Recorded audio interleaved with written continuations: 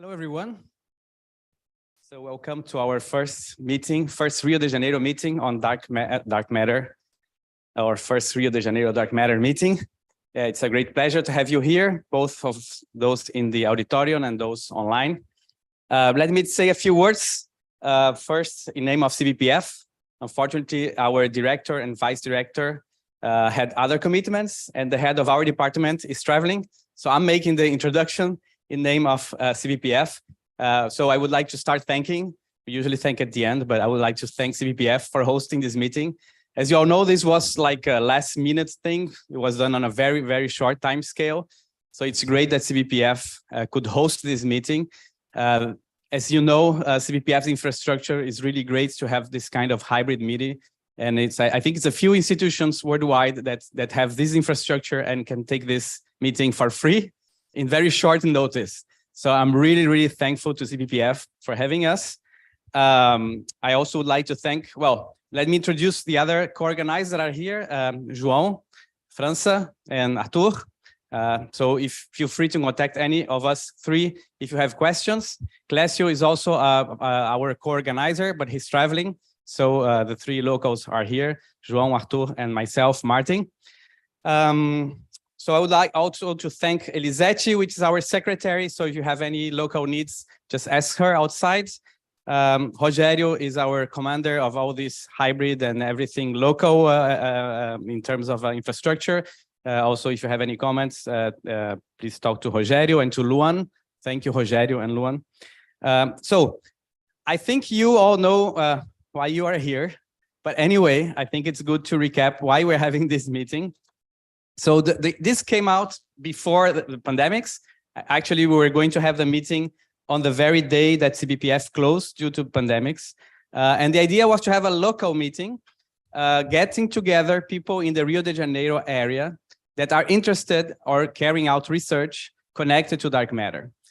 So we realized that nowadays, as dark matter is such a diverse and interdisciplinary field, there were people working in the field, but not talking to each other. They even didn't know there were people working on the same field. So that was the idea. It was like a very local thing. So as we decided to hold a meeting now, 3 years later, it turns out that we can have this hybrid meeting, and lots of more people can participate, even from Rio de Janeiro, but that cannot come here, or from other regions of the States, but also from other regions of Brazil and worldwide. So that's why we decided to hold it hybrid. And it came us to a surprise, although it was intended to be local. We had a lot of registration, especially from Brazil, many places in Brazil, but also especially from Argentina. Of course, I'm coming from Argentina, and we have a lot of collaborators there. Also, I would like to thank the San Martin University, which made possible this meeting in Argentina. So there is we have people from many places, but especially Brazil, and also some of our invited speakers and participants from Argentina. But so this thing grew in size. Yet we would like to keep it very, very informal. So the idea is to people to meet.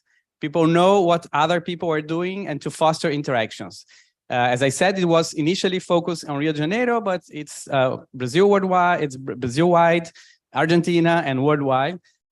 So I mean, it's focusing on connections with here to other places. So we really want people to have very informal. As we are transmitting, recording is trivial, and it's great to have the recording so people can afterwards watch the talks. People that could not attend, they would be able to attend. So we think it's really nice to record the talks. However, we are afraid that some people may be shy and of the recording and so on, and not to have a lot of discussions. So our discussion sessions are not recorded, okay? So people can feel even more free. So really, as I said, although we have all this, formal looking setup, we really want to keep this very informal. Please have times for questions. And, we have these discussion sessions so that we can have more questions on the talks and other different discussions too. And the discussion section is not recorded. A very few talks will not be recorded because these are from collaborations, and sometimes they do not allow. So forgive us if the talk you want to watch again, it's not online, okay? What else? Yes, also in the name of having informality, Portuguese is allowed. Sorry, I'm speaking in English because, you know, we have this, we can reach more people if we do it in English. Of course, it's also good training for students and so on. But if you're not comfortable with English, no problem. You can give the talk in Portuguese. I'm sure everyone understands English, but sometimes people are not very comfortable speaking. So feel free to speak in Portuguese if you're giving the talk, if you want to make questions and reply to questions, bring things for discussion, Portuguese is okay.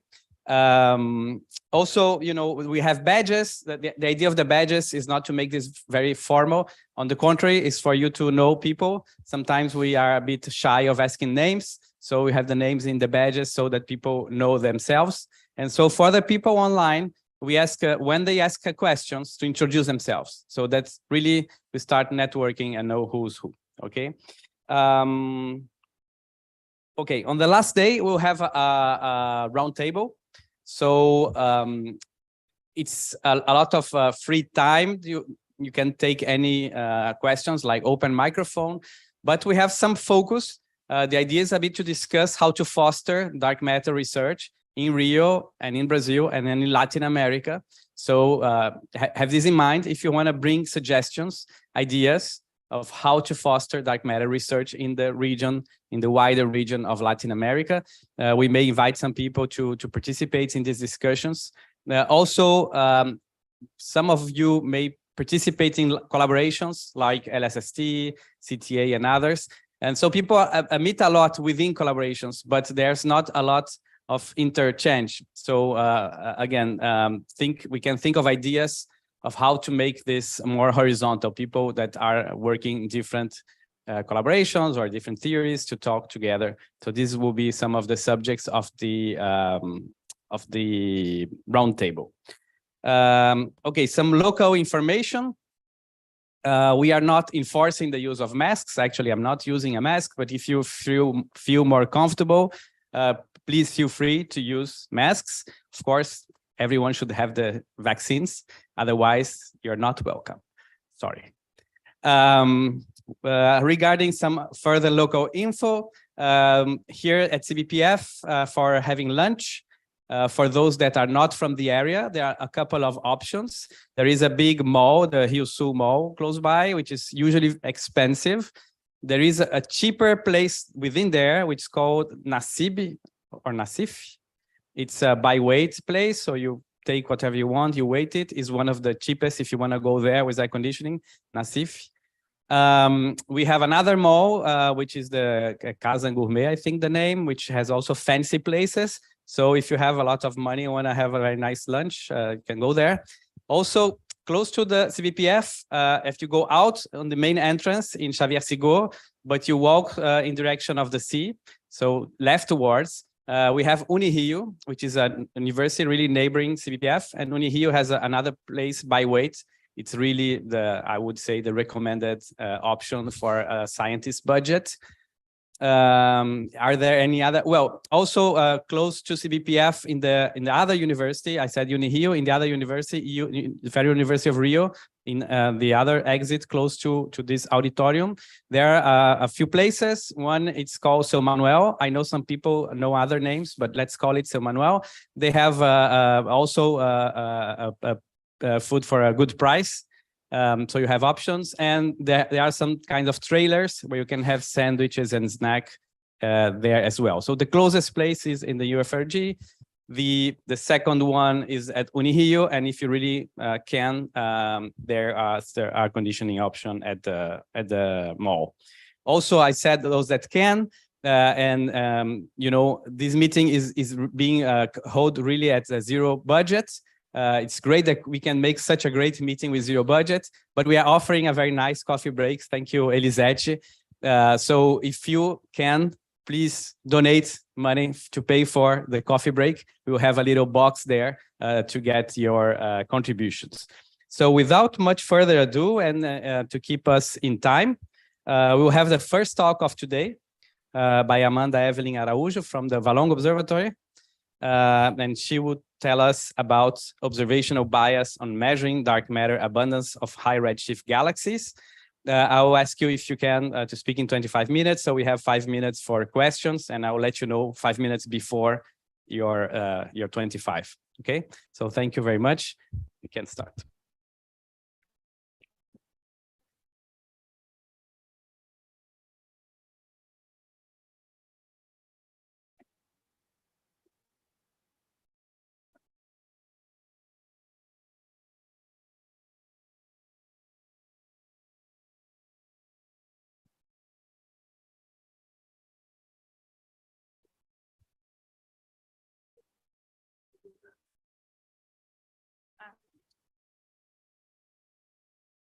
Good morning.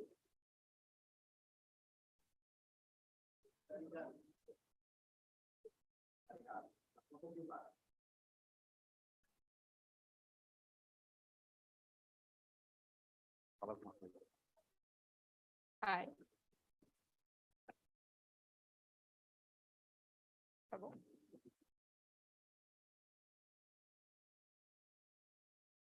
Hi. Tá.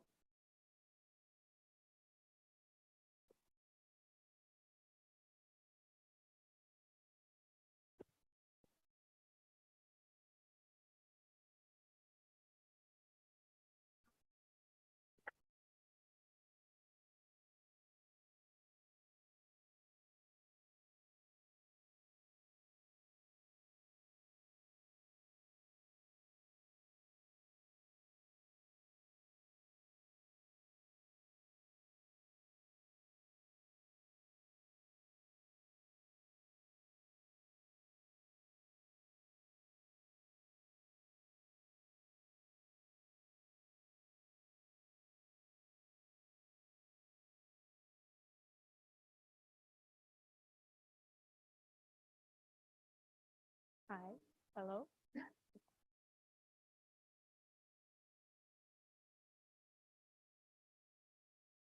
Hello.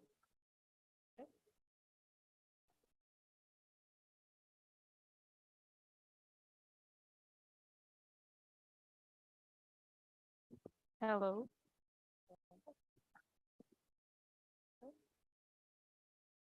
Good morning, everyone. My name is Amanda Evelyn. I work at Observatório do Valongo with Professor Thiago Signorini Gonçalves. And today I'm going to talk about the observational bias on measuring dark matter abundances in distant galaxies. So first,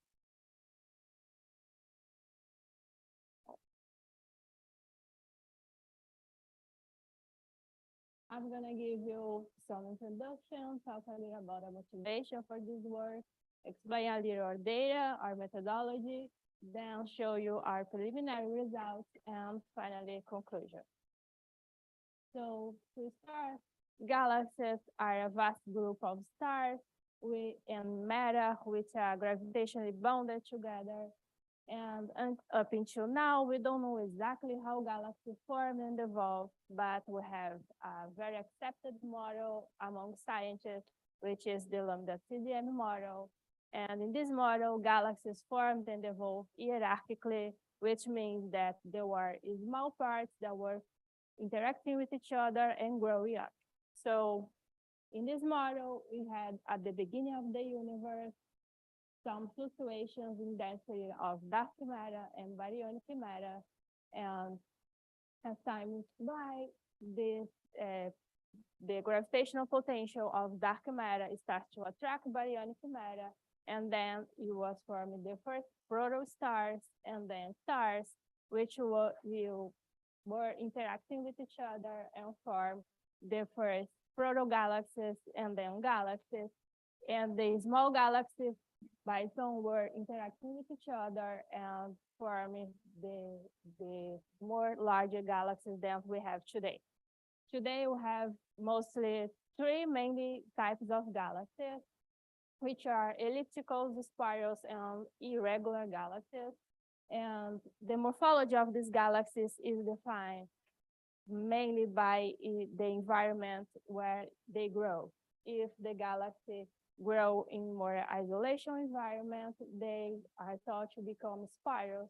And if they grow in a very populated environment, they will interact with each other a lot they will trigger a lot of star formation, and then the gas of these galaxies will be, most of it will be consumed, and the remaining galaxy will be ellipticals with mainly no free gas to form new stars. So the remnant galaxies will be mainly red with no free gas, and it will be the elliptical. This lambda CDM model became so accepted because of the evidences that we started to find in the universe. One of them is the mergers, which is the interaction of galaxies. Here we have 3 examples for the NGC 4676, the antenna galaxies, and 2103. And when the galaxies interact, the gravitational potential is disrupted, and we start to form structures like tails, which is represented here in this picture by this line. And also, as I said, there was a lot of star formation, so we have a lot of dust in this interaction, a lot of regions very bright, which is represented in this galaxy here. These regions are very compact and very bright, mostly in the UV, and they are great traces for us to find these mergers in high redshift. Since we don't have much greater resolution in very distant places, these very bright regions are very good tracers for us to look. So study the kinematics of the galaxies is very important for us to discover the properties of the galaxies, these characteristics, morphology, mass. And in 1997, Vera Rubin was working in spectroscopy, and she was looking at the line emission of H1 gas of the M31 galaxy. And she found a very curious fact, which is the rotational curve of the galaxy over its semi-major axis, and she found that after reaching a maximum value of velocity, the particles of the gas remains constant. And this was very curious at the time, because what we expected was these particles of gas, after reaching a maximum value, they start to decay with square of the radius. So Vera Rubin, to explain this problem, she suggested that there was a matter that we weren't able to see, but was contributing gravitationally to this galaxy. After that, she and Sophie extended this job by several other galaxies, local spiral galaxies, and they found the same behavior. After reaching maximum value, the velocity of the gas and the stars of galaxies, they remain constant. To this matter, which is missing, which we cannot see, but we know that is there, we call it today dark matter. There is another evidence of dark matter in the universe today that we know, which is the gravitational lensing, the bullet cluster. I'm not gonna say much about this because I'm sure you're gonna be discussing a lot in this meeting, but if you want, we can discuss later.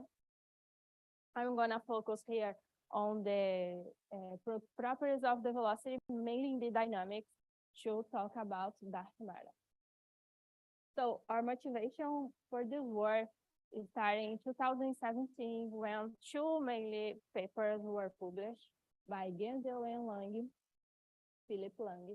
And in this work, they studied several, Genzel was 36 large spirals, and Lang a lot of, I think it was kind of 60 galaxies. And they were all in high redshift, Z close to 2 or 4. And what they found was that after reach a maximum value of velocity, the velocity of the gas of these galaxies starts to decay. So this is very contradicting with what was expecting from the Vera Rubin found. And so they associated this decay with the fact that at this time, this epoch of universe, the abundance of dark matter was smaller than we thought. And this disagrees from the lambda CDM model about 30% of the matter. But our claim is that they didn't take into account one very important observational bias that happens when we look at galaxies that are far, far away, which is the cosmic surface brightness diamond. This effect makes the galaxy, mainly the outskirts of the galaxies, appears more than 200 times fainter than they actually is. And with this, we are not able to see the external parts of the galaxy, so we miss all the information about the interactions in the merger and the great signature of this, which is the dispersion velocity. And what they found is that galaxies are more symmetrical, and then since they are not seeing all the galaxies, the velocity starts to decay because the dispersion probably is rising. Lang even tried to account this effect by covering his data, which means they sum several images of these galaxies. However, when you sum a lot of random stuff, you can have a result which didn't reproduce the exact signal of the galaxy itself. So, what we do to try to counter this is that we observe 19 LBAs, which are Lyman break analog galaxies.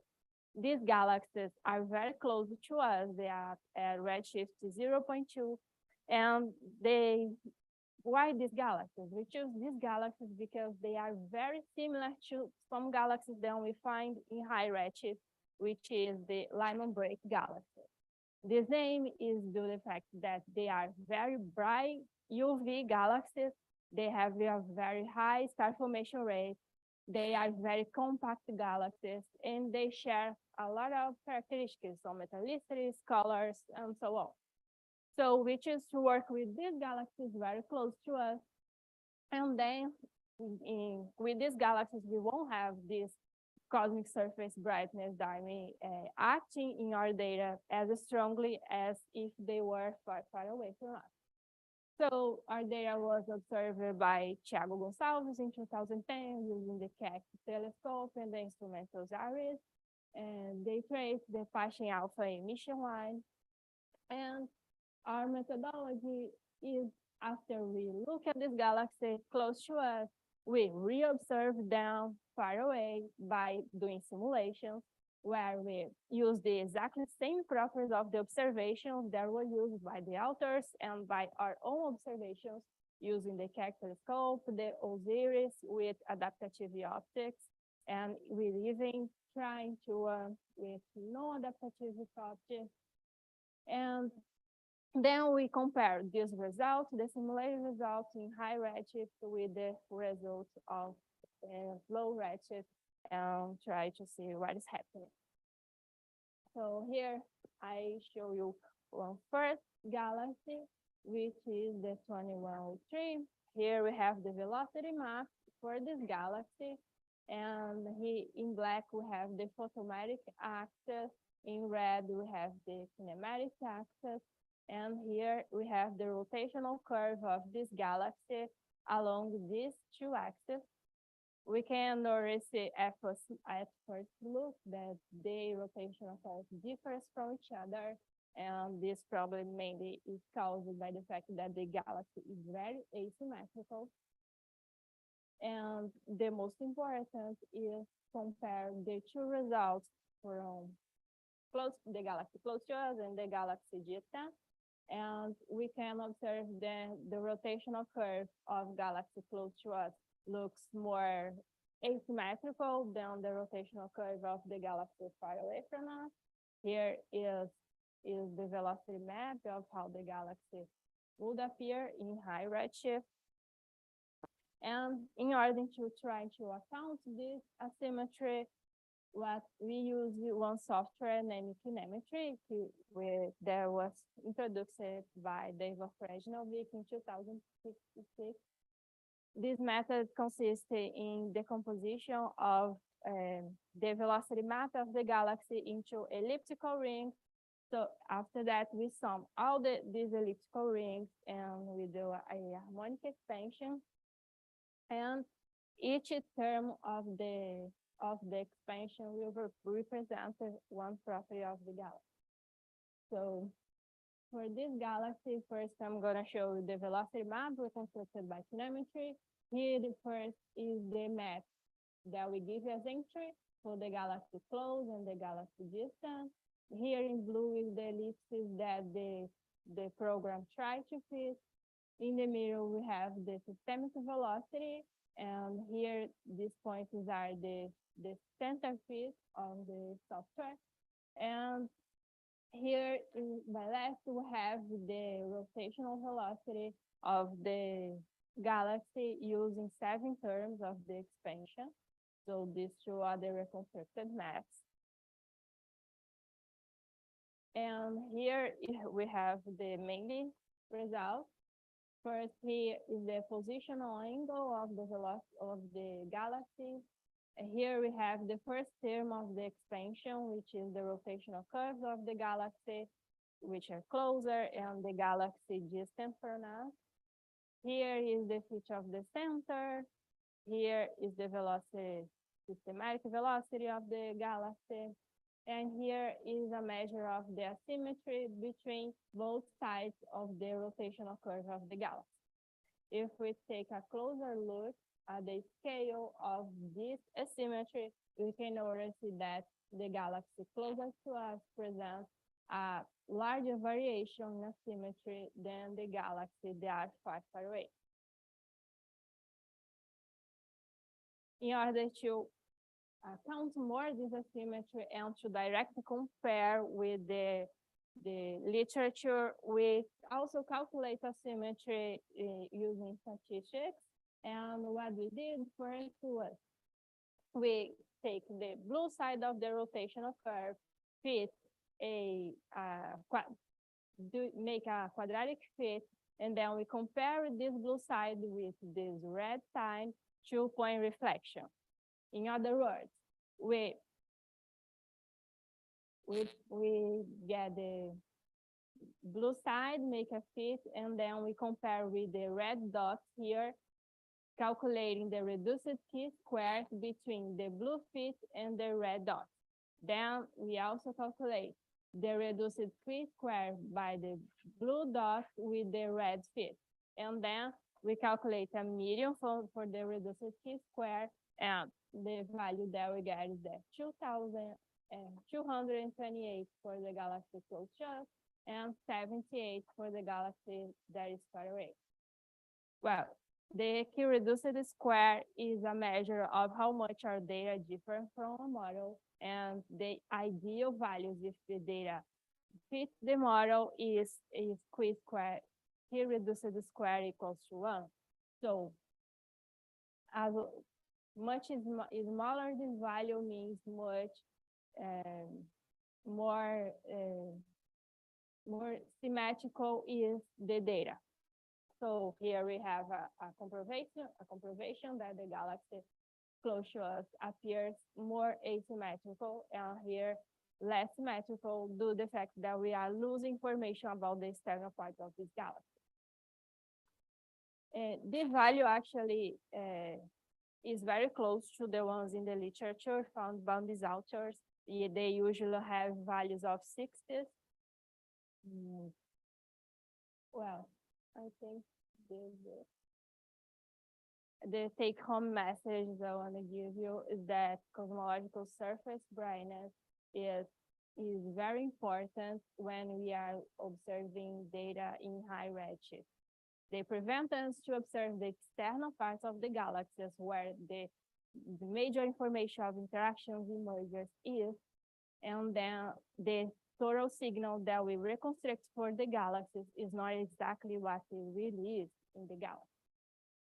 We now will start using simulations with Mosaic to improve our statistics, and also in the future, observation with new instruments. Here I said JWST will probably, with his sensibility, will allow us to observe the external parts of the galaxy and confirm this. So that's it. Thank you.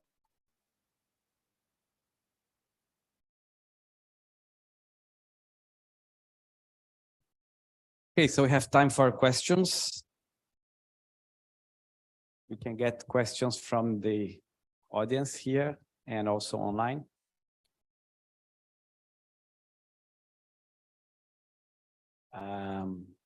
So if those online want to ask questions, there usually has a raise hand feature in the Zoom, or otherwise you can, no? Okay, just just a second about the remote questions.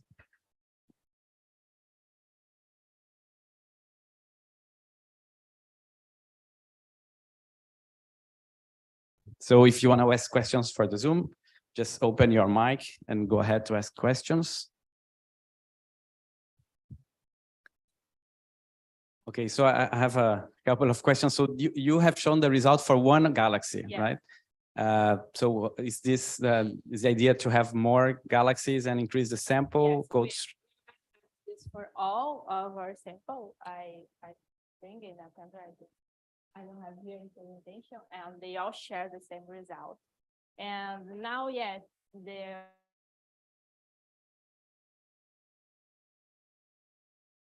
about these galaxies as well.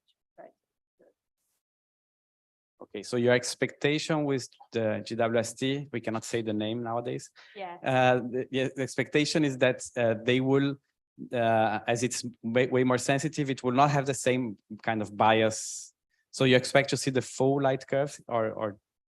Yeah, not exactly full, but we can see more things that we observe. So we probably will observe traces of these interactions, and also we will probably account the dispersion velocity of this gas, which is very high at the external part since they are interacting. So there is very random motion across this external part. Okay, thank you. Other questions? Oh, okay. So Thiago has a question. Thank you. You can open your mic and ask the question or comment. Hi, Martin. Hi, everyone. It's just a quick comment on what you were saying, because the main problem that we have at high redshift is the is the sensitivity at the outskirts because of dimming. So it's going to allow a more complete sampling of the galaxy at the outskirts because of the sensitivity, not just JW, but as Amanda said, Mosaic as well. They're going to be much more sensitive, and you're not going to rely on the co-adding of galaxies. The co-adding of galaxies might just erase the signal because of the randomness, but you're going to be able to probe much further into the outskirts of the galaxy. So it's going to be pretty nice. So that's the next step in her PhD project, to try to see what the ELT Mosaic instrument will be able to see, just because with not only the JW, but with the 40-meter telescope, that's going to be much better to see all of that. Right, thank you. Any other comments or questions? If not, let's thank again the speaker.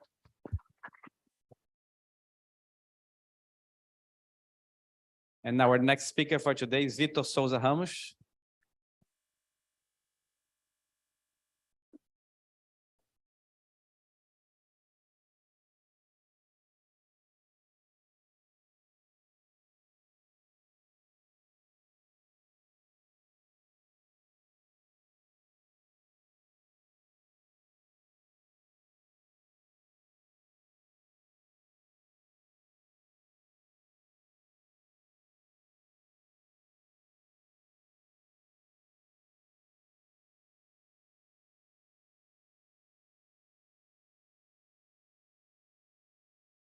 Question.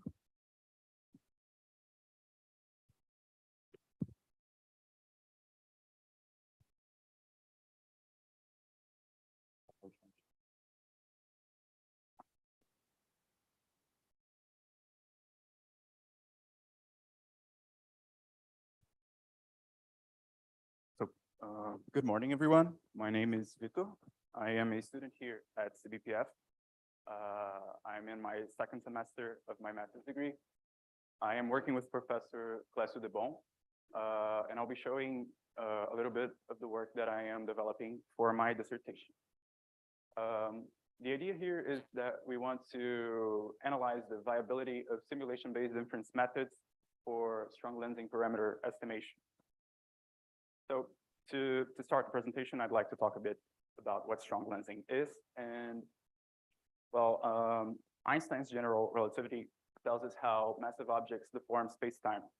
And so when you have a very distant object that is emitting light towards you, that light can be deflected by some massive object in its way. So that deformation caused by the object's mass may cause the light from the distant source to be deflected.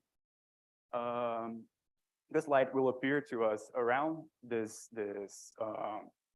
lens object, that massive object that is in the way, and we will see the light from distant object as an Einstein ring around the lens. This circular structure that appears around the lens. So the strong lensing phenomenon is interesting to us because this deflection that happens to the light carries information about some cosmological parameters. So strong lensing can be used to study some interesting things. So some examples are the study of matter distribution in galaxies, including distribution of dark matter and detection of dark matter substructures. We can also talk about measurements of the expansion rate of the universe, can be done using parameters from strong lensing. And we can also talk about the study of high redshift objects that are very far away.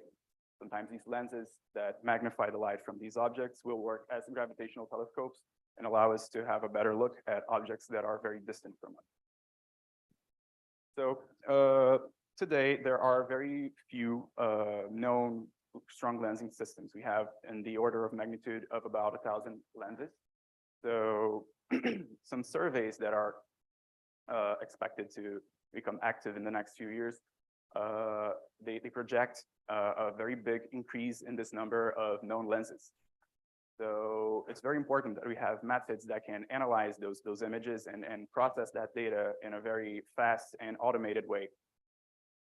The methods that we have today to model strong lenses are they yield very interesting results, but they are not exactly fast and they are not automated. They sometimes need supervision from an expert to yield good results.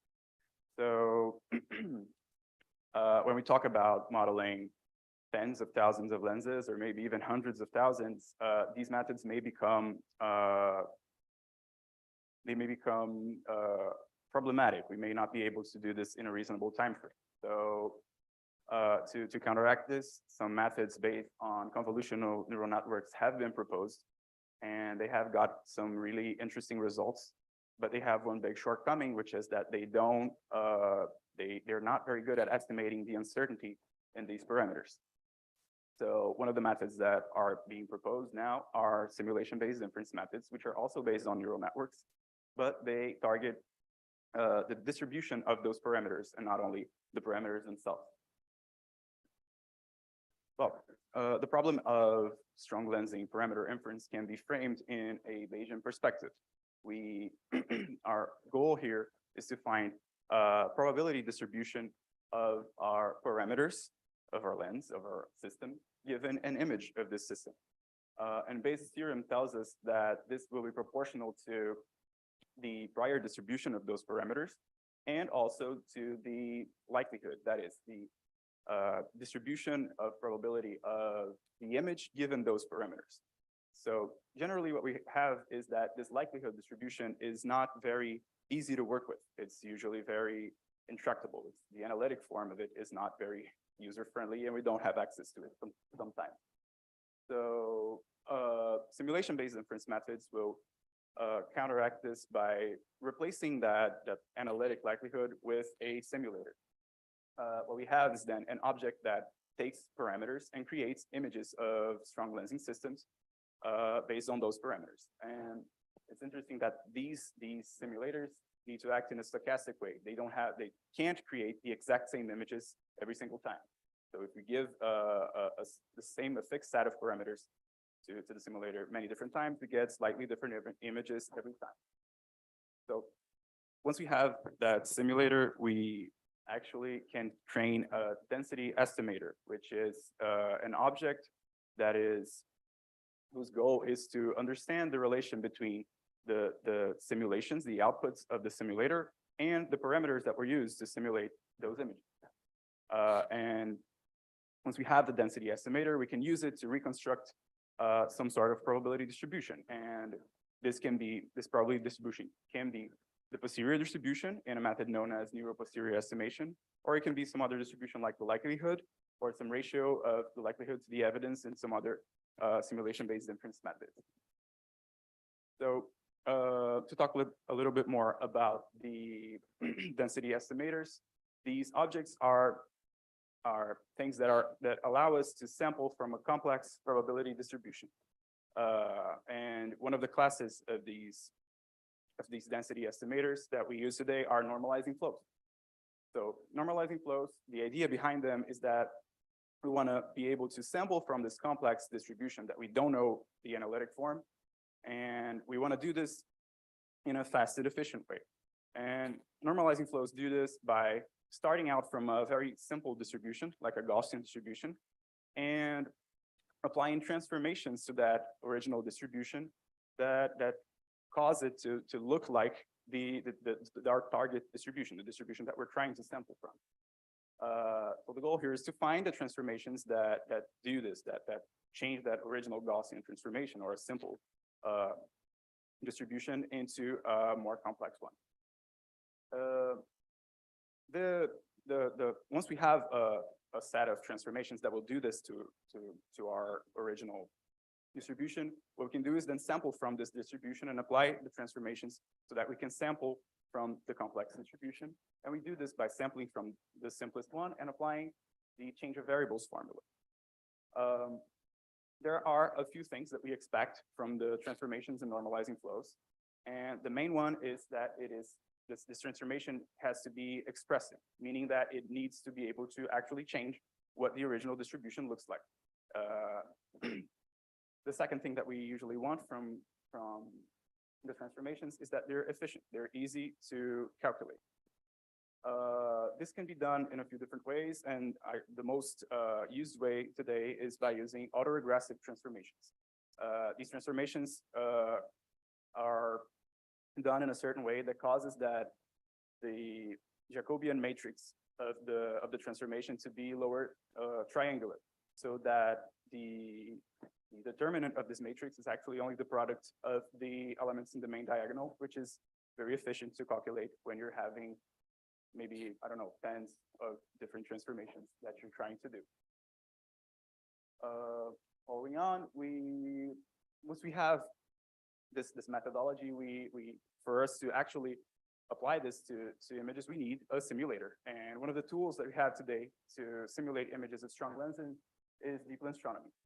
Deep lenstronomy is a package that simulates entire data sets of strong lensing systems, and it does so from a file in which we outline the distributions that we want to, the prior distributions of the parameters that we want to vary in the simulation.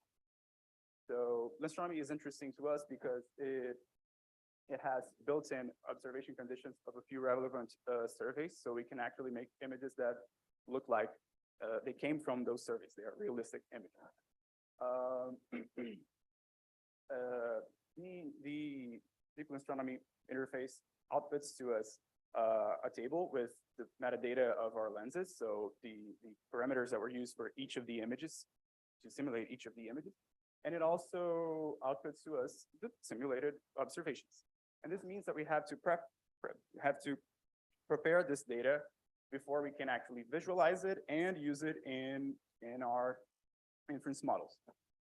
For this work, I haven't focused a lot on making realistic simulations. This is more of a showcase of the methods. So these images may not look at all like realistic lenses. The idea here is to apply simulation-based inference to some images that resemble lenses and see if we can actually get it to work on these images.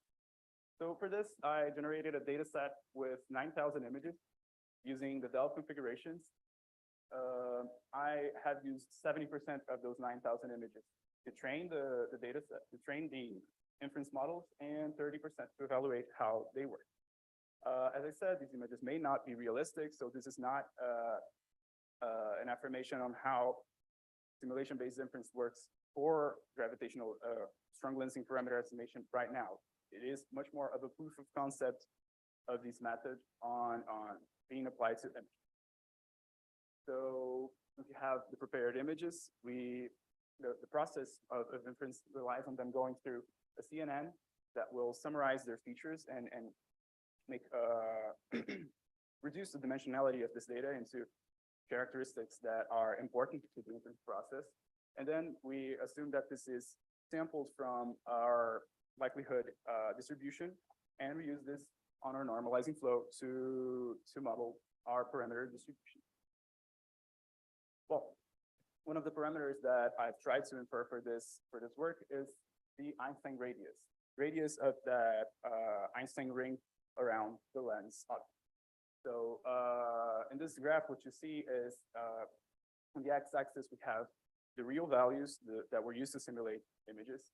And on the y-axis, we have the predicted values that our models output. In blue, we have the uncertainty interval of 1 sigma, and in green, we have the intervals for 2 and 3 sigma. This graph shows to us that for values between 1 and 2.5, which are about halfway around our entire prior, we have pretty good results. We are able to model this pretty well. We expect the values to fall on the x equals y curve, so that our true values are close to our predicted values. But we do have a little bit of a deviation at the more extreme values. And this might be caused by a slight underfit of this model. This could be counteracted by using more complex models or by using more data. Another set of parameters that we can infer is also the ellipticity components of the lens galaxy. For these parameters, I use the prior that goes from -0.3 to 0.3.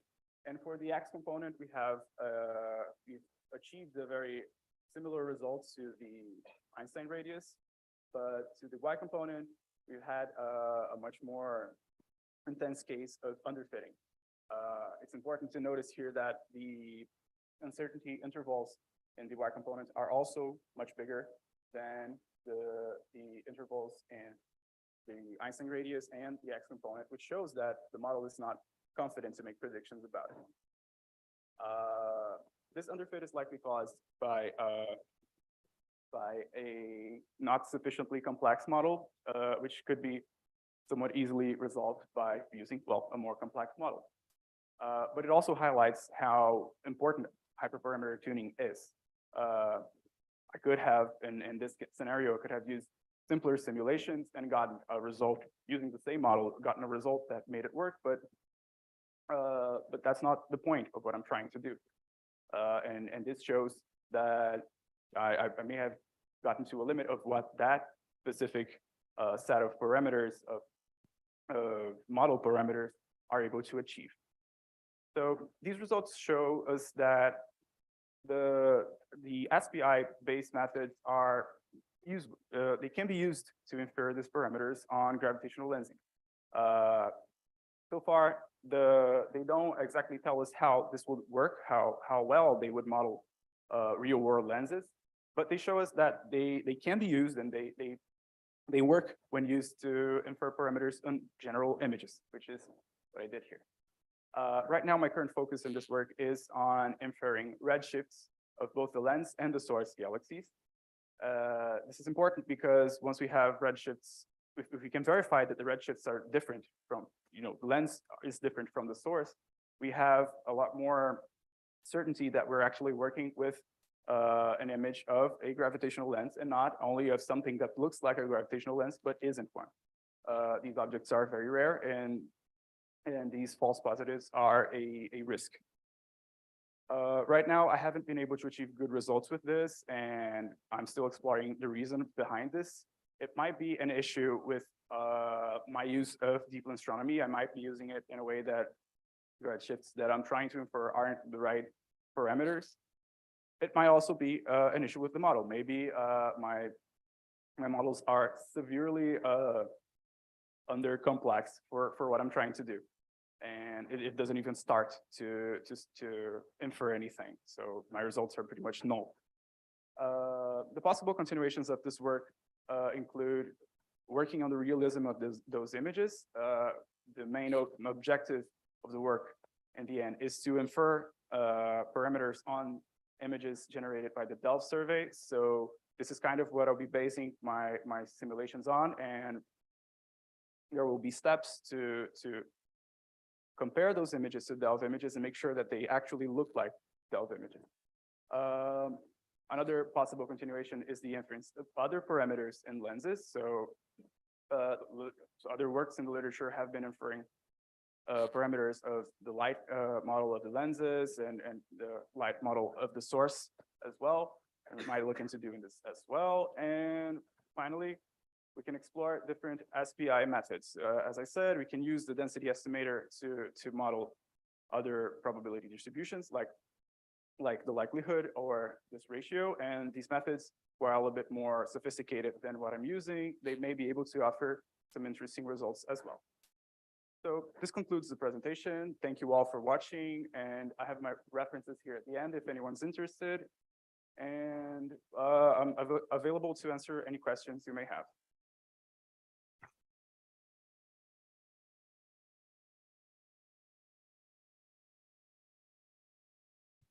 Okay, so we have time for questions. Are there more questions?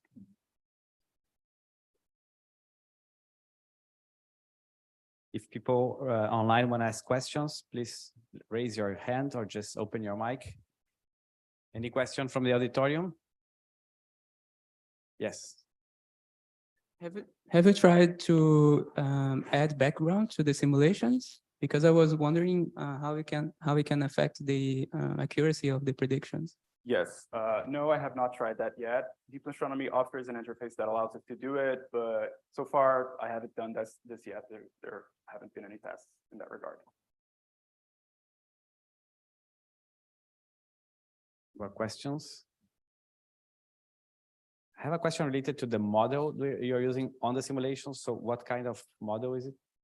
I'm sorry. The model of the lens and the model of the source that you use in the simulations? I'm using, for the light model, I'm using a statistic light model, and for the mass, it's a singular isothermal ellipsoid. These parameters are, these are the two models that I'm using. Okay. Other questions? Yes. Can you just say your name so that we... Hello, my name is Gabriel, and I want to know how you carry the information of the image in your model, in your normalizing flow model. Since you start the model with a simple Gaussian or simple distribution. The normalizing flow is trained as a neural network. So what we do is we start with an image. This image goes through a CNN to reduce its dimensionality. It comes from in my work, it's a 45 by 45 by 3 image. So it's a pretty big data block, and the CNN turns it into a vector with 16 dimensions. So this image is summarized in 16 numbers. And these numbers, we assume that they are being taken from the likelihood probability distribution. They are sampled from that likelihood. And what we do with this sample from it is to apply our normalizing flows. So the process of training this whole thing happens all at once. We need to train it to minimize the error in both things at once. So we have a CNN that outputs the most important features that we want we need that to see. the parameters, and we train the normalizing flows, which are based on neural networks. They have those transformations that I talked about. They are usually linear transformations whose parameters are the results of neural networks. So all of this is is trained as a single network, and we minimize the error in all of that. Thank you. More questions? I have another question. So you mentioned that you will look into trying to recover the source and the lens redshift from the simulations too. In this case, what kind of survey or data would you use? How many bands and so on? Yeah, the goal is to use Delve images. So this is the main objective at the end. Everything will be based on how Delve images look like. So I'm sorry, what else did you ask? You asked about the bands, but then it's the Delve bands. Yeah, it uses GR, I, and Z bands. So, but the preparation process of the images turns that into a 3-band image. Okay, so at the end, you expect to extract the photometric redshift from 3 bands in a way. Yeah, Because of the architecture of this CNN. Yeah. At first, I have tried to infer that from a 4-band image, but the result isn't particularly different from the result I got with 3 bands. So so far, I'm kind of still looking at possible ways to get out of this problem. Okay, any other questions? Remote, online?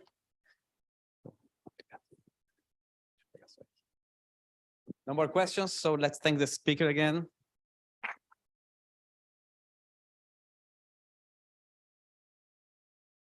So now we have our first remote talk, so you don't need to. It's from Davi Rodrigues, testing the radial profile of dark matter from a sample distribution. Hello, Davi. Hello, can you hear me? Yes, we can hear you perfectly. So I'll let you know when you have 5 minutes Okay. left. Yes, feel free to start. Just a moment. Let me start here.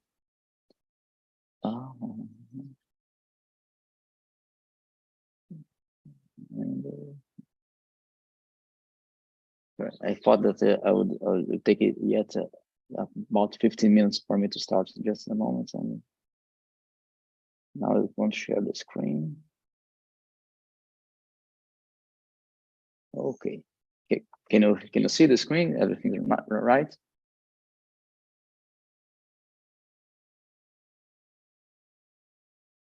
It's perfect. We can see the screen. Yeah. Okay.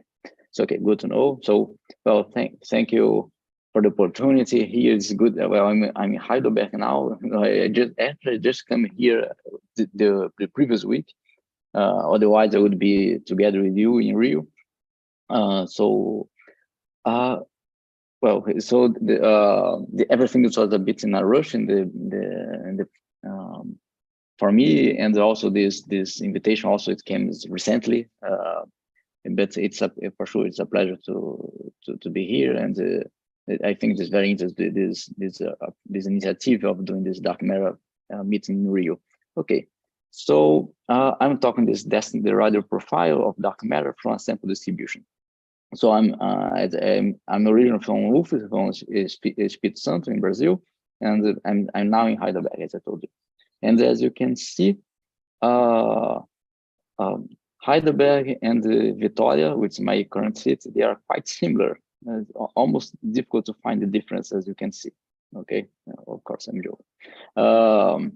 Okay, let's start with something, a review here of galaxy rotation curves. So I'm going to talk here about this analysis of sample distribution of related to galaxy rotation curves. Just briefly, it's common to do analysis of dark matter distribution galaxies using galaxy rotation curves when you do fits of individual galaxies. It's very common that you pick a paper that is going to, for instance, is going to test some particular kind of dark matter model. And what it does, it fits each one of the galaxies. It's something of relevant work to do this for each one of the galaxies. and then tries to infer something from the sample. The situation becomes much more complex when you consider modified gravity, either modified gravity alone or modified gravity with dark matter. The situation becomes much more involved because doing these individual fits, typically it's much harder in modified gravity than in standard gravity with dark matter. So the idea of this approach is to pick a sample and to infer some relevant results, may not be all the possible results, but some very, very relevant results doing the analysis straight from the sample. So before going to this approach that we developed, I'm going to introduce here what's the basic approach, how you do this in the straightforward way. The usual approach to this kind of analysis is from doing these individual fits, and first you have to model the baryonic part. Here's an illustration of that. So the idea is that you have in the baryonic part depends on a gas contribution. This gas contribution derived from 28 centimeter radiation from surface brightness. And from this data here, you know how the gas is distributed, and also from the redshift of the gas, you know how the galaxy is rotating. So from the gas distribution, you can find the Newtonian potential associated to the gas. From the Newtonian potential, you can compute the circular velocity. This is just a sketch of how it's done. So from this guy's information, you can have the Newtonian potential. So you can find the density. From the density, you can find the circular velocity. And this will be the circular velocity if you only had this gas in the galaxy. If you only had this gas in the galaxy, the circular velocity would be. Can you see my mouse pointer? Yes? Oh yeah, okay. So it's here, it's in blue here. So if the galaxy only had gas, this would be the contribution. So we'll have from the surface brightness, can infer this, and from the redshift of the gas directly infer what would be the rotation curve. Okay. Actually, we can infer the rotation curve not only from the atomic hydrogen, but for all the components as well. But one of the most useful is the atomic hydrogen because it extends for a large radius of the galaxy. Usually, if you don't use atomic hydrogen, it stops before. You lose information. Okay, but beside the hydrogen contribution, you also have the stellar contribution. The stellar contribution, you can find also how the density of the stellar part, you also find from its surface brightness.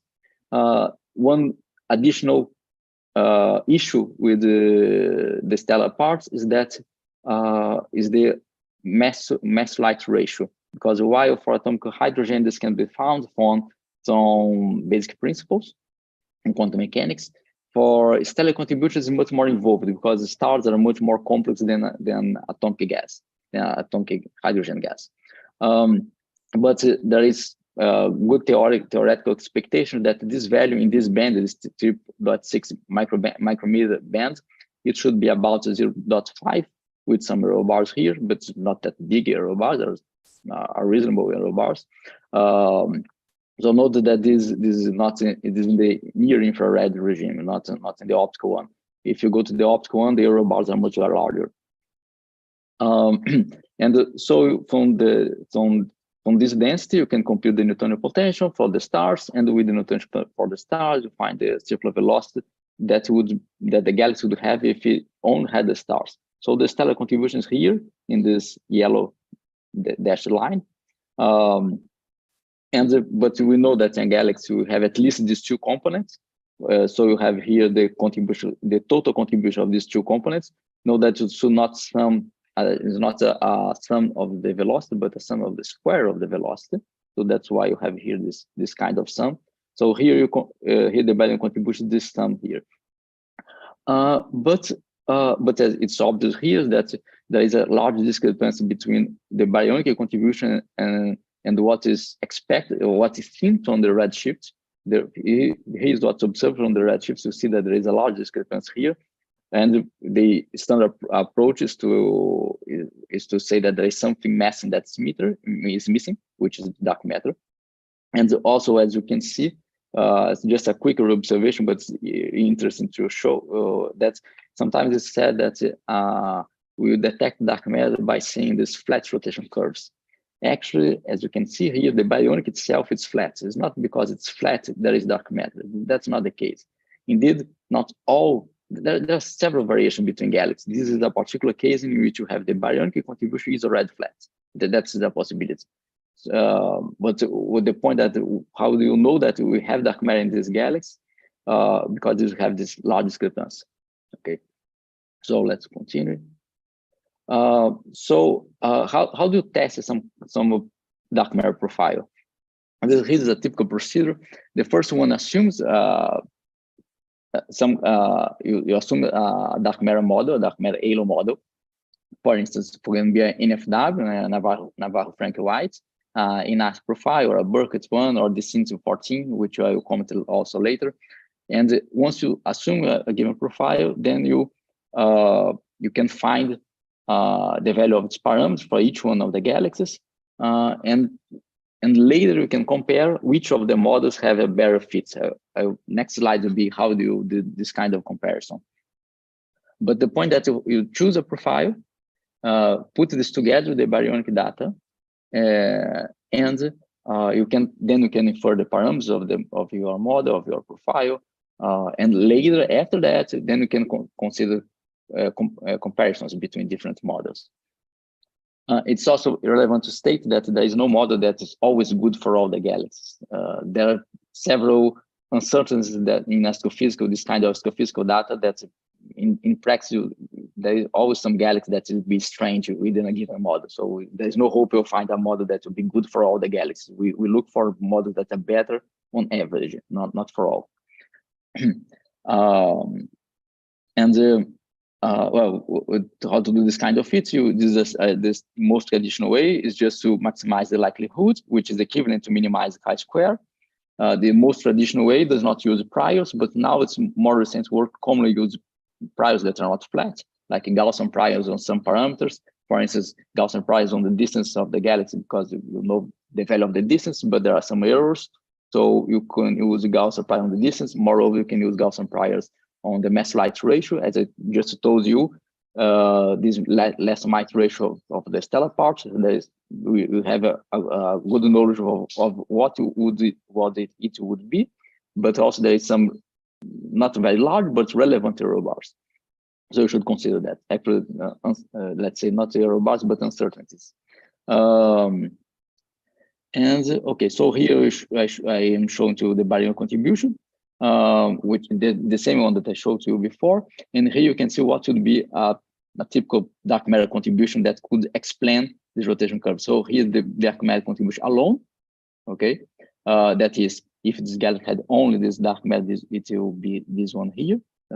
And here the total in black will be the total contribution. The sum of this square, the square of this black line here is equal to the sum of these other two squares. Okay. It's good to remember also that this kind of data is commonly provided from different samples of galaxies that study the rotation curve. This is common. You can easily find the data of the rotation curve and data of this data here of the velocity of the baryonic part. Not always you can find the distribution of the baryonic matter. That is not all samples provided that. Some of them are data that is close to the collaboration, is not always open.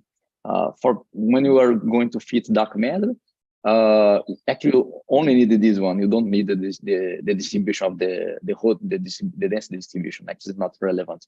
You need this one. Will be sufficient to do all the analysis. But when you consider modified gravity, this is not sufficient. You need, besides V, you need how is the three-dimensional distribution of mass. I'm commenting this because this method that we're going to talk about also has some implications for testing modified gravity, and there are also some ways to circumvent this lack of information of the three-dimensional distribution. Okay, but anyway, if you are concerned with dark matter alone, actually this information is sufficient. You only need the circular velocity of the baryons.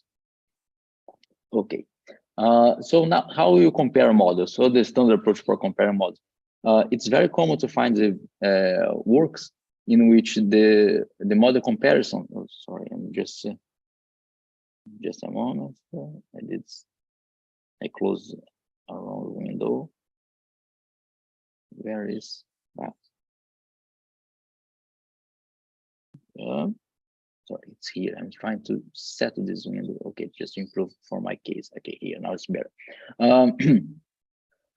So how do you compare this model? So here, a standard, there are several papers that does this approach, which is to fit individual galaxies, find its reduced chi-square for each one of the galaxies, and then it's used that ideally we should look for models whose chi-square is close to 1.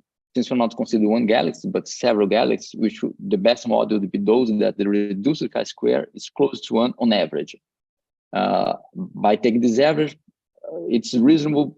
Let's say if it is not originally people look for the mean, but the mean has a problem that a few outliers could change a lot of the mean. So it's better to use the median. Indeed, the median it's a little bit more reasonable. Besides this, then you have some improvement that instead of compare only this value here of the median of this difference here, you compare the CDF distribution of the reduced chi-square. But why this is an improvement? Because here you can see the median. The median corresponds only to this value here of the CDF. Here's showing. Here's the CDF of reduced chi-square. Here's the reduced chi-square here. Here's the value of the median. So when you compare the median of two models, you compare this value with this value here. When you compare the CDF, you compare the complete curve. So this is an improvement in this sense. On the other hand, as you can see in these two examples here, the reduced chi-square changes by orders of magnitudes. You can see that from 10 to -1 to 10 to 1, and the plot does not stop here. It actually continues. The plot stops here, but the distribution goes to even higher values of the reduced chi-square. This is another work. I only put here to display that with other models that are considered reasonable. You can also find the variation of chi-square that are orders of magnitudes different from 1. But so why does it happen? Why do we find the chi-square so large? And we don't use reduced chi-square so large? And it's common to say that there's no problem with the model just to find reduced chi-square so large. Well, some works just ignore this and continue compute reduced chi-square, and that's it. But actually, the point that the source of the problem is not either the data or the model itself. The source of the problem that using the reduced chi-square is about 1 is not correct in this context, because we are fitting nonlinear models.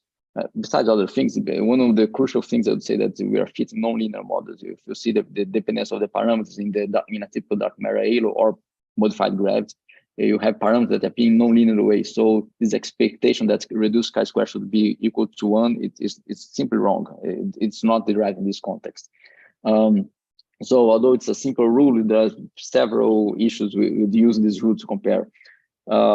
We can if you consider non-flat priors, the situation is even worse because this makes no sense. And if you perhaps you can consider other criteria like big. It's maybe some improvement, but there is other problem that we are using some approximation that are not correct in this context. So qualitative, you get the same thing if you use big. There's no big improvement. If you can do something better. If you use some kinds of if you compute the base factor, that would be a more robust way without approximation. We're using MCMC. On the other hand, if this takes some time because you have to do for each one of the galaxies individually, and you have hundreds of galaxies. So this one will take much more time because here not only best fit, but you have to understand the complete behavior, the statistical behavior of each one of the galaxies doing MCMC. So the computational time will be much larger. So, but on the other hand, much time you are not interested to understand to study the details of one galaxy. That's not commonly the interest. The purpose to study something more general. It's perhaps there is some way to bypass these small details of individual galaxies. So the question that many times one is considering a question like this: can the model reproduce a reasonable fraction of the observational data? By reasonable fraction, I mean that a good amount of data. because as I told you, if there is a couple of galaxies that are outside expectation, that's no problem. And can the observational data constrain the model parameters? It's possible that the model parameters, some model parameters are a priori free, but can the data constrain that? It can have some non-trivial implication for that. And what are the parameter regions that are most common in galaxies? For the sample, which model has less tension with the observational data? Many times only concerned with this kind of questions that are here, which are questions that concern the sample, not individual galaxies. So fitting all the individual galaxies and putting them all the results and putting them after that all the results together seems to imply excessive work and computational time. And this is indeed particularly relevant for modified gravity. When you go to modified gravity, these individual fits are much more harder to do. So the idea is that you consider a route that does not analyze that do the analysis straight from the galaxy sample. So that's the idea. So the principles are the sample distribution is direct study. We're going to study directly the sample. Good model should be capable of reproducing the observational distribution. And we focus on one relevant rotation curve feature, its shape. Note that this is a restriction, this third point here is a restriction. We could study other things like the amplitude. Yes, in principle we could. But the idea is that's to simplify the analysis, and this simplification already includes something relevant, which is we study the shape of the rotation curve. That will be the focus of the analysis.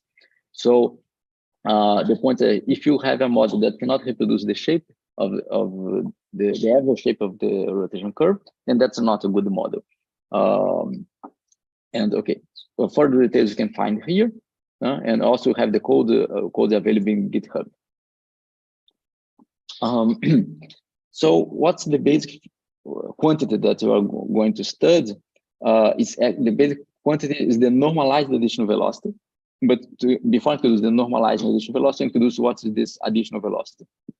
This additional velocity is this difference here from the observational circular velocity to the baryonic one. Remember that you should sum the square of the velocity. That's why I'm talking here the difference with the square of the velocity. So we can do this difference. This difference does not depend on the model that you choose.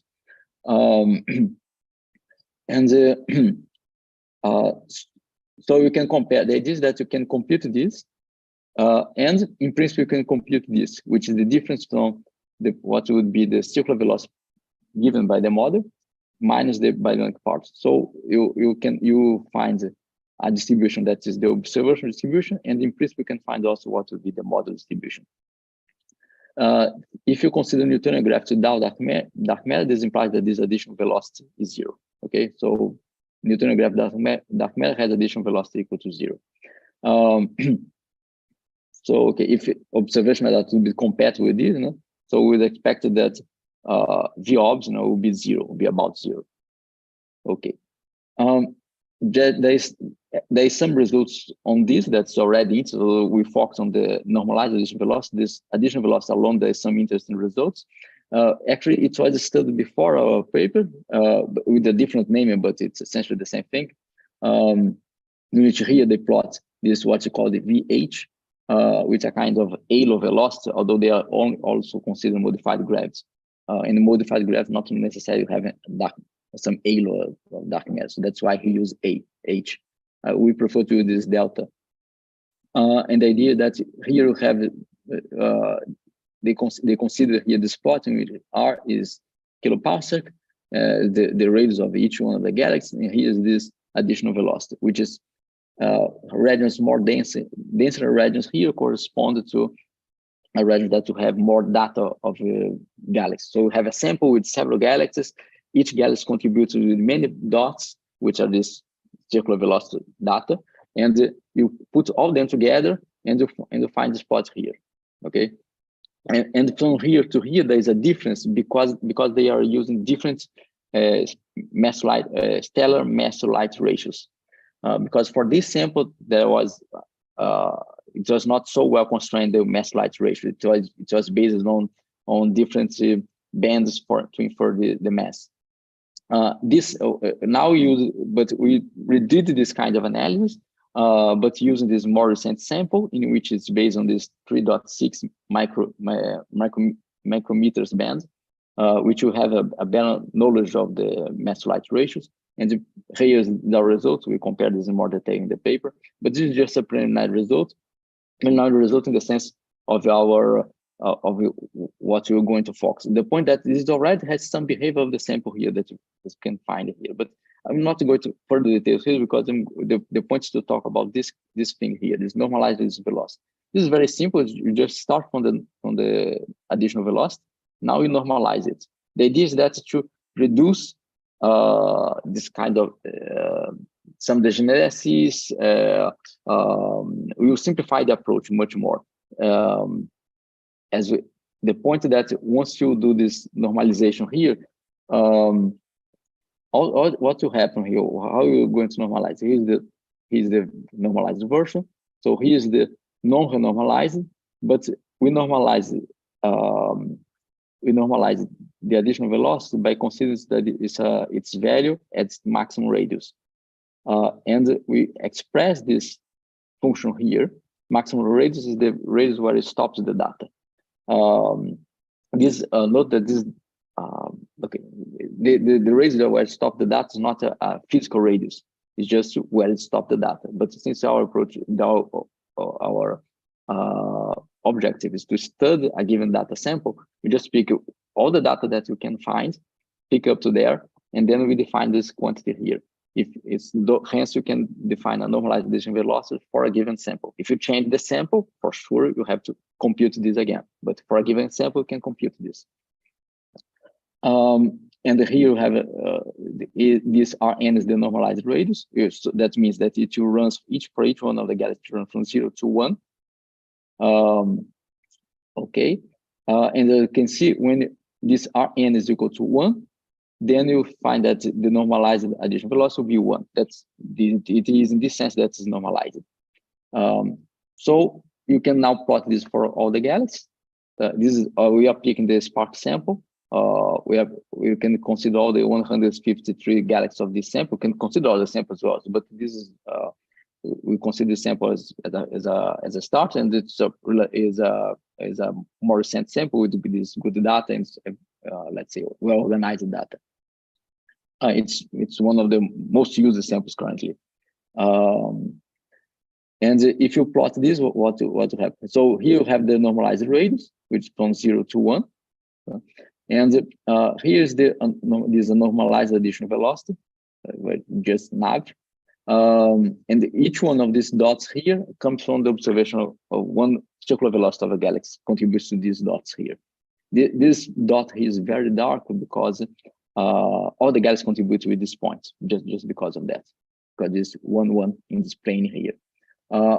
So since we normalized it, note that you cannot infer anything about the amplitude of this contribution, but you can infer things about the shape of this additional velocity.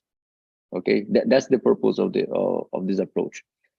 These lines that you see here show the regions that you have that are more denser with data. So this will be the 1 sigma region, not 1 sigma region in the sense of uncertainty, but 1 sigma in the sense of that here you have about 68% of the data. And here the 2 sigma region, okay? And as you can see, there are a few dots outside. Do not speak. Okay, if for some reason there was no modified gravity nor dark matter, what one would expect is to find these dots randomly distributed. There would be no correlation if there was neither dark matter nor modified gravity. It simply will fill out all this plane due to that normalization that makes that will make it completely fill out. So the fact that there is a clear correlation here, there is a region that is being mapped here, a denser region, then this indicates that either have modified gravity or dark matter. It cannot be pure Newtonian gravity with no dark matter. But this is just to show that you can repeat the famous thing, considering only galaxies without a bulge. This is irrelevant in some cases, just show that it's very easy. Actually, it's very pick a different sample, can put here and trace again these curves. Actually, this is all in the code that I told you. So a first approach here is just to understand this. What will be a very straightforward approach very, let's say, phenomenological approach to understand these curves, these 1 sigma to sigma curves. Just before considering a particular development model, well-motivated sound simulation or whatever, let's just consider a very phenomenological approach to see how well can we reproduce this kind of contours which have more data. One of the things that we can find, we can consider, for instance, a polynomial solution, a polynomial model, which here you have the circular velocity, and I'll consider here Rn up to some power, okay? And then find what would be this power. Then you can find it here. Why this is relevant? Because it will be useful to compare with other models, as I'll show to you soon.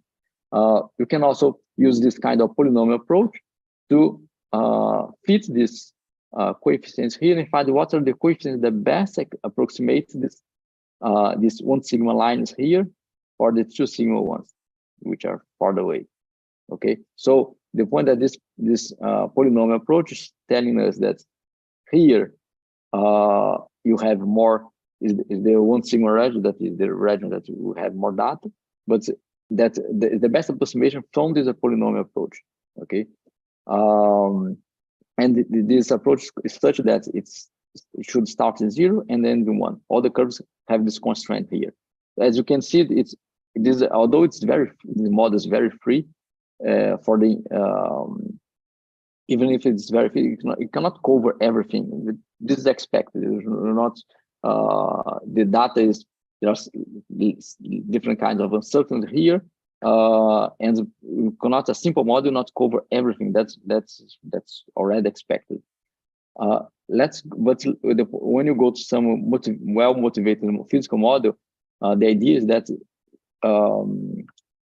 it will not cover more things, will not cover more observational area than this polynomial one, because this is very phenomenological. It was fitted exactly for fit this curve. It was chosen exactly to fit these curves. So it covers here, let's say, a good amount of data, and also it's giving us some numbers here, which you can use to compare with the other cases. Illustrate you. Now let's consider now a standard model for dark matter. Here's the NFW model.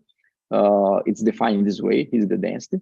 So on this density here, you can define what will be the mass inside the given radius, and what will be the additional velocity for this model. The additional velocity is just the velocity generated by this mass. Okay, for all the dark matter approach, the additional velocity is just the velocity generated by the dark matter. That will be for modified gravity, which is a bit trickier, but it's, let's say, not hard, but a bit less directed. Then once you find this additional velocity, you can now compute what will be the normalized additional velocity. It's straightforward also. You can find here everything is analytical. Now you can do something analytical that's very interesting, which is interesting that you can do some kind of analysis with this approach that is fully analytical without needing to do simulation before, something like that. You can consider, for instance, another important thing is that this model here depends on 2 parameters, this ρS and RS. With this approach, in the end, you just depend on RS. That's you will drop it from 2 parameters. You do analysis with only 1 parameter. So this is what makes this analysis much easier, possible to do analytically, and as I showed you, this analytical analysis is also relevant. So here you can consider the parameter of this parameter here go to infinity and find this limiting case. And now let's consider this parameter going to 0, which is theoretically the possible value for this parameter. It should be positive. So, and you find this behavior here. So in this plane here, this corresponds to this straight line here, and this other line here that goes up to infinity. So the point of what I'm telling that this profile can only cover at most the region that is inside this region here. It cannot cover anything outside this. So this is interesting because we can compare with the observational data and see if the observational data is here. For sure, if this NFW profile is used in several publications, it must have some intersection with the observational data. And when you plot everything together, indeed, as expected, there should be a large intersection of observational data. As you can see, most of the data from galaxies can be promptly covered Okay, not all, but at least most of the data. You can see that there is a region here that cannot be covered. Okay, also you can see that to achieve this data here, although this region here can be covered, this region here above the red one can be covered, it requires very large RS values. That RS goes to close to infinity. But this is a well-known property of NFW halos that we are finding from this approach just analytically, without doing fits of each one of the galaxies. Just analytically, I'm doing this analysis here. I'm saying, look, this model has some tension here because there's some data that cannot cover, and there is a tendency of there will be many galaxies in which this RS will be very, very large. Sorry. Okay. Okay. Now, up to here, everything was analytical, but now we can go further and consider numerical. But it's interesting that now we're going to do fits, but for the sample, not for individual cases. Here's yeah. So one of the questions: are there parameter values, these RSN values, that can cover a large part of the VOBS region? And the answer, yes. But there is problem in the lower part. What's the most probable values of this RSN? We can find the values that best mimic this 1 sigma observational sigma region, and you find that the most probable RSN is this range here. Okay, if the coefficient here is a coefficient that we developed to show essentially how much this blue region here is similar to this gray region here. Okay, so the higher it is, the more compatible they are. We saw that for the polynomial case, it was 0.86. If it's equal to 1, it means that they are identical, but we don't expect to be higher than 0.86 because that was the polynomial case. This is going to 0.7. And here, if you do, although the method does not require to do individual fits, this is what proposed the method, we are comparing with individual fits. If you do individual fits, or with this NFW halo, you find that here's the histogram distribution. Here's the for values of RSN, the parameters of NFW. That remember that NFW also depends on a second parameter, but it was decoupled from this analysis. We can analyze everything only with the one parameter. You can see that most of the galaxies. Here we have the histogram, and here in blue, I'm showing this region here, 0.33 to 4.9. So this is the region here. So this is the region inferred from the model, and here from the histogram, you can see that indeed most of the galaxies are here. And also you can see that there is many galaxies that have very large values of this parameter. And indeed, as we inferred from the analysis, now we can see from the video field that indeed they are here. Okay, if you compute a median of chi-square, you cannot compute it. I'm just computing here to compare to other cases. You can compare this median here. You see that this median is not that very good. There are other approaches, there are other dark matter halo approaches that have better median. Okay, by the way, how's my time?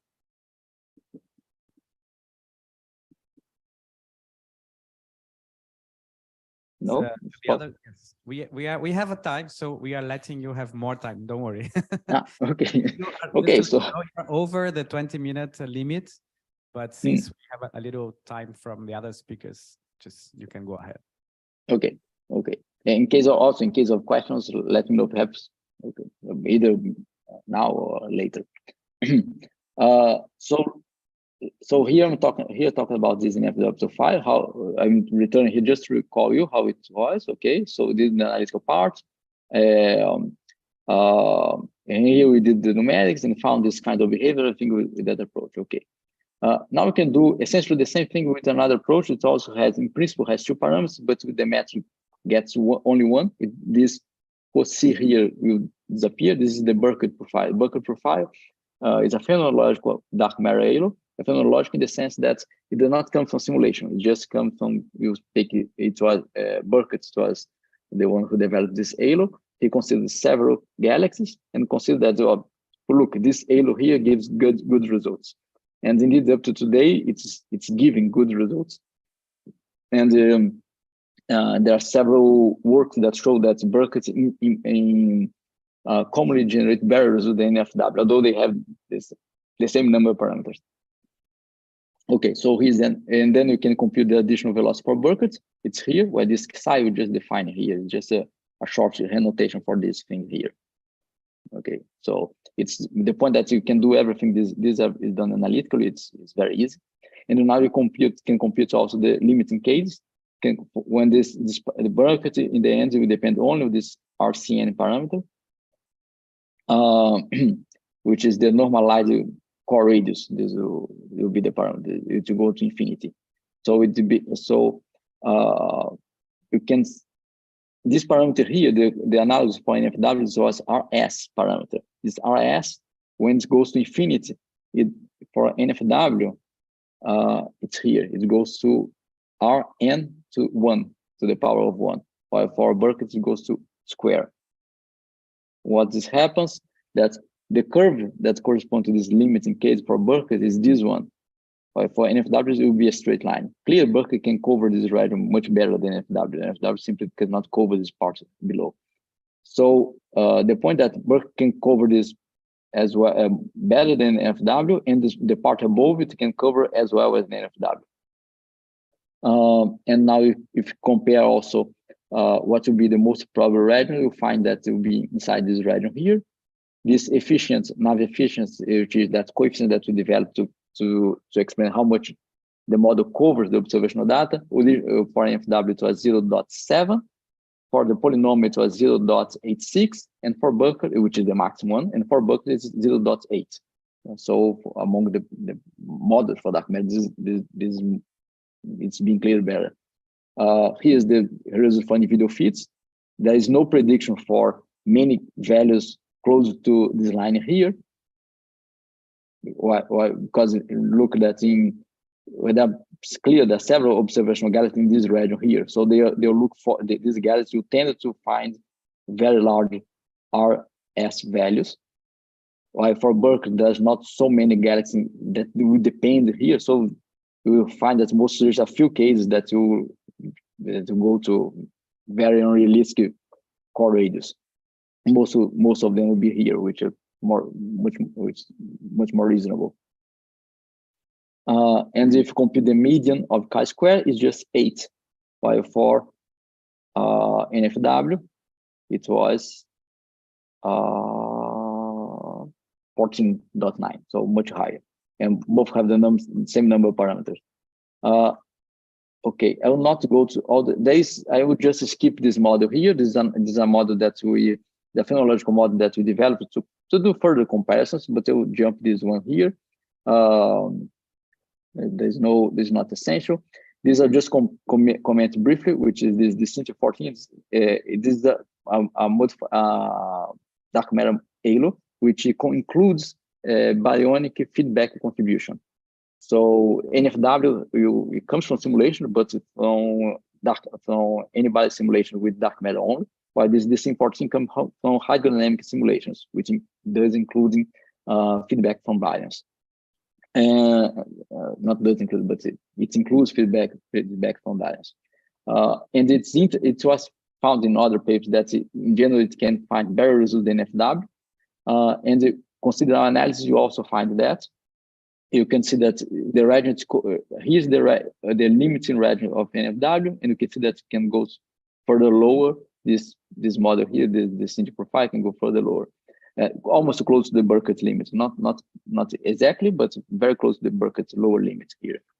And the model is defined in this way. You have this one parameter here, and you have this beta, gamma, and alpha, which are relating this way here. They depend on this X quantity, which is the stellar mass.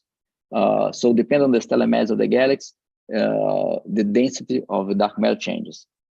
This is how the model is defined. This is related with it comes from simulation. There is no modified gravity here. It comes from simulations with the Newtonian gravity. And you compute that efficient coefficient is the same as Burkett 0.8. And now you can look for the parameter regions that are more probable. and find here, this is the 1 sigma region. So most of the galaxies would be here in this region here. So this X is related with the stellar mass. Actually, this it's the ratio between the stellar mass and the halo mass. But you can. It's the point that's related with the stellar mass. Here's the other part, the RSM. So you have here what's most of the gas will be here in this region here. Okay. And this region here is the region that cannot be covered by NFW. So all the gases that have parameters here are in a region that NFW cannot cover. Well, just a quick comparison here with the just one modified graph that I'm talking here, which is the most studied case, which is Mons. Mons has a very peculiar modified graph. It's one peculiar thing that happens to it in this analysis is that it does covers the most populated region, observational region. What is interesting that does not have the same dispersion. So we have the dispersion that's from observation that's larger than the observational than the part that's covered by the model. So the problem that we find, the tension that we find, that's too narrow, it's too limited. What happens that this will lead to a low efficiency, this Navi efficiency, that coefficient that we talked about, because these distributions are clearly different, the observational one and the Mons one. Here, if you compute the median chi-square, this median chi-square is computed with a straightforward individual galaxy speed. It fits all the galaxies here with distance fixed. Here, consider variance with distance, and the chi-square is indeed large. It's well known that Mons commonly generates very, very large chi-squares. As you can compare here for the case of Berkeley, this is what the median was 8. Now for Mons, say that the median is 47 or 29. Just a brief comment. That was not a big. And that's not. I don't think that's the biggest problem. Mons. That's a tension that it would be interesting to understand better. But let's say it's a tension. The biggest problem for my it's another work that I did, which I understand as a fundamental problem on this A0 definition. But this is not what I'm going to comment now. It's just a brief statement of what I think what's the strongest problem with the Mons. So we can now compare also what's the efficient value that we talked about. This efficient value measures how well the observational distribution compares with the model distribution in that Navi plane. And you can see there is a correlation between the efficiency, that coefficient that we talked about, and the median chi-square. This correlation is also present when you go to the CDF distribution of chi-square. Remember that the median refers only to this line here, while the CDF considers all the information, but you can see that it's also there is this correlation. You can see that in general you don't have a model crossing the other, a line across the other. So it's the CDF yields essentially the same results of the median chi-square in this case. Okay, and just to conclude, so just to highlight the essential things of the method, we have an analysis with only one last parameter. This is very important, that it allows for several analytical computations, since you can reduce the number of parameters. This is only possible to achieve because we focus on the halo radial dependence, not on the halo amplitudes. So we are not testing information on the halo amplitudes, but only on the radial dependence. Okay, which is in some sense we are losing information, but by losing this information, this allows us to find some analytical, interesting results, and also numerical, other numerical results. So we lose the generality to allow us to find interesting results. Parameter region can be eliminated. It's possible to say, oh, this parameter region, it's unphysical, it's beyond what observational data gives us. It's also possible to find what are the most probable values. It also displays some systematic that are hard to find in individual fits. There's some systematic, let's say, NFW does not cover well that's the lower part of the nav plane. To find that for individual fits, it's not so easy because you have to do several fits and then try to understand what's happening. That's not easy. It's possible to be done because doing individual fits, you have more information than doing this nav plane, because nav plane is just put everything together. But the point that if you are interested in the radial behavior for the sample, it makes more sense to study directly the sample instead of going for these individual fits. And the modified graph analysis can be strongly simplified. This, I just did a very quick show of Mont, but it's possible to do to other modified graph. There are many simplifications for modified graph. For large sample, so in conclusion, for large sample, efficient ways to compare dark matter and modified graphs are relevant. Takes less time, etc. It's particularly difficult to study modified graphs in individual galaxies, and one of the motivations for the method was exactly modified graph, although it can be used, and we understand it's very useful to dark matter as well, to study dark matter profiles. This normalized additional velocity method provides a fast results for important rotational curve, which is shape, and with some of our results that we show here. Most efficient dark matter mods for this nav, which is this 14 is better than Burkett, and the Burkett is better than FW. Okay, it's important to note that this difference between Burkett and here in FW. I'm not talking in this cusp core issue in the strict sense, because we are not the cusp core issue in the strict sense. We're just considering radius very close to the center of the galaxy. Here I'm talking about the profile at the intermediate radius, which is sometimes called diversity problems, the diversity problem of dark matter halos. The diversity problem is a kind of generalized cusp core, which is a more broader sense. And the problem with rotation curves that we found in this nav analysis is that it lacks diversity. It covers too much the central parts of the plane. It lacks the necessary diversity. But it's not the strongest problem among. Okay, the strongest is this one, as far as I understand. For the details, you can find it here. The code is also freely available. Okay, and the other modified graph implication beyond the Mond and other cases appear later in a second paper. But that's it. So thank you.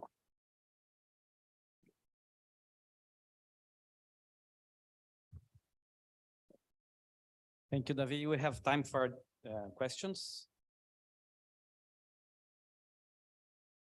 Other questions here from the room? Questions from the online audience? You can just open your mic. Okay, there's a question here. Hi, David. This is Hi. Karin. Hi, Karin.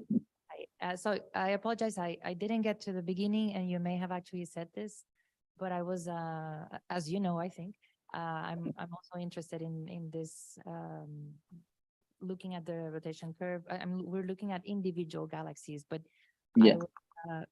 I entered when you were talking about bulges, and I was wondering what you had found regarding the fit of the internal parts of the galaxy, how this was, whether you were, when you're looking at the samples, I don't know, it was a slide that you were saying, I think eliminating, just not looking at galaxies with bulges or something like that. I wanted to know a little bit more about how you're fitting that stellar component and how it helps you in samples. Okay, so well, first we pick the stellar distribution from the surface brightness, and this is both for the bulge and the disk. And here, well, in our analysis, here we consider this computation of this normalized velocity for the complete set with galaxies with both galaxies without the bulge and the galaxies with the bulge. So here everything's considered.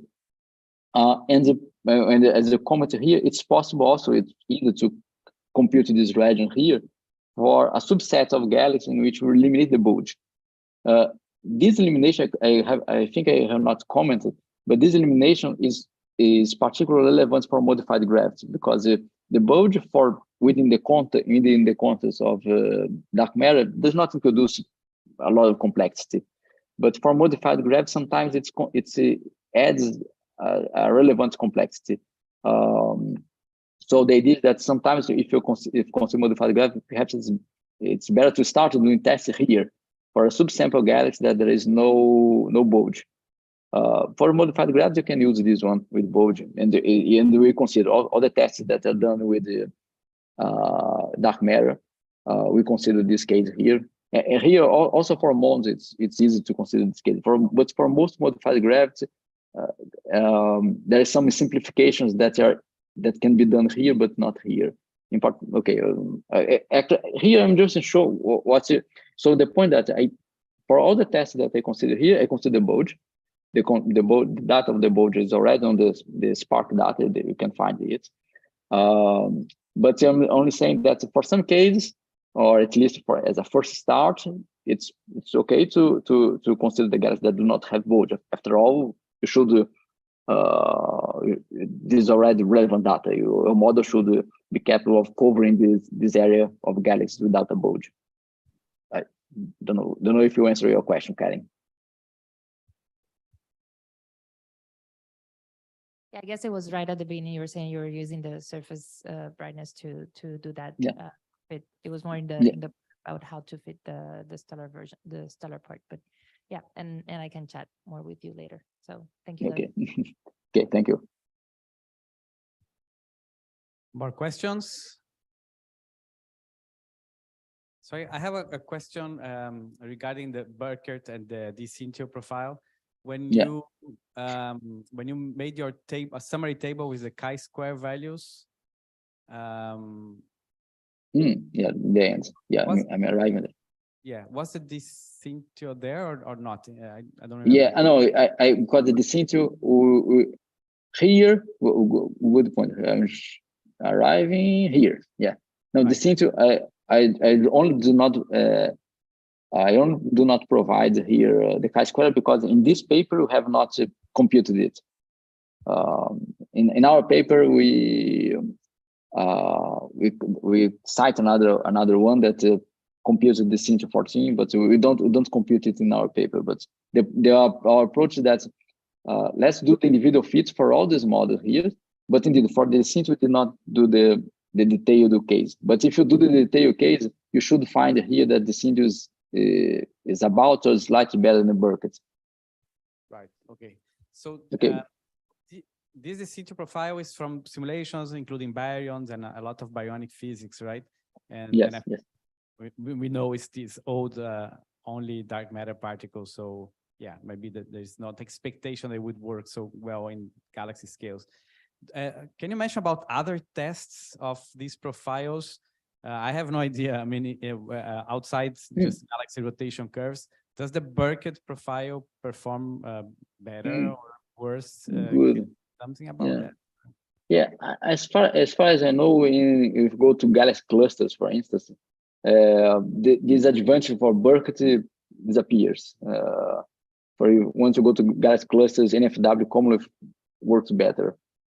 But for galaxies, it's currently there's some papers, some at least one of mine, and others from others that shows that on average, Burkert profiles fits better.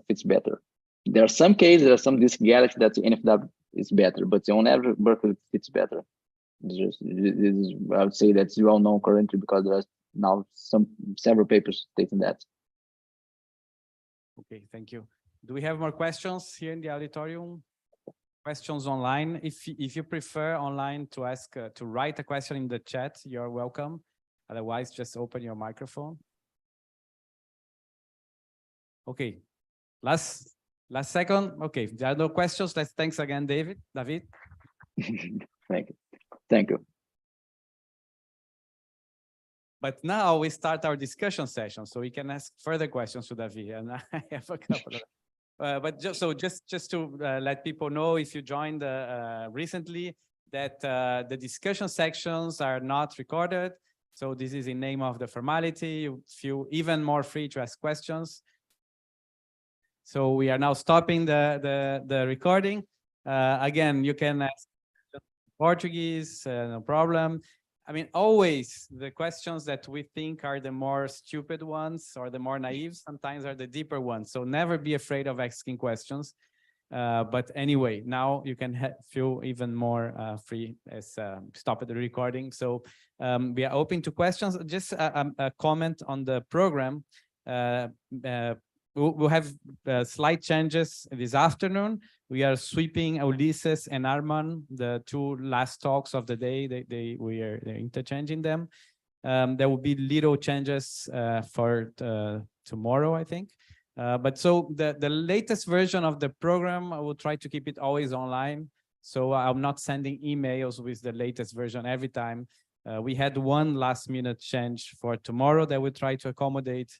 And we have this technical, as I mentioned, some people cannot have their talks recorded because they are part of a large collaboration, and these collaborations, they have some procedures. And so that's what happened with our last talk of today. That's why we swept.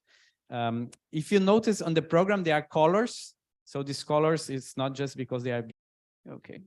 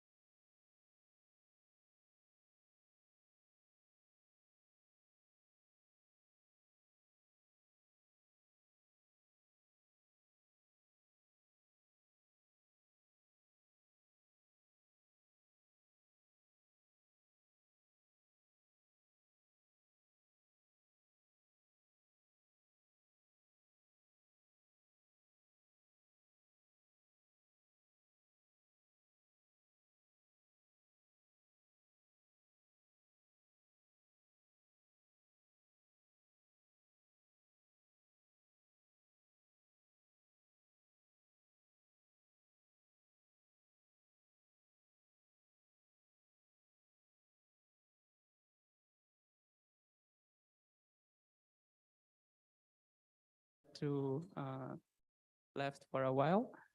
So we're going to continue with the talk Fermionic Dark Matter Theory and Phenomenology by Carlos Angeles. Is that correct? I'm not sure if I... Carlos Argüelles. Yes, thank you.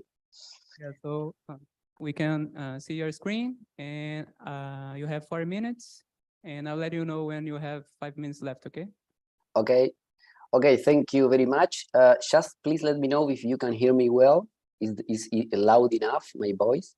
Yeah, perfectly. Yeah. Good, good. Okay, thank you very much.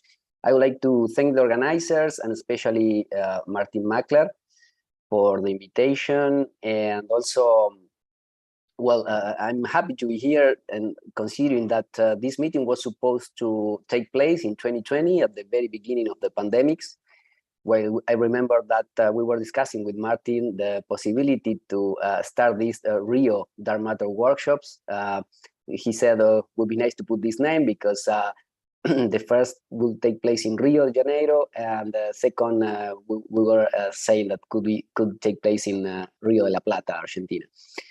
So well, now it took like almost 3 years to put this meeting back, but it's good that that still they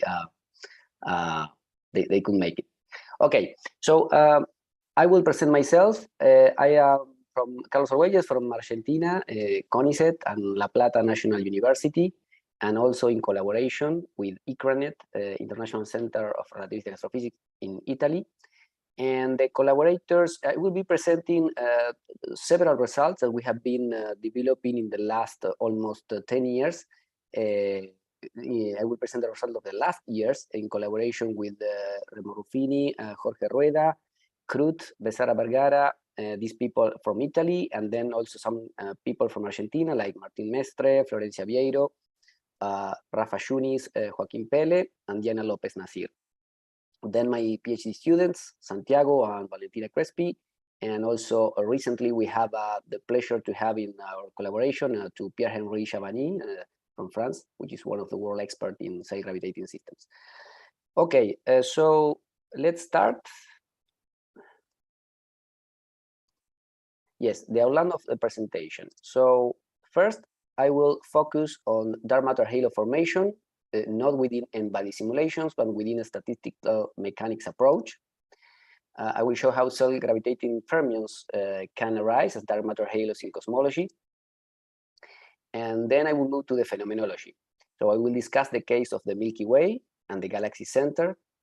I will discuss the rotation curve tracers of the Milky Way, and then some phenomenology regarding the S-cluster stars and the shadow of Sagittarius A star. And then I will move to other phenomenology side, which is related to other galaxy types, from dwarf to big ellipticals. I will briefly comment the results we have obtained from the SPARC dataset, and then conclude. So let's start with the brief preliminarities.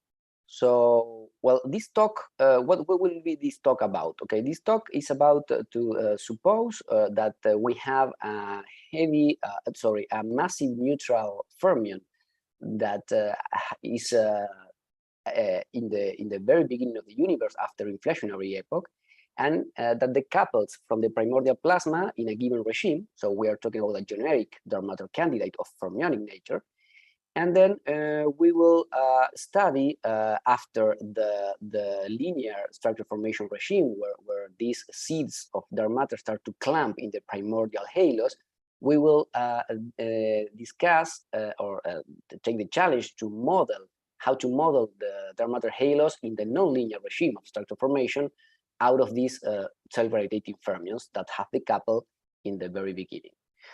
Let me say that a couple of words here. As you probably know, the most known dark matter candidate of fermionic nature is the WIMP candidate, the weakly interacting massive particle, which is a heavy neutral lepton of in the standard scenario of roughly 100 GeV. But as you may know, there are other dark matter candidates beyond the standard model that can also account for the linear and nonlinear probes of structure formation. such as, for example, stellar neutrinos as another fermionic candidate, more in the KeV regime instead of GeV regime. And in order to have this candidate, of course, the decoupling physics have to be different, while WIMPs decouple from primordial plasma in non-relativistic regime and under weak interactions. The standard stellar neutrinos decouple in the relativistic regime and either out of equilibrium or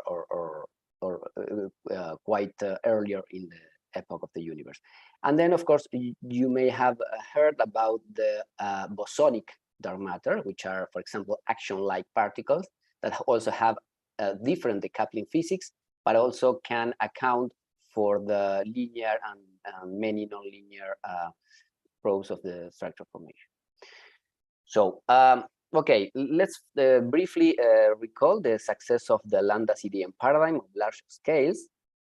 So we have a collisionless cell gravitating system, which, so from astrophysical observation, let's say CMB, BAO, Lyman alpha forest, and the local distribution of galaxies, ranging from horizon scales down to typical scales between galaxies, are all consistent with a universe that was seeded by a scale invariant primordial spectrum, which is dominated, as you know, by roughly 70% of dark energy, 25% of colder matter, and only no more than 5% of baryons plus radiation in the mass energy content budget of the universe.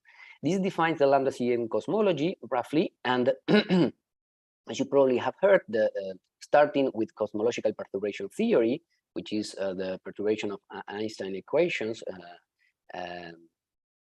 coupled with the Blasov equation, describe how primordial density perturbations grow into galactic structure and give rise to the inhomogeneities that will clamp first in the dark matter underlying mass distribution to then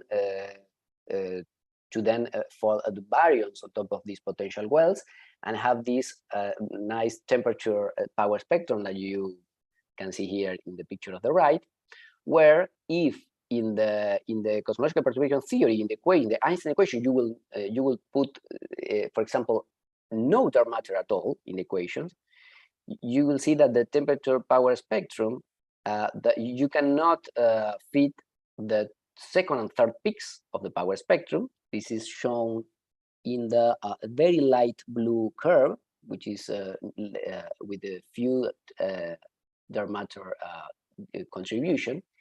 And then you see the sensitivity of this theory such that there is a precise contribution of dark matter together with the dark energy, which can account for the precise position of the peaks and heights. This is what is known as the most compelling evidence for non-baryonic matter in the CMB and the need for dark matter according to cosmological perturbation theory within Einstein equations.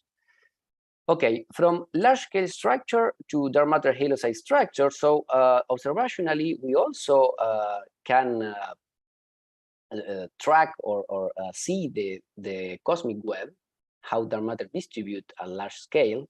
This is a picture on the left taken from the Sloan Digital Star Survey some couple of decades ago, which in this plot you can see that the dark matter is not distribution in an homogeneous manner, but is distributed, showing this nice pattern of filaments, voids, and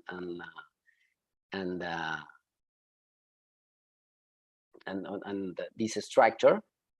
But this goes in the picture here.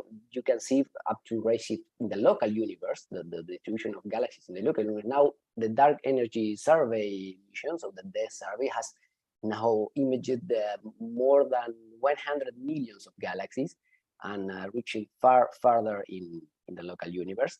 So we can say that the dark matter is distributed, I mean that the galaxies, in this observation are distributed in this cosmic web, and therefore the dark matter has to follow the underlying cosmic wave distribution, as we will show in next.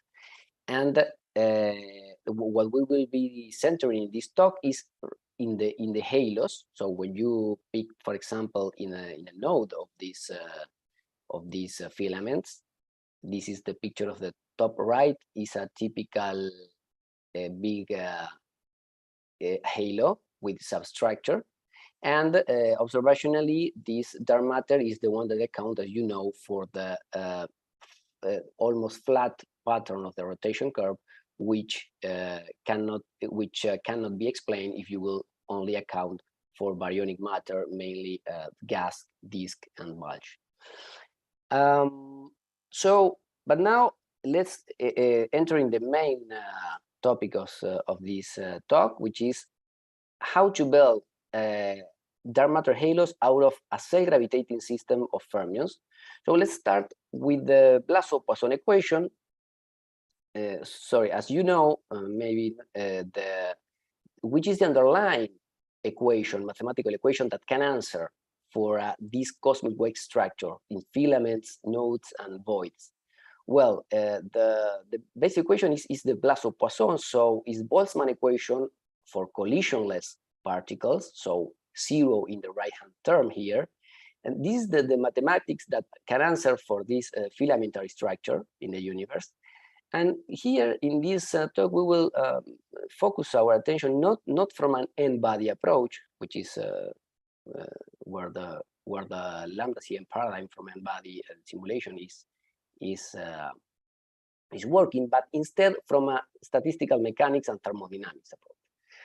So we have here the Blasov-Poisson equation, and it can be shown that by decomposing the fine-grained phase space density F into a coarse-grained term, so an average plus fluctuations, and replacing back in the Blasov-Poisson equation, you can get a similar Boltzmann equation where the left-hand side resembles the Blasov-Poisson equation but for the coarse grain or F bar.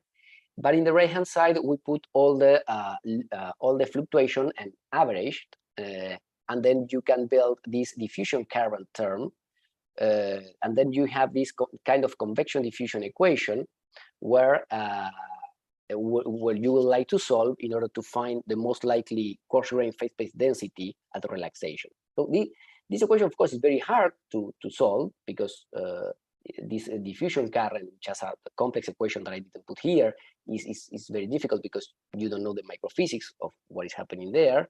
But it can be solved by in a different way by applying a maximum entropy production principle.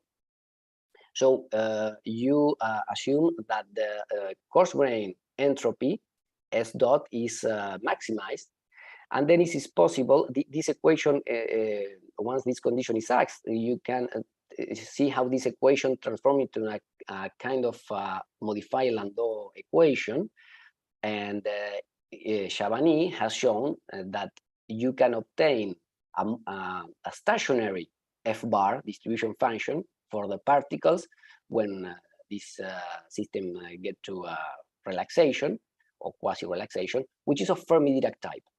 So from this theory, you can show that the most likely coarse-grained phase space distribution at relaxation is of Fermi-Dirac type. And maybe some of you have heard about the Lindenbell traditional results of this theory back in the 70s. But these results have been generalized by including for escape of particle or evaporation, if you wish, which is led by this diffusion current, when for energies larger than EM, particles evaporate from the system and you have 0 particles in your distribution function, while for lower energies, you have this traditional Fermi-Dirac-like distribution function. The maximum accessible value of the distribution function, in the case eta 0, in the case of fermions, if you assume that your particles are fermion, is given by the Pauli principle. So you have the value of eta 0, which is proportional to the particle mass force divided by h Planck cube. So once with this most likely coarse-grained phase space distribution of your dark matter particles at equilibrium, you would like to build an equation of a state for your fermions. So the first point you recognize is that the fermions under self-gravity do admit a perfect fluid approximation, and therefore it's allowed to solve the Einstein equation for a gas of fermions at finite temperature, and then you can build this rho and p, the density and pressure, in terms of the integrals of the phase space distribution function f, which I have shown in former slide. In this case, we will allow the particles in the energy of the particles to be in a generic relativistic expression. So depending on the momentum of the particle, you can be in a non-relativistic regime, but also depending of the distribution, they may approach to a relativistic regime. So it is the most general form of this equation. So this theory has 4 free parameters, which are the particle mass, the normalized temperature parameter, which is here in the phase space, the degeneracy parameter, which is chemical potential over kappa T, and W, which is the cutoff energy of the particles parameter, which is in the numerator here. So once with the equation of state, you like to solve in spherical symmetry the Einstein equations for spherical symmetry. So you recognize the first is the mass equation, the second is the Tolman-Oppenheimer-Volkoff equation, which is no other than the hydrostatic equilibrium equation in general relativity, and then you have the Klein and Tolman conditions, which are 0 and first law of thermodynamics in general relativity, and one more equation, which is energy conservation along geodesics of the particle. Once with this system of equations, so the system of equations of these fermions in equilibrium and in also in thermostatic equilibrium, you would like to find the most general solution out of this system. And interestingly enough, the most general solution of these Einstein equations, when asking for boundary conditions, because this is as you can see, this is a coupled system of highly nonlinear ordinary differential equations, where you have to put boundary conditions at the center of the configuration. So, sorry that I forgot to say this in this slide, that the most important condition is that the degeneracy of the particles at the center you will allow to be in general positive. This is a remark, because if you, for example, will put the degeneracy lower than, meaning negative, you will these solutions will go to the distribution function. As you know, the Fermi distribution function for the chemical potential negative goes to the Boltzmann distribution function, and so you will have the traditional pseudo-isothermal-like solutions or king-like solutions. But in this case, we allow for more general case of the degeneracy. We allow that the degeneracy can be positive at the center, and then you can obtain these more general core halo profiles where you solve for boundary condition at the border, typical in this case, in this example of a spiral galaxy, where the halo radius, which is set on when the rotation curve peaks in the halo region, is roughly 10 kiloparsec, and with a mass at that scale of 10 to the 11 solar masses. And then you can see that this kind of solution resembles the traditional NFW or Einasto profile in the outer region, where fermions are in the dilute regime. So this gas of fermions is held under gravity by thermal pressure. But then interestingly, towards the center, this solution transitions to a degeneracy regime. Fermions start to be degenerate. And then here, this arises a core, a very dense and compact core of fermions, which is supported against gravity by degeneracy pressure. And it can be shown that for degeneracy is larger than 10, this degeneracy parameter, it can be demonstrated that you can call this really a quantum core, in the sense that the thermal de Broglie wavelength of the particles inside the core are larger than the interparticle mean distance. And interestingly enough, these profiles do depend on the particle mass, because as I will show next, depending on the particle mass, it is the compactness of the central core. Okay, let me say one more important point is that, as you may recall, every self-gravitating system of fermions which enters in the relativistic regime, in the degenerate regime, it may go it may undergo a collapse, a critical mass. We have shown recently that don't have time to enter in the details, but from further thermodynamic stability analysis, you can demonstrate that these core halo profiles in general are maximum of entropy and stable. But we also you can also locate a critical point where the core became unstable and collapsed to a supermassive black hole, in the sense that the collapse for this key particle mass range can achieve masses of up to 10 to 8 solar masses in the core. So interestingly, this core can collapse depending on the parameters, and can lead to a supermassive black hole at the center of the halo. Okay, now let's apply this phenomenon, the phenomenology of this theory to the Milky Way, and let's start to comment about the different mass component of the Milky Way, at least at first order. So you have the central parsec, as you know, which is governed by a dark compact object of presumably a black hole of 4 million solar masses. Then you have the central bulge, main spheroidal bulge at the kiloparsec scale. Then at 10 kiloparsec scale, you have a flat disk, which sometimes can be modeled by a thick disk. And the outer region is governed by a dark matter spherical halo, which at 25 kiloparsecs, roughly 10 to 11 solar mass. So we will use the data of the Milky Way. In the picture of the bottom right, you see the rotation curve in linear scale, where an almost flat behavior is shown, while in the bottom left, you can see a logarithmic plot of the circular velocity of the Milky Way. This is an interesting result, which was obtained by Sofu in 2013 and now updated in 2017, who was able to link the circular velocity of the halo. Here the peak is of the bulge to the inner bulge until the very Keplerian trend in the circular velocity due to the central object of the Milky Way. Of course, as you know, the Milky Way is not fully rotationally supported. Inside the bulge, you have this bar and this streaming motion, which is not, of course, has a radial component as well. And so these error bars, that put here, account for this non-circularity. So we will use all this. This is so-called the ground rotation curve of the Milky Way. So we will use the data of this ground rotation curve, and in order to test our theory, and then we will use as well the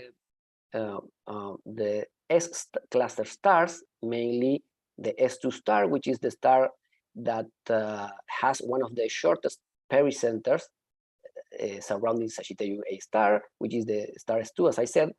And this star allows to put the stringent constraint of the mass of the central object, which is roughly 4.2 10 to 6 solar masses, and within a pericenter of below milliparsec scales. So then we will make the following question. Can the overall gravitational potential of this dark matter distribution answer for the Milky Way rotation curve as well as for the star dynamics without the central black hole? Of course, the main question you would like to answer once you have this solution is really you can account for the dynamics of the stars without the singularity. So to see if just a dark concentration of mass can answer for these dynamics. So this for this you have to solve this boundary condition problem with for example, of course the course you will ask to if there is a solution where the core has 4 million solar masses, and if the mass in the outer halo can answer for observations due to in the outer part of the galaxy. So the answer is yes. Interestingly, this was shown for the first time in 2018 from the theory that it exists not only one solution, but it exists a family of solutions, where you can see in the picture of the left the density profiles, where it isn't logarithmic. That's why you can recognize the very short central core, where depending on the particle mass, So for the larger the particle mass, the more compact is the central core, and all these solutions are asked in the outer halo to fulfill with the observations of the Milky Way.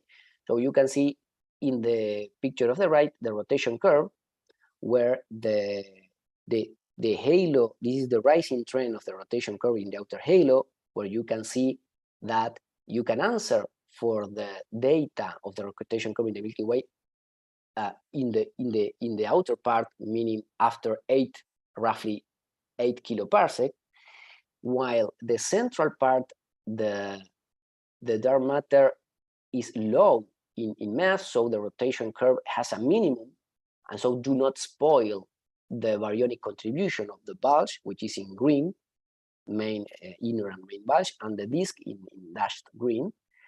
That's why here it is called light in the center, which the mass is governed by baryons, while the outer part is governed by dark matter. But in this case, and a difference to all traditional profiles used in the literature, the very inner part of the galaxy in this model is governed by dark matter again. And interestingly enough, for this range of particle masses between roughly 50 kiloelectron volt and 350, so the gray and the black, the compactness of the central core is compact enough such that you can answer for the average circular velocity of the inner S stars. So let me go now to different galaxy types, and we will try to answer the question if for the same particle mass that we have worked out for the Milky Way, and we will choose now here 50 kiloelectron volt, we can, what is the prediction of the theory to other galaxy types? For example, we shown this in the second part of series of this paper in 2019. For example, we took the 8 best result dwarf galaxies of the Milky Way satellites. Then we took some samples spirals from the THINGS sample and some samples, elliptical galaxies from weak lensing. And these allow us to take infer these values of the mass of the dark matter halo at the given one halo scale length of our model, which corresponds to the maximum of the rotation curve. So all these data were inferred from the maximum of the rotation curve in average of all these cases taken. And interestingly enough, for example, let me focus, for example, in the case of dwarf galaxies, the model predicts a family of core halo profiles, for example, here in density, which in mass, you can see that the core, which is the value here in this plateau of mass, can go roughly from 10 to 3 up to 10 to 6 roughly in masses. So precisely in the range of masses of intermediate, the so-called intermediate mass black holes. So the theory naturally predicts that for the same particle mass that works for the Milky Way, in dwarf, you have this concentration of dark matter that can answer for in a natural way for the intermediate massive black holes, at least in this case, in a generic way, because you would like, in order to really prove this, to use data of one close by dwarf, where the dispersion velocity shows these tracers, this behavior of central concentration. So in this case, we show the family of profile that can answer for these masses. And then in the spirals, interestingly enough, the core mass, which are consistent with this data in the outer halo, can go from roughly 10 to 6 up to 10 to, or something 10 to 5 up to 10 to 8 solar masses. So again, in an interesting mass range typical of supermassive black holes, though of course all these cores are below critical, are all stable cores of dark matter, so non-singular. Then recently we have was recently accepted this paper in APCA a few weeks ago, where we show that we took the 120 disk galaxies of the Spitzer dataset, and by taking the, as probably you have heard in a former talk, the baryons from the Spitzer catalog, you can obtain you can infer mass models for bulge and disk, from the surface brightness of the data. You can infer these mass models, which then you can use to build this baryonic component of the rotation curve, and then you can know you can have by subtracting the total circular velocity of these galaxies, which is taken mainly from H1 tracers, and you subtract the baryonic component, you can have the dark matter component, which then you can, with this data extracted, with this data quotation mark inferred from the real data of the baryons, you can test your models, and we have done this with a reduced chi-square method, comparing with the prediction of our theory of fermions. And we have compared, these are 3 typical cases of these many galaxies, where we have compared 3 models: our fermionic model, the generalized NFW in yellow, which accounts for baryonic feedback, and the standard Navarro-Franken-White in red. We have shown that statistically the best by a cumulative distribution function, we have shown that the most competitive models are either the fermionic model or the INASTO model, or even DC14, which are models which account for baryonic feedback, while NFW, or meaning CASPI, the traditional CASPI profile, are disfavored by the sample of this spark data. Another nice plot I would like to show, in order for you to see all the different shapes of outer halo profiles that can be given by this theory of self-gravitating fermions.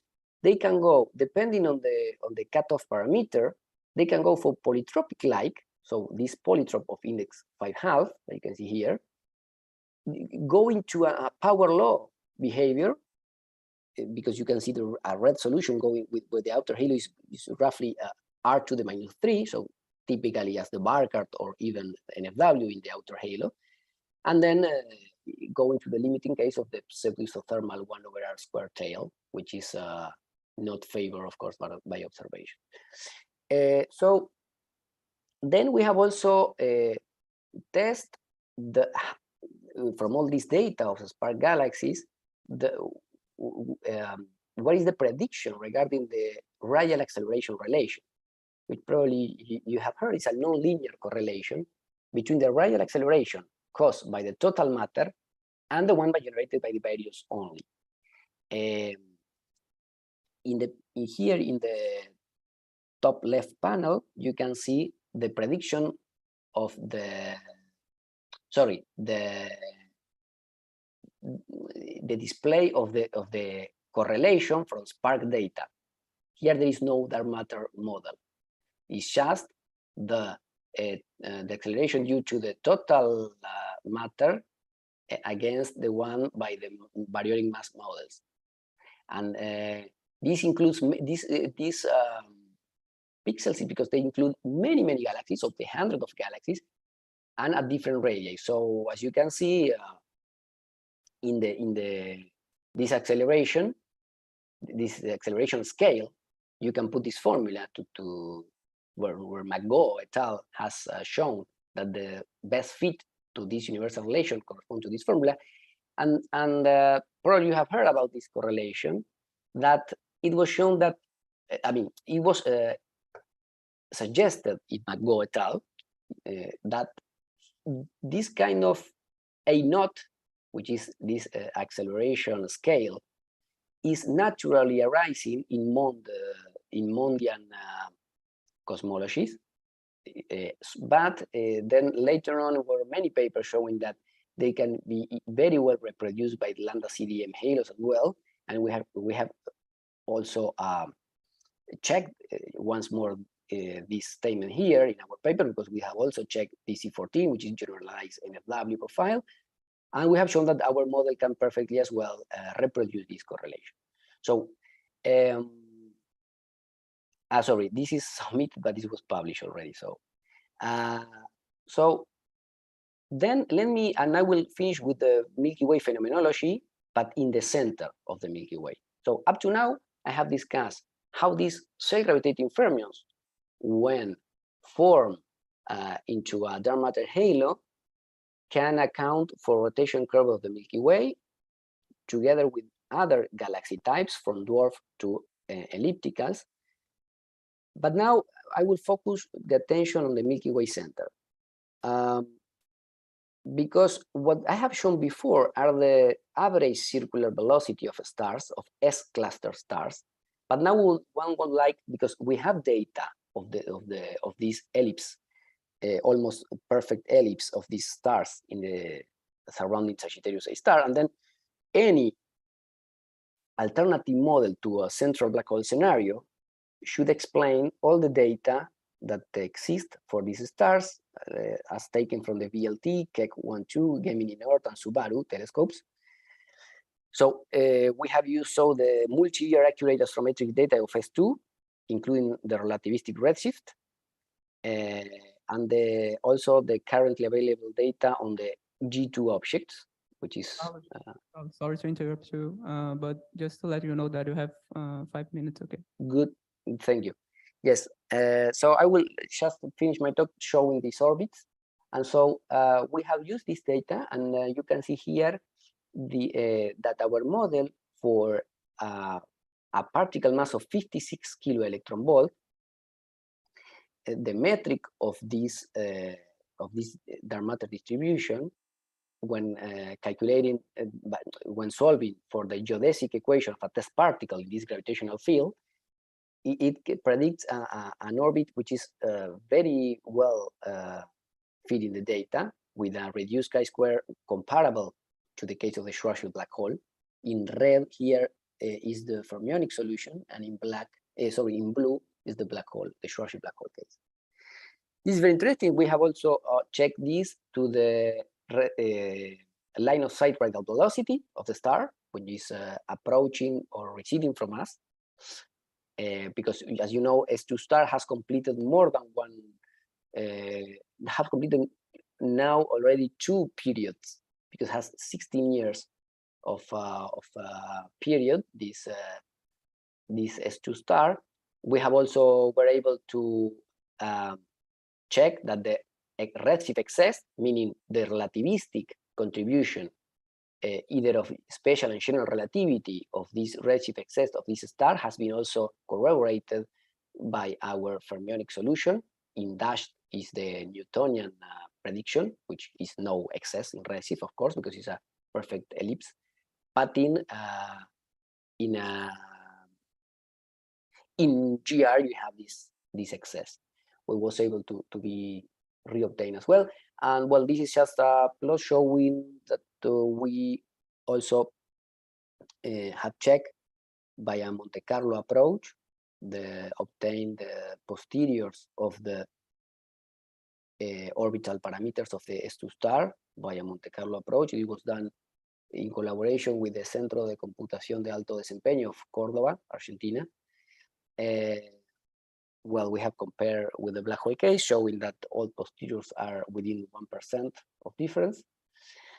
And then let me just finish with the shadow of Sagittarius A star. As you know, recently the Event Horizon Telescope collaboration has shown the so-called black hole shadow, or the ring, this ring of light, and then which has a diameter of roughly 10 gravitational radii, angular gravitational radii, because this is normalized with the distance. And then the question is if a regular solution, non-singular solution, can be compact enough in order to deflect light in a similar fashion. We have done this with the collaboration of Joaquín Pele of Córdoba, Argentina, using the fully relativistic ray tracing code Skylight. And this is a very interesting point, that non-collapse fermion cores can develop light image similar to a black hole case. Here you have a couple of examples. We have used as well a blur Gaussian filter in the wavelength of 1.3 millimeters, which is where images are taken from the Event Horizon Telescope at the Galaxy Center. And we have shown two examples, for example, for a particle mass of 300 keV, where already you can see you can have a diameter of the so-called shadow of this central object in the same scale as the one obtained by the black hole, while in this case, well, we show another solution more compact, where you can, the size can be even slightly smaller. And well, let me just conclude. So accounting for the quantum nature of the dark matter in the formation of halos can lead to novel dense core dilute halo profiles. One remark I would like to make here is that probably you have heard about the soliton in the, if the dark matter would be a boson, you have heard about this core halo profile as well can arise in bosonic dark matter. Well, the central core there is a soliton instead of governed by Pauli principle. Then core halo profiles can explain rotation curves in galaxies, while provide alternative to the central black hole in non-active galaxies. The particle masses in the fermion in the range of 50 roughly to 370 keV. The dense core can explain the astrometric data of the stars, in particular the S2. And interestingly enough, regular and horizonless dark matter cores can show relativistic images similar to the black hole case. Finally, we have shown that this fermionic profile can also provide a new supermassive black hole formation mechanism from dark matter core collapse in the early universe, which may be important to answer some open questions about why supermassive black hole can be so massive so early in the universe. Okay, thank you very much, and I open for questions.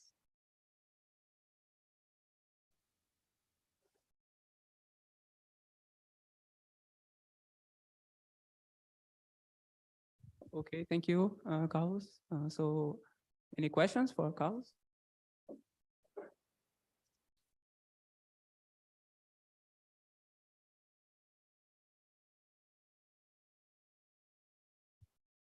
Hello, Carlos. Hello. Thank you. Talk. I got that the dark matter core can collapse or cannot collapse.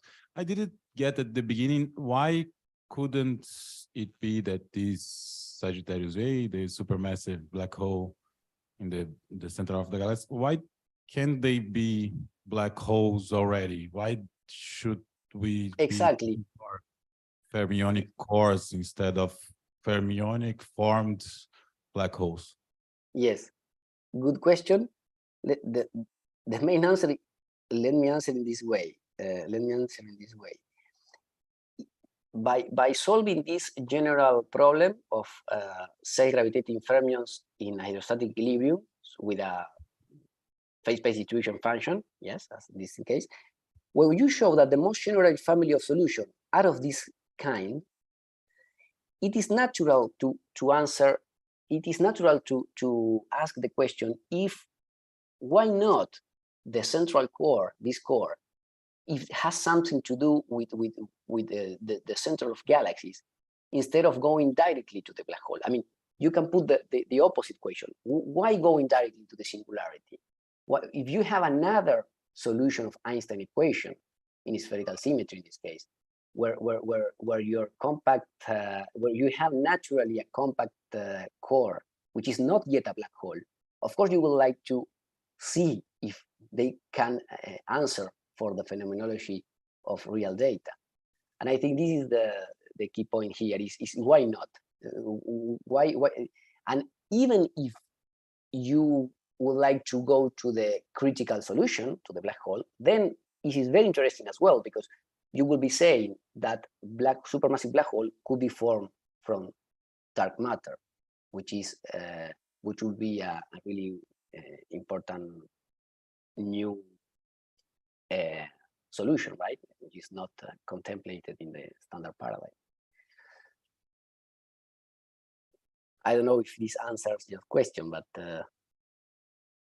I think I leave this another question. Why not to consider this solution? I think it's very interesting, because the singularity is the extreme case. If you have families of solution which can go from the compactness of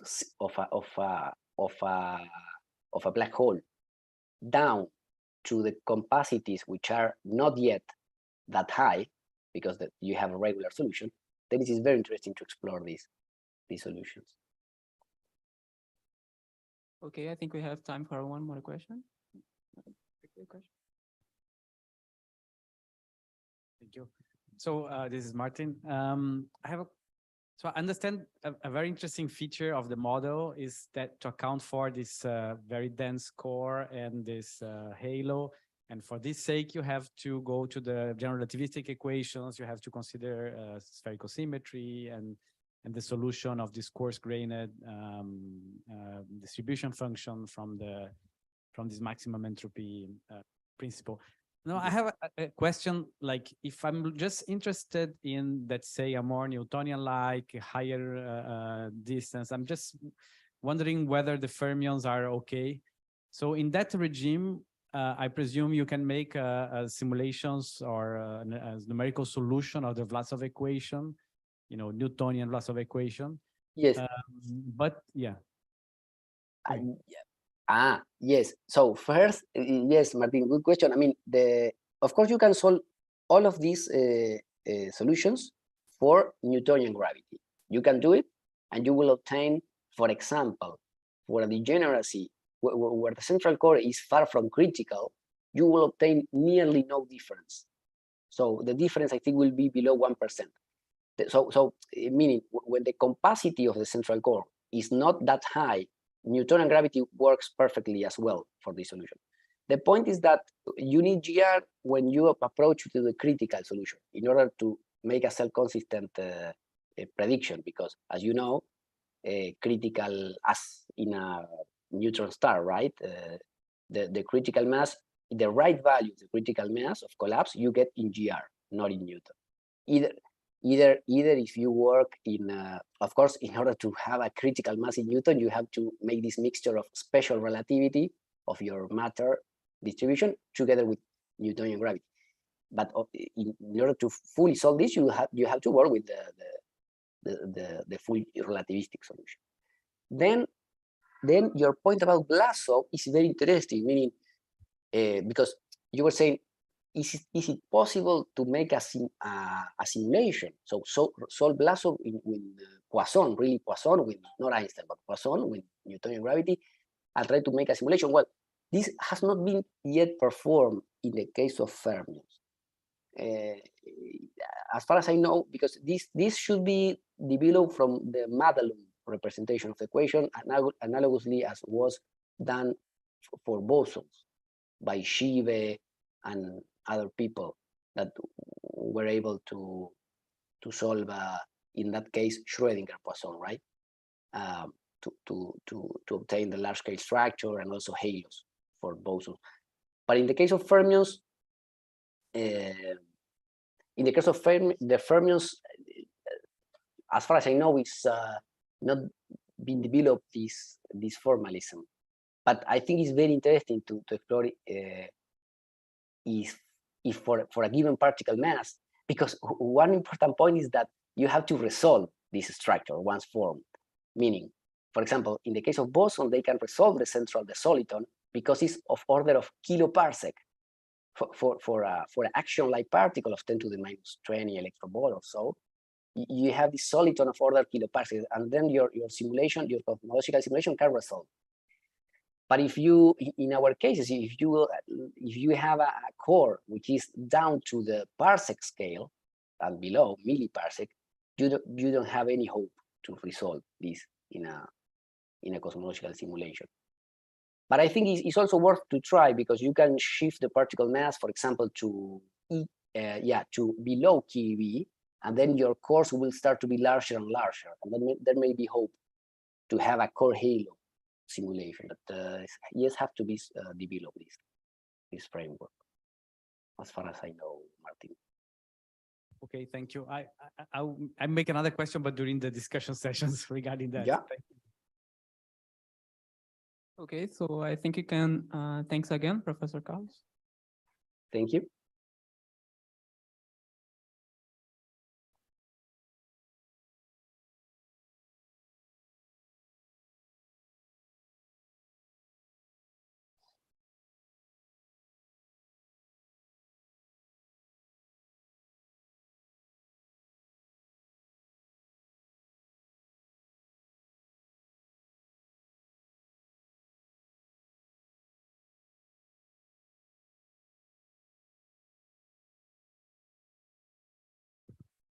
Pode, pode.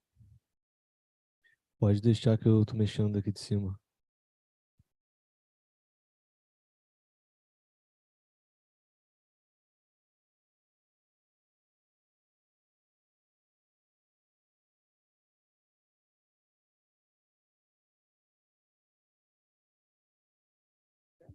Tem o da lapela e tem esse aqui. Pode ser da lapela.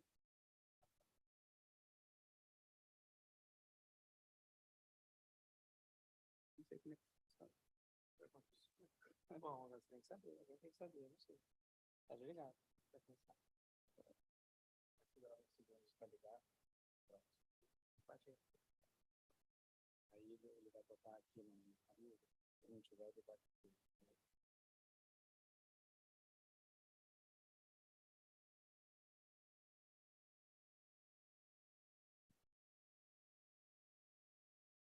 Tá funcionando? Tá pegando? Acho que não, tá? É, eu tô falando. Parece que tá um pouco baixinho. Tá baixinho, mas dá pra ver? Melhorou? Vou puxar aqui, então. Tá mais perto. Acho que tá um pouco mais alto. Melhorou? Eu não tô ouvindo o retorno. Tá dando pra ver? Você falar alto, mal, acho que vai ficar bem. Tá pegando melhor? Tem um pessoal online. Tem que saber se tá pegando o pessoal online. Tá bom? Tá bom. Okay, so moving on our program, we have now the talk large scale structure without model assumptions by Miguel. So I'll let you know when you have 5 minutes left. Okay, I have 4 minutes. So thank you for the organizers for the invitation, and I have a disclaimer that this is only mildly related to dark matter. It's it's a cosmological talk, but it's a bit dark matter, but not completely dark matter. So I try to be accessible, but please ask me if I'm talking about things which are not what you are used to hearing. And okay, so the title changes just slightly from what I said, and this is work in collaboration with some of my ex-students and other collaborators, and I've been working on this topic for some years now. So let's go on. Okay, fine. So we are cutting the titles because all the titles will be cut otherwise.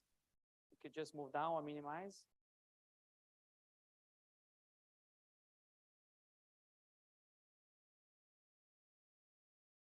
If you move down, it's okay. I don't have much stuff in the bottom of the slide. Not okay.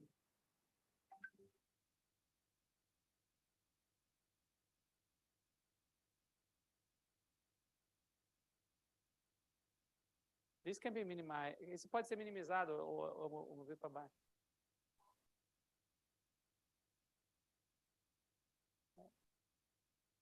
Ótimo. So thanks. So anyway, going back, so the big questions this is just my selection of big questions in cosmology. Not all of them very philosophical, but some of them are. So questions are: is it flat? I'm not talking about the four-dimensional space that has to be covered by general relativity. I'm talking about the spatial hypersurface. Are they flat? So you have curvature in the universe or not? So how is the universe expanding? In other words, what is the best model or the correct model for dark energy? At least phenomenologically speaking. Of course, we want to understand it in a more fundamental level. How are the large-scale structure of the universe evolving? So how are perturbations growing in the language of cosmology? Both the structure and gravitational potentials in the large-scale structure, how is it evolving with redshift in time? And of course, is general relativity really correct at all scales and all times? It passed many of the tests we already threw at it, and it's a fantastic theory, but is it really correct at all times and all scales? So these are still open questions. But now the pointer doesn't work anymore. To pass, okay. Now it's working again. I have to point it somewhere. Yeah, but now it come back.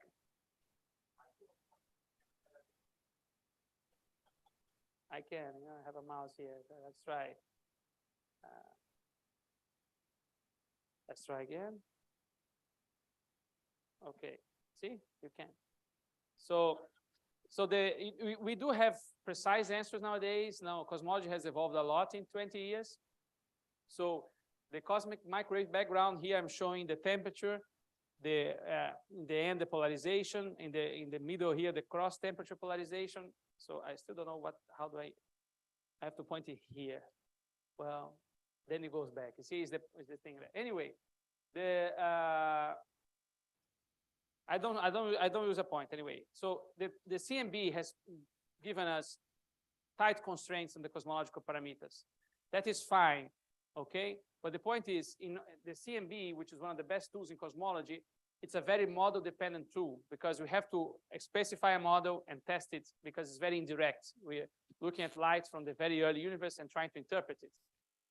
So all these results you see in tables like this one, where the curvature is less than 1%, that the ionization depth or the optical depth, the ionization, everything is very model dependent. Yeah, even the amount of omega matter is model dependent. If you change the model, you get different results. Nothing. I mean, it's a fantastic probe, but you do have to realize that you always have to throw in a model. Okay. So yeah. Anyway, so I'm going to give two themes in today's talk. The first theme has to do with precision. So how to improve precision by adding meta traces on your analysis of the large scale structure. And the second, so I'm going to also discuss how standard candles can be used in this way. And the second theme is accuracy. So how can I increase my accuracy by trying to keep as low as possible my assumptions in cosmology, okay? The model that I have to put in the analysis, in particular in the large scale structure. So let's start with how to increase precision.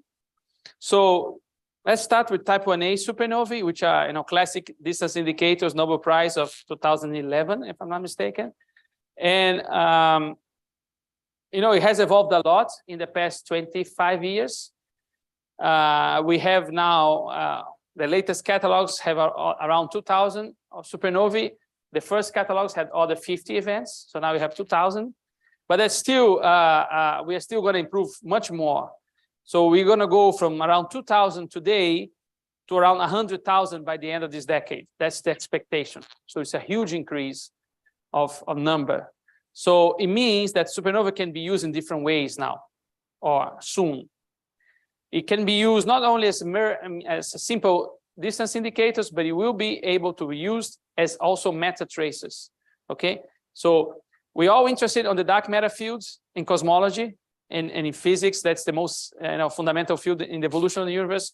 But it's hard to probe dark matter, right? So you need a tracer. You need to use something like galaxies, or as I'm saying, you can use supernovae.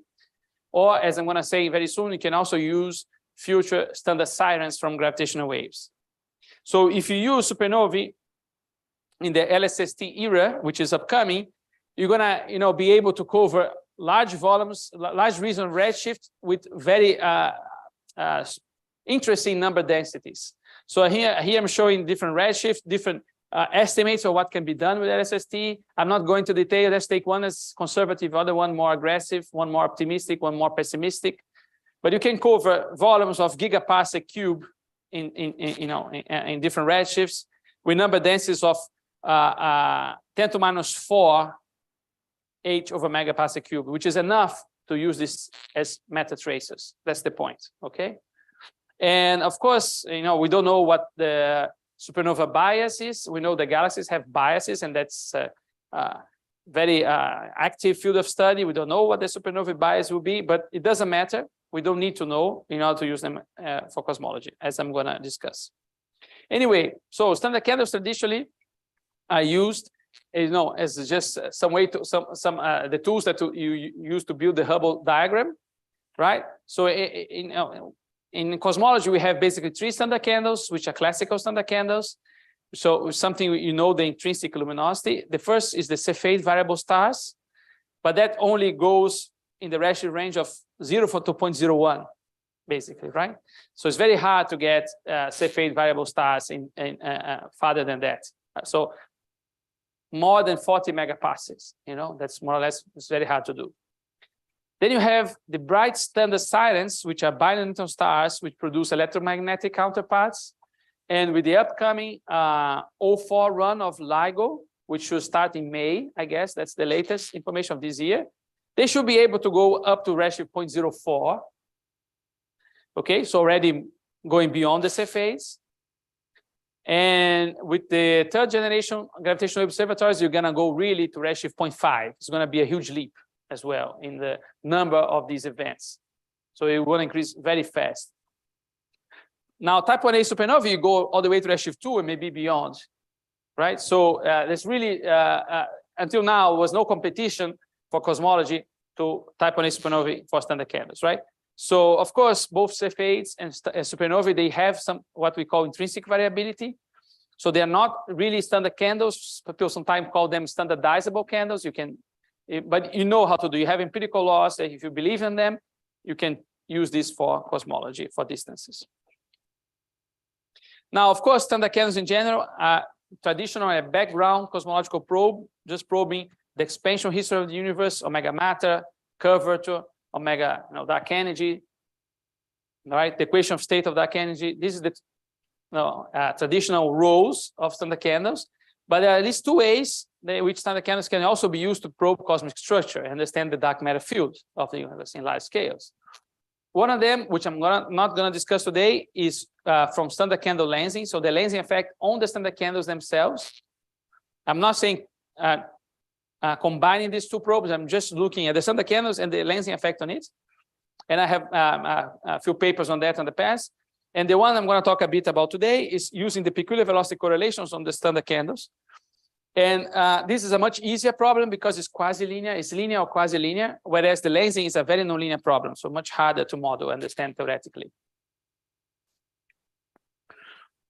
So, and they are complementary because lensing affects mostly distant standard candles, those at redshift, let's say, what is distant and close depends, in which realm of astronomy you are, but let's say above redshift 0.4 or so.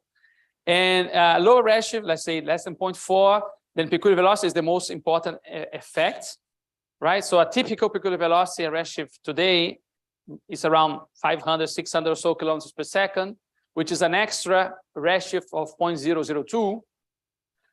And that's an extra blue redshift random, but not completely random, as I'm going to say. And of course, they are higher at low Z, this perturbation, because they are a larger relative error to your Hubble expansion. As you go to redshift 1, the expansion rate of the universe, the velocity that the galaxies have is so much larger than 600 kilometers per second. This is a tiny effect that gets diluted out. Now, the crucial point is that although these velocities are random, they are correlated, right? They are not independent for each object. Correlations are related to the linear matter power spectrum, to the dark matter power spectrum. So if you measure these correlations, you can infer what is the underlying matter power spectrum. So that's the idea. So the luminosity of the standard candles gives you the luminosity distance, right? But we also measure not only the luminosity distance, but the position where they are in the sky and the scatter they have around the mean. So that's the important new information. So the positions will tell you about the large, there will be a tracer of the large scale structure of the density field, and the scatter around the mean will be how we will reconstruct the peculiar velocity. The higher the peculiar velocity, the more they'll be scattered. If there were no peculiar velocity, they will be all in the Hubble flow, and there'll be no scatter at all. So by measuring this scatter, you measure this peculiar velocity. That's the idea. So, they have these random motions, but the idea is that the random motions are correlated. So here, I was not drawing them correlated, but they should be correlated. So which means on the left plot that if you have the expansion, which is the red arrows, you have an extra term, which is the velocity, and you measure only the total, the sum of both, right? So there'll be a cosmological redshift and a peculiar velocity redshift. So this is a recent catalogs, not even the latest one. It's from 5 years ago or so, and plotted in a way that it looks like a straight line above. But the point I'm trying to say is that, okay, what people usually look and use is the upper panel, which is the distance that will tell you something about the background cosmology, how much matter you have, dark energy you have, etc. But the bottom panel The scatter one is where new information is. And you have to look at the correlations between these arrow bars. So they should not be uncorrelated. That's the point. So if you take two sources which are nearby in the universe, they should both have the same direction on peculiar velocity. So if this source in a some given position is moving away from you, a nearby source have an excess probability of also moving away from you and vice versa.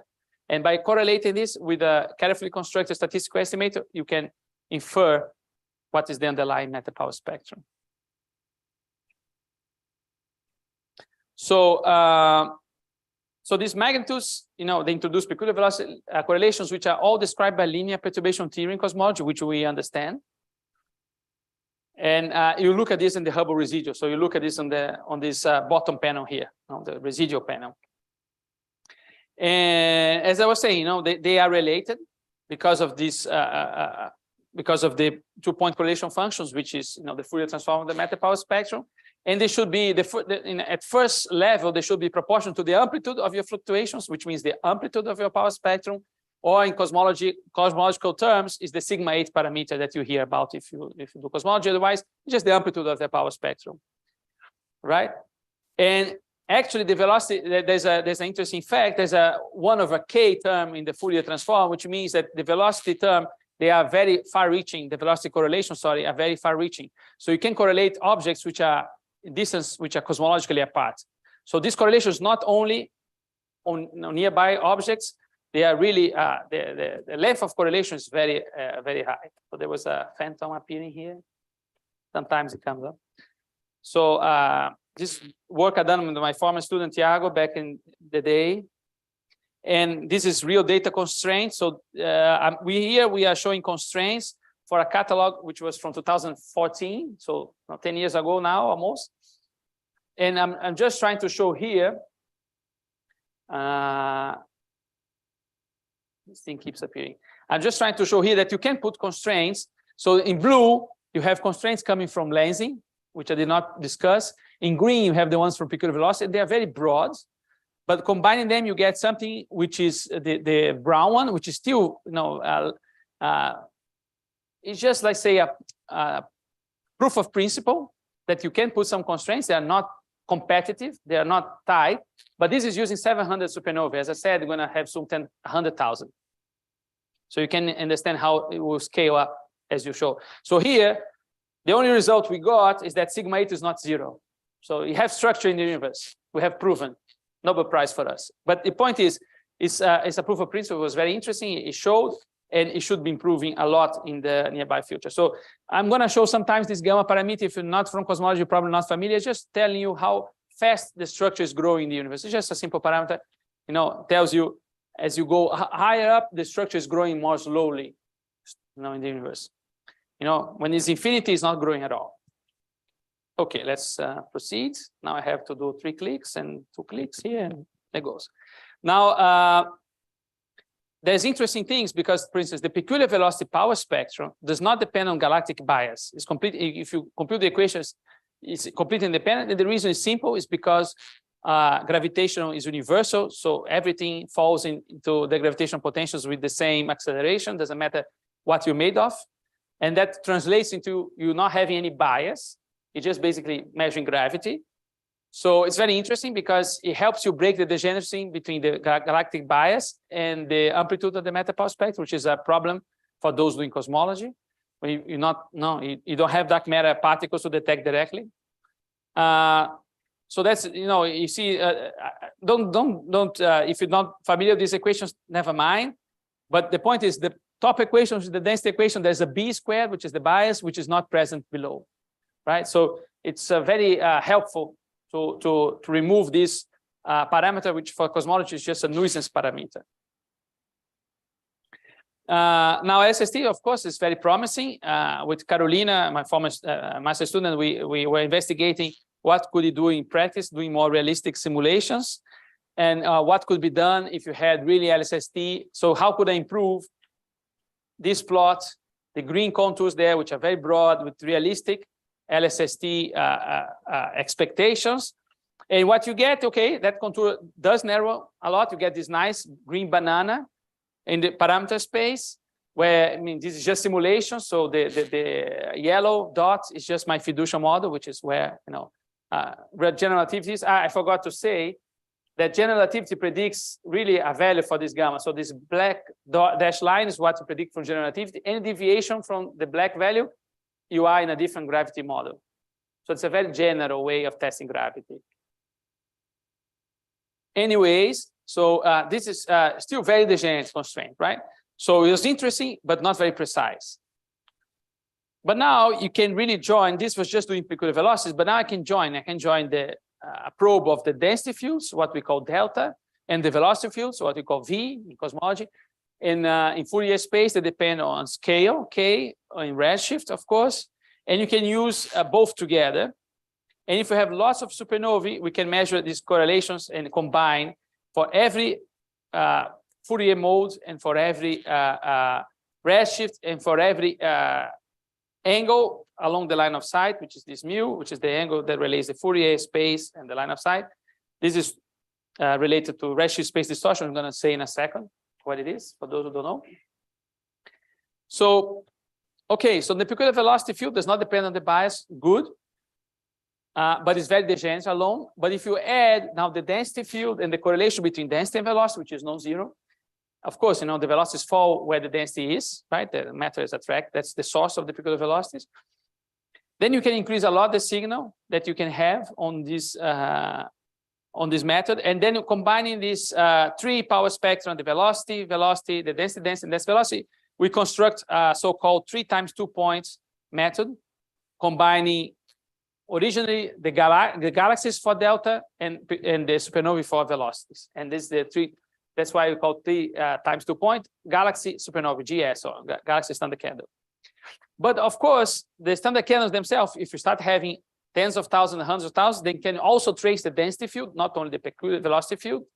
So now you can also use them to trace the density as well as the galaxies. So now you're going to have, if you make the calculation, 6 power spectra.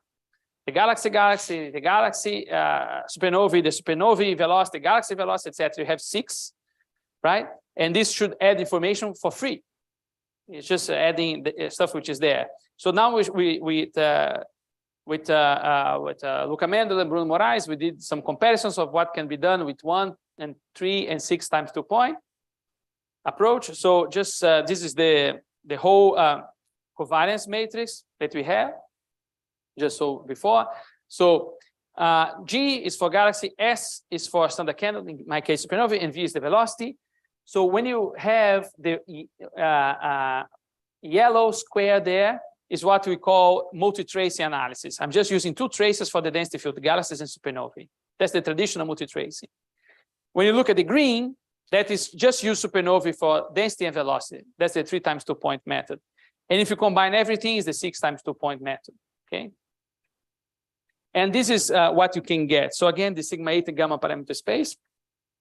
This is this is for a survey like Foremost, which is like a small LSST survey coming.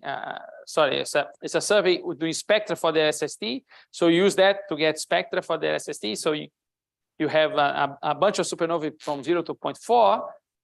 Then we add lots of nuisance parameters, lots of different biases we don't know. So we have to put, 3 parameters, 1 per redshift being, trying to be very conservative, some extra parameters for the nonlinear redshift space distortion, which is called the fingers of God effect. So lots of trying to be very safe, and you still can get very tight constraints.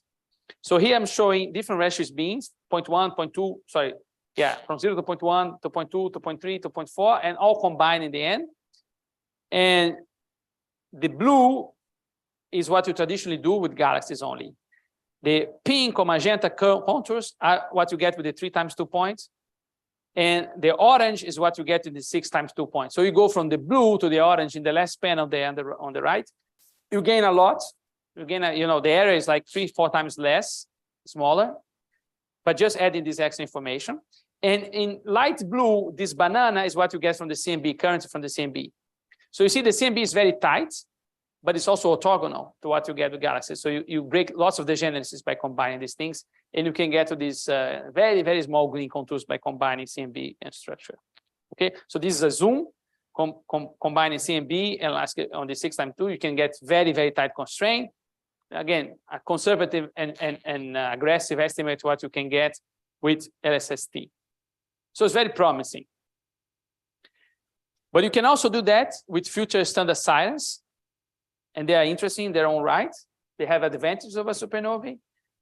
So, you know, just quickly, this is not gravitational wave talk, but you have 3 phases for the gravitational wave. You know, you probably have read and heard, you know, the last years it became, you know, very trendy. You have the in-spiral, the merger, and the ring down phase. And the in-spiral phase is the easiest one to model. You can model that with general relativity analytically. It's just a perturbation approach. And they are, you do that in so-called the post-Newtonian formalism. And the point is, the amplitude of the gravitational wave, it depends directly on the luminosity distance. And the redshift is not, actually, the gravitational wave is not sensitive to redshift. You cannot measure redshift with the gravitational wave. What it does, it's affect the time waveform because it has time dilation, but this is degenerate with other gravitational wave parameters, so you cannot measure redshift, but you can measure distance. So it's the opposite to what you can do in astronomy, where redshift is easy, distance is hard. With gravitational wave, distance is easy, redshift is hard.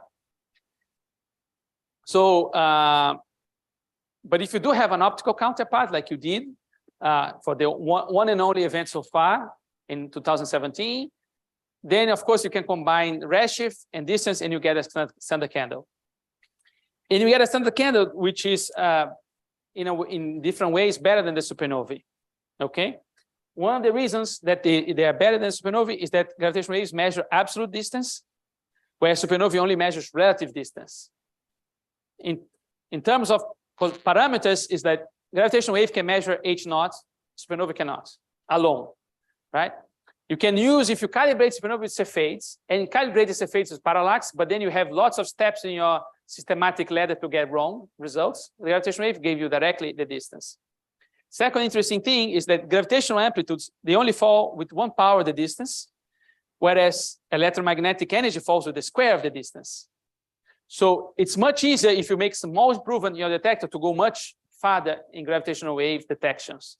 And that is why in the next proposed detectors of gravitational waves, you're going to go from being able to detect binary stars to redshift 0.04, as I said, all the way to redshift 1 directly. You're going to make this leap. Because again, you make a 10 times improving your sensitivity, you see 10 times farther away. It's directly, it's 1 power the distance. So soon you're going to be able to cover a huge volume of the universe. Soon means 20 years. Soon. So much faster, you know, because of this 1 over distance. So the one event should increase to thousands of events, you know, by the 2040s. So this is a simulation that was done by my former student Viviane, which is here, showing just simulation all the events that should happen in the universe, which is the red curves, and then those which you find in your detector with in the Einstein telescope detector with signal to noise of 8, 10, or 12, and then you go, you know, from all the way all these events redshift 5 to events that go only to redshift 1, but that's still fantastic for cosmology. So you can use this 3 times 2 and 6 times 2 points with this kind of data. So what are the advantages? You have much less systematic than supernovae. Not only have absolute distance, but they are much cleaner and well understood from the theoretical point of view, where supernovae are very empirical.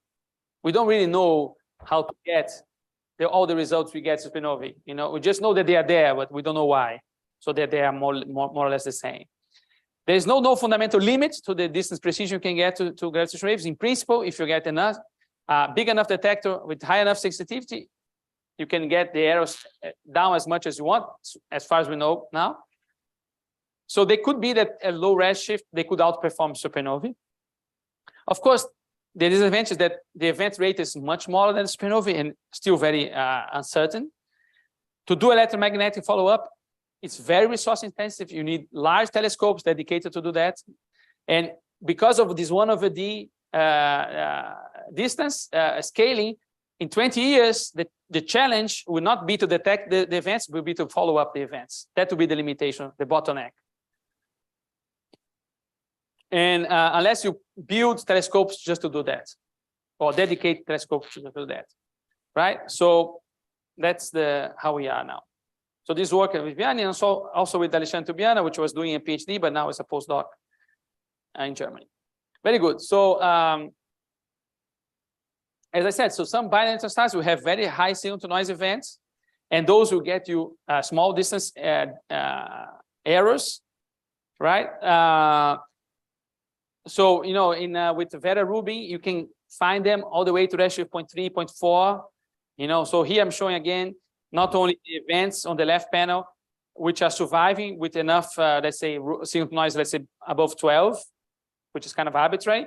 But then you're trying to estimate what you can find with a telescope like Rubin, given like some chunk of the telescope time, and it goes further down to 0.5. So that is the actual horizon where you can detect them, all the way to redshift 0.3 or 4 or 5. That is feasible. Above that, you need lots of telescope time because they are fainter than supernovae as well. And they only last, the kilonovae only lasts a couple of days, not a couple of weeks. Okay, so, but you can detect them all the way to 2000 megaparsec, you know, and you also tested what you can do with other telescopes like the Chinese WFST, you know, and ZTF, which is already running, which is interesting. It can go to a few hundreds. So, and you can get 1,000 kilonovae per year order of magnitude with Rubin if you dedicate, let's say, between 10 and 50% of the telescope time just to do that, which is lots of telescope time. But it's not unreasonable because that is post LSST, right? It's something to do after LSST survey is completed. So maybe it's a legacy survey that will be done. Anyway, it is a very time-consuming task to do these follow-ups. So we also investigated how you can improve on that.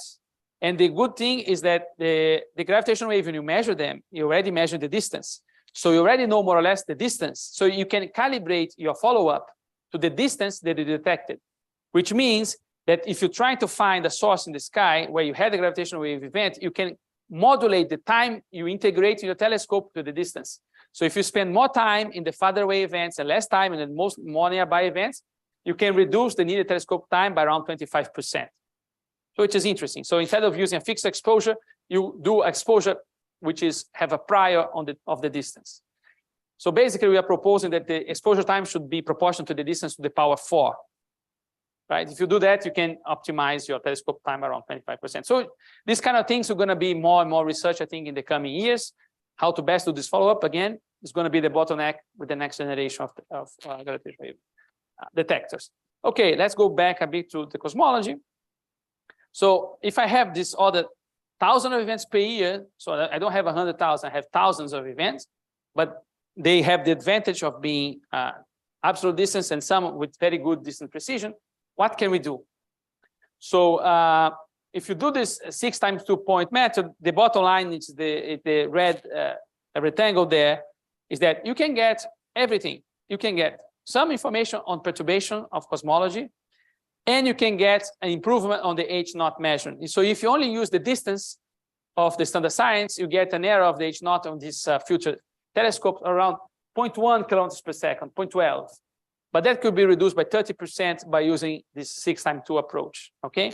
So using the velocity of the gravitational waves, the same way you do for the supernovae, you can get another 30% on the H0, which is very interesting. And you can also measure simultaneously H0, perturbation parameters, and the curvature of the universe.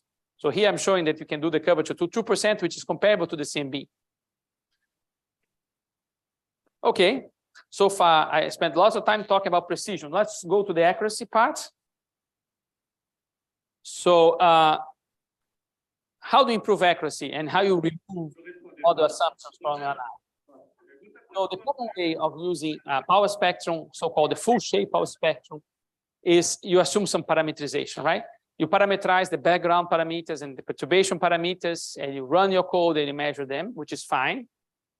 But we have shown that if you combine 2 effects, which are called the Alcock-Paczynski effect and the redshift space distortion effects, Kaiser effect, it's also possible get model independent constraints.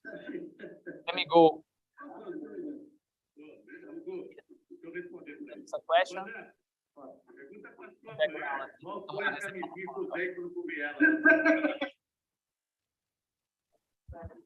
Eduardo, do you want to ask a question? Okay, he muted. Share the joke.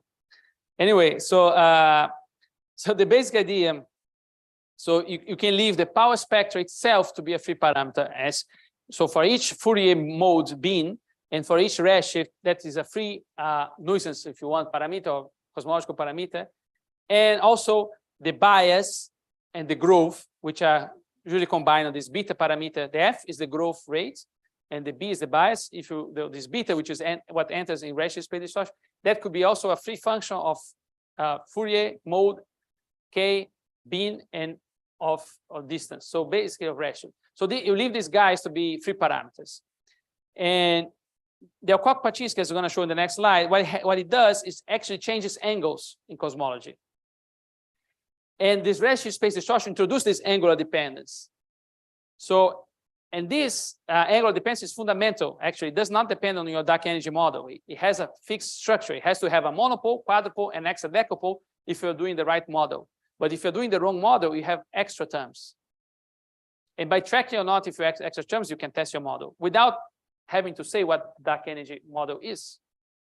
So you can get constraints on fundamental quantities like the Hubble rate, h of z, and the growth rate directly, as opposed to constraints on the parameters only or on beta.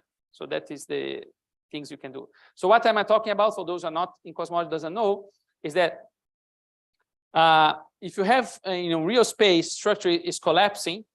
So because of this collapse, something which should be spherical but is stretched here a bit, well, actually stretched here, here's fine. So if you have a spherical object which is collapsing, you're going to observe it to be elliptical. So we have this pancaking of structure, which is called the Kaiser effect, and that introduces a quadrupole and actually an hexadecapole on your power spectrum.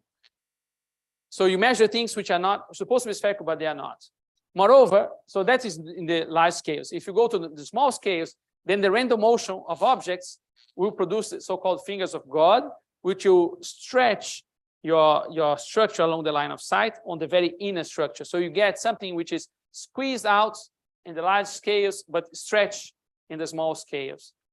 So the small scale one is hard to model a bit, but the Kaiser, the linear term, is not. And the Alcock-Paczynski, so that's the Kaiser effect. And what is the Alcock-Paczynski? Just tell you that your sphere in cosmology, they are mapped into smaller or larger spheres if you assume the wrong model. So you're only going to have the right size. You only have to be the right size of sphere if you're doing the right background model. And by checking if the spheres are mapped correctly in all redshifts, you can infer information about your cosmology. So combining these two effects, that's what allows you to get these model-independent constraints. And there are only few of these model-independent constraints. I'm not going to discuss much about. You have radial BAO, redshift drift, cosmic chronometers, all being proposed, all have some degrees of model independence, but they also have different assumptions, actually, which I can go back to, but I'm running out of time. So now, doing this model-independent analysis, I get constraints in the power spectrum in different beams, and also constraints on H.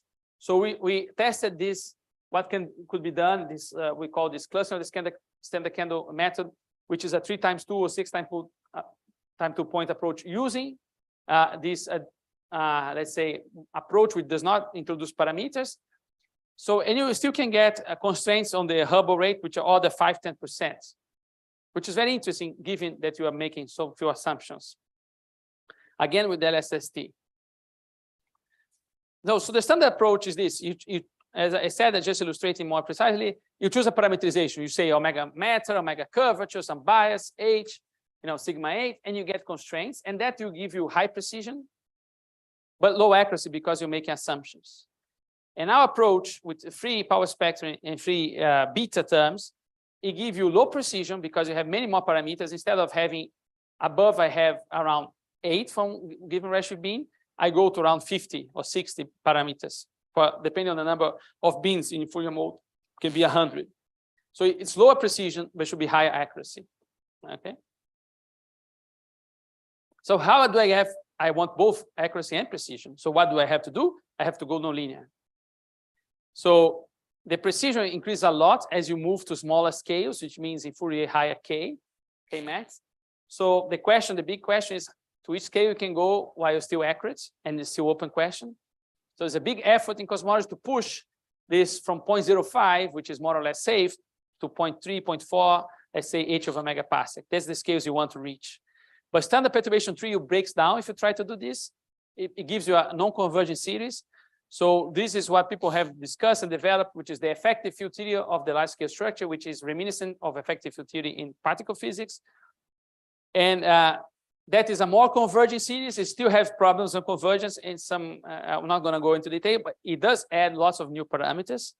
So you start to discuss, you not only have one bias per galaxy, now you have lots of bias terms. Instead of having a B guy, you have called B1, B2, BG2, B gamma 3, all these guys, which I'm not going to discuss how they enter the equations, but they have lots of, if you're just being phenomenological, lots of new nuisance parameters that tells you how these mildly nonlinear scales, they grow and they are distributed. And you have also counter term parameters that you have small scale physics, which this effective field theory cannot take into account. So you have to put these counter terms. So it's so you have in the end the linear power spectrum is summed to the one loop power spectrum, or two loop if you want to go even higher, which is very hard, plus this ultraviolet correction, which is called the counter terms, plus the short noise, which is a standard guy, and plus this S term squared, which is the finger of God, everything together. So it becomes very messy, but that's allow you to go and get precision. So we investigated how this has been investigated in the past, but we try to be so we try to investigate this into the model independent scenario. And moreover, without any information on these bias parameters, because we don't know this bias parameter from theory. So we're here putting uninformative priors, so mean infinite priors. And even if you marginalize over infinite priors on all these parameters and do the model independent approach, you still get constraints on H. So here I'm showing each curve here is a different ratio bin. And they're all more or less the same. And they grow a lot with the maximum Fourier mode you can get. No, you want to go to 0.3 or 0.4, but that's the tricky business, because that's where you can be you have to do lots of tests to see if you're being accurate. So, but still you can be competitive. And in dash there, I'm showing that the naive linear. The naive linear has many less parameters and is better because it has many less parameters, more precise, better mean more precise, but that's really naive. So you have to go nonlinear. So you lose precision, but you start to recover as you go to higher scale. Anyway, you're still competitive. So that's the bottom line. So even if you do the right thing, you can still be competitive.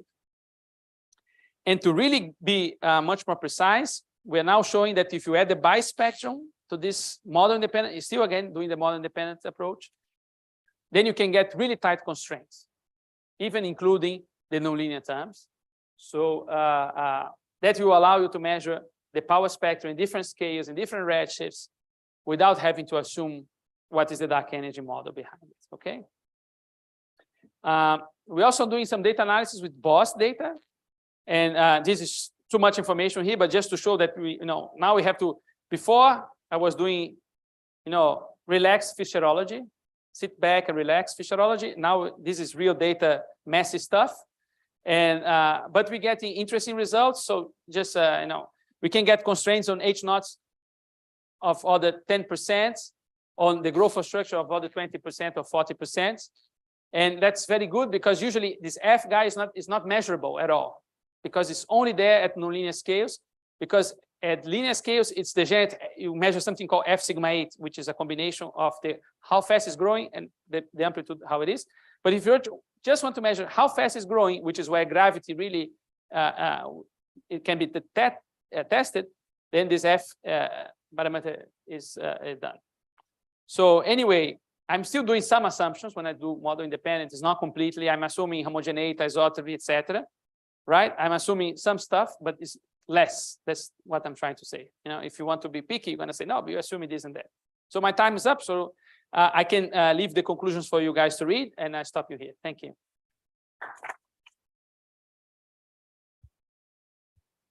Thank you, Miguel. We are a bit ahead of the time, right? So I think we are going to do our first break, and we go back 3:30. 3:30, is that correct? And I also remind you that you can ask questions in the discussion. So I'm going to take the questions. I'm not going to be here in the discussion, sorry. Not today. I'll be here on Wednesday if you want to have more questions on Wednesday. 5 minutes, okay, so we have time for one quick question, one or two quick questions. So, questions?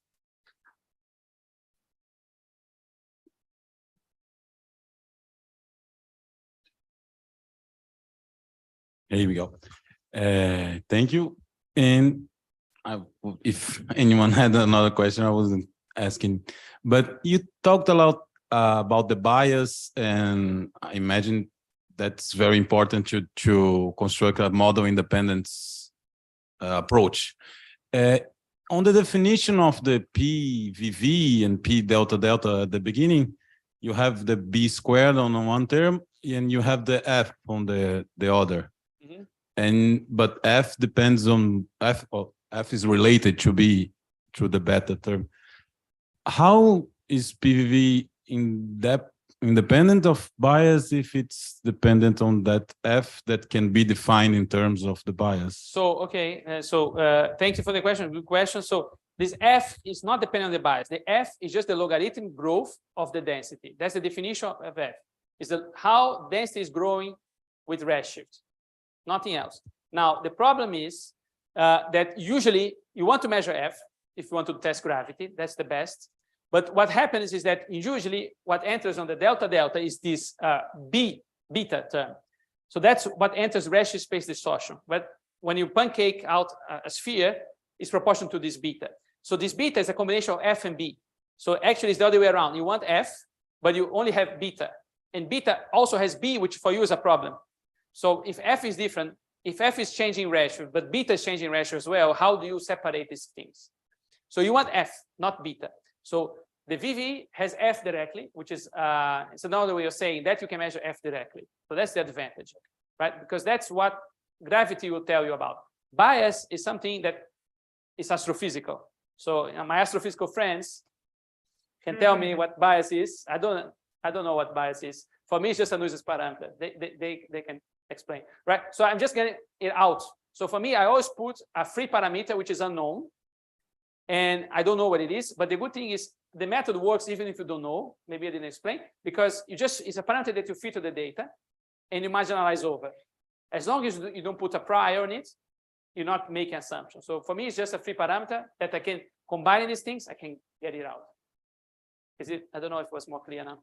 Yeah, a little, but maybe your astrophysicist friend can explain a little better what is the B of the bias.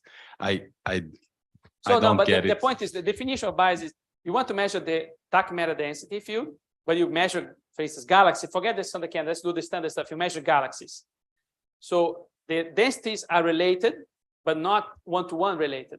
So they are, we don't know what they are. So the most simple model that you can do is that they are linearly related with the B term. That's the definition. So B bias is the ratio of delta galaxy to delta matter. That's the definition of bias, right? It's just a definition. It's a working definition. Now, is it constant? Does it depend on scale? Does it depend on redshift? That is where it becomes tricky, okay? Because basically what you're saying is you have to work in galaxy formation theory to say, I have a dark matter halo and galaxies will form here. But do they form more easily, less easily, depending on the scale of your halo, dark matter halo? And if you have a small halo, big halo. And that changes the value of B. That will change. So we know that different galaxies have different biases. For instance, LRGs, luminous red galaxies, they have a higher bias than emission line galaxies. We know these things mostly from simulations and also from some observations, trying to disentangle these things, right? So why luminous red galaxies have higher bias than emission line galaxies? I leave for some other talk to answer to you. I don't know, right? You start being problem. So, and every tracer should have a bias. So quasars, their own bias. Supernova will have. No one knows what supernova bias is because it's still an explored territory. Standard science will have bias. We don't know, right? So in cosmology, because these things are tricky and it goes into galaxy evolution model or galaxy formation models, we try to, as much as possible, not put that into our analysis, because that is a source of weaknesses. If you have a wrong model, you can get it wrong. So Thank people you. do lots of simulations in the end to know. Baryonic simulations to try to estimate these things, but simulations have lots of also assumptions. So Okay, so we are running out of time. So let's thank Miguel again.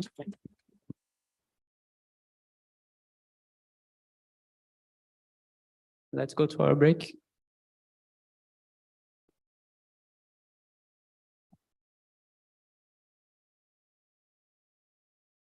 We go for a little bit shorter break so that we come back at 3:30 anyway. And Miguel will be present in another discussion session, not the one today, so we can continue asking questions and discussing the bias and other things.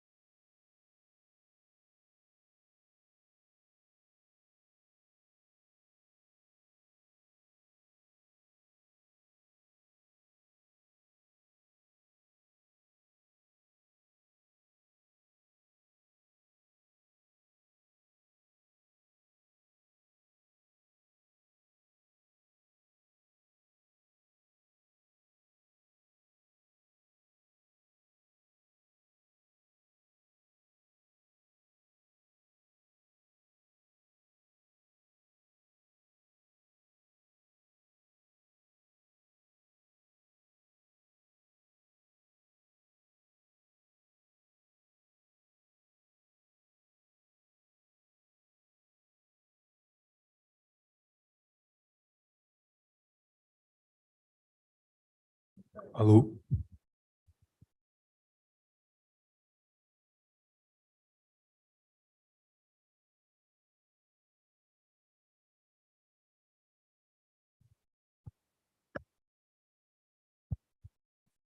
Alô, alô, alô. Alô.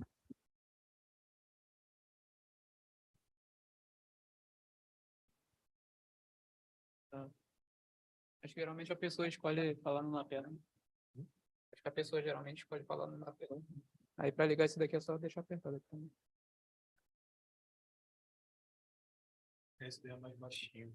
Esses daí geralmente são baixinhos. Não fica exatamente aqui, né? Só o que já é top, né?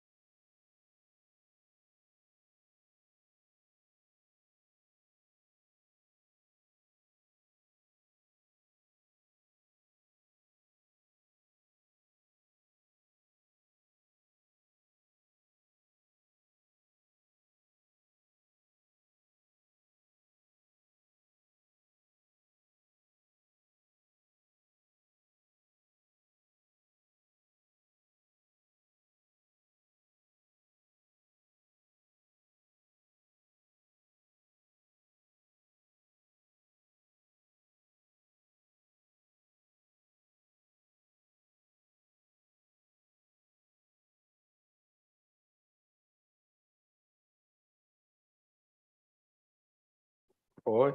Tá. Acho que tá.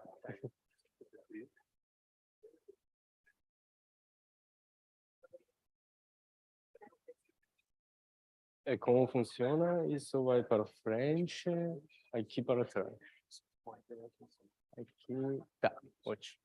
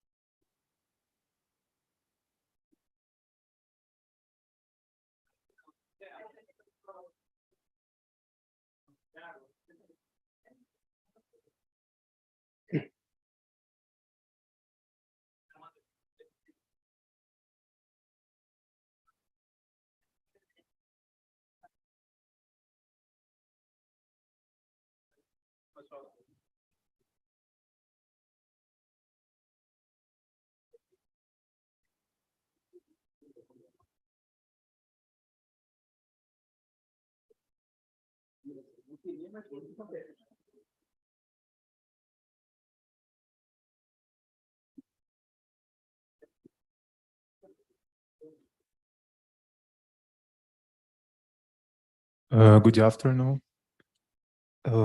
We are going to the last two speaker today, and the next speaker is Arman Ismaili with title Presentation Probing Have Dark Matter by High Energy Neutrinos. Arman, you have 5 minutes in the last 45. 5 minutes. We are going to, we'll let you know. 5 minutes before the end. Yes. Thanks.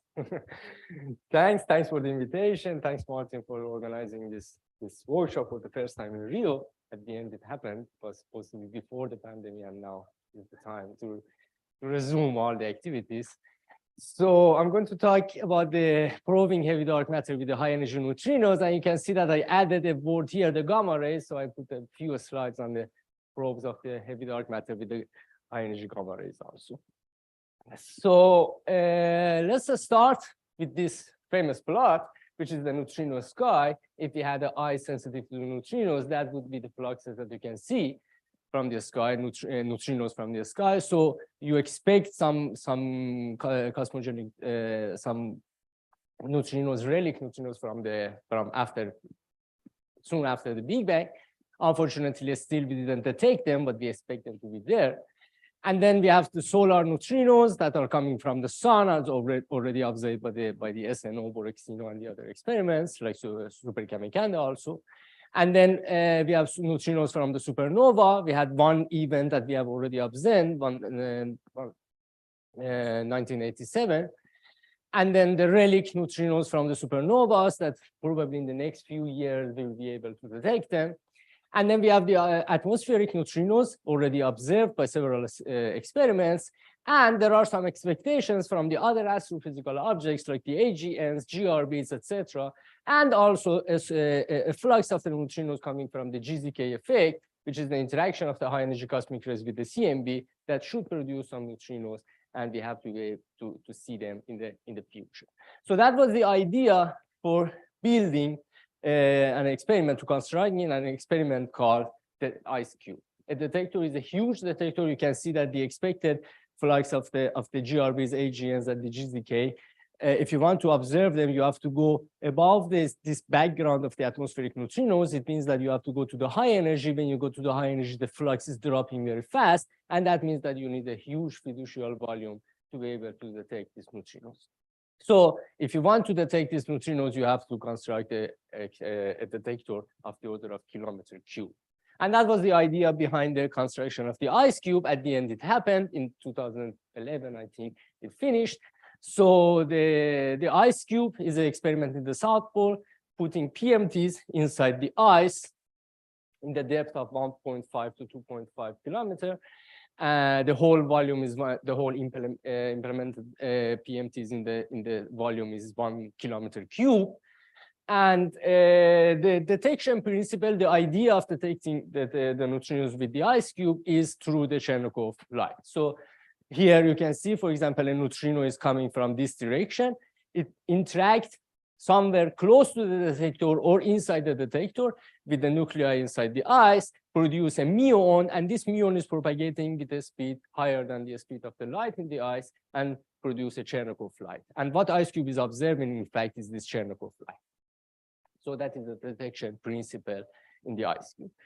It's a bit more complicated than this. Let's see what ice cube can in fact observe. There are two topologies of the events in the ice cube called the muon track events and the cascade events.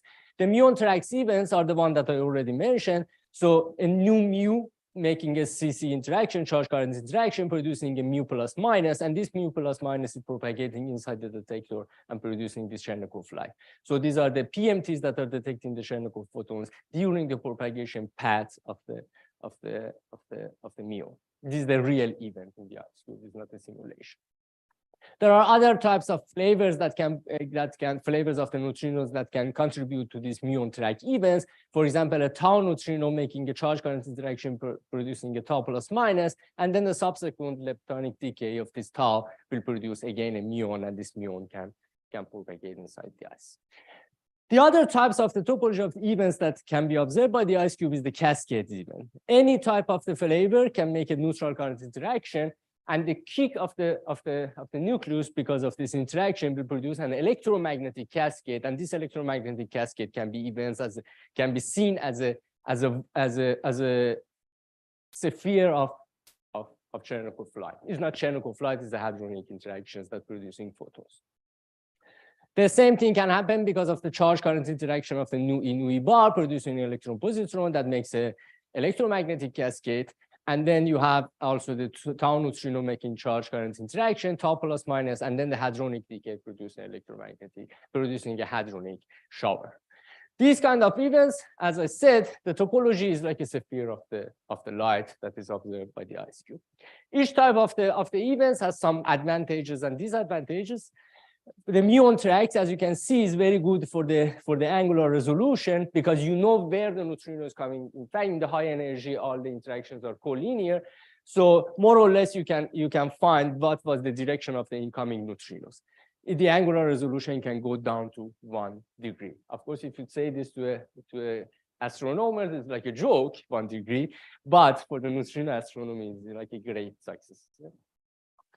But the energy resolution is very bad because you don't know where was the exact vertex outside of the detector that this neutrino interacted. So you don't know how much the muon lost the energy before entering the detector. So maximum that you can do is you can put some lower limit on the energy of the event, of the incoming neutrino. On the other hand, for the cascade events, you have a poor angular resolution, 10 to 20 degrees, because what you are seeing is a sphere, is a ball, and you don't know the direction of the incoming neutrino. But the energy resolution is good, more or less 10 to 15%, because all the energy is deposited inside the detector. Is like a calorimeter. So the energy resolution is better in this kind of events. Of course, the ice cube is observing both of the events, taking data, and in the first 2 years, they observed 2 very high energy events. And when you have 2 events, you can name them, you can call them by name, Bert and Ernie. Both of them of the order of PeV, 10 to 15 electron volt, the energy of the incoming neutrinos. And the main question starting from the first observation was that where these neutrinos are coming from. So what is the source of these neutrinos? These neutrinos cannot be atmospheric neutrinos. Atmospheric neutrinos at the PeV scale is quite rare, is very, very lower than the expectation, is much lower than observing 2 events in the ice cube in 2 years. And the other possibility, of course, is the cosmogenic neutrinos. Are they coming from the GZK effect? It cannot be, because if they are coming from cosmogenic, if they are cosmogenic neutrinos coming from GZK effect, you have to have much more events in the high energy, and the ice cube was looking in the higher energy, higher than PeV, up to 100 PeV, and there was no event in the higher energy. So the question remains where these neutrinos are coming from. ice cube has started to look in the higher energy, as I said, no higher energy events, but they started to look in the lower energy part also through an analysis that called the Hesse analysis, a quite clever way of rejecting the background. Let me jump over it later if you want, we can discuss. And using this Hesse analysis, they found actually a bunch of events in the lower energy of the lower, I mean in the order of 100 TeV, 500 TeV. And these are the Bert and Erdi. So these are the highest energy events that has been observed by the ice cube at that time. Now we have actually one more events in the high energy. And then these lower energy events that ice cube have found through the Hesse analysis. And then again, the main question is, what is the source of these neutrinos? So one of the ideas that came from the first observation of the ice cube, so 2013, we wrote a paper at that time, it was 1 year after the observation of the ice cube, was, is it possible to interpret these events by the dark matter? So is it possible to have a kind of dark matter, heavy dark matter of the order of PeV, because we want to interpret these PeV events that are decaying to some standard model particles and producing these neutrinos in the high energy. And if you want to check the possibility of interpreting these events by the decaying dark matter, you have two main diagnostics, and these are the energy distribution and angular distribution expected from a dark matter candidate, and to check with the data if they are compatible with this scenario. Before I go to these two main diagnostics, let me tell you a bit about the dark matter and what we know and what we don't know about the dark matter. Probably the only thing that we know here is below this part. The only thing that we know about the dark matter is that the dark matter exists. That is probably the only information that we have from a particle physics point of view. But we don't know, what we don't know is a long list. For example, we don't know the mass of the dark matter. If you look at the possibilities, theoretical possibilities, it can go from the axion 10 to -6 electron volt to Goethe scale even. It is possible. There is no constraint. Even lower than this, also 10 to -12 electron volts, there are models that are that can have candidates of this mass. Of course, there is one region here, which is the WIMP, with interacting massive particles paradigm, but we have to remember that the WIMP paradigm is a particle physics guess or theory or model, and it should be checked in a collider. You never can know that you have a WIMP or no outside of a collider. If you want to check the WIMP, you have to check it through the collider physics. We don't know if the dark matter is stable or no. Of course, it should be present up to no. That is the only condition that we have. So we can put a lower limit on the lifetime of the dark matter as the age of the universe. You can make a bit better by considering the CMB. You can set a limit of a bit 2 orders of magnitude larger than the age of the universe, but not more than that. In fact, that is the only condition that we have, fundamental constraint that we have on the lifetime of the dark matter. So it can be that the dark matter is not stable. The lifetime is of the order of 10 to 25 seconds. There is no problem. Of course, we don't know if it decays or no, if it annihilates or no, and if they do, what is the channels?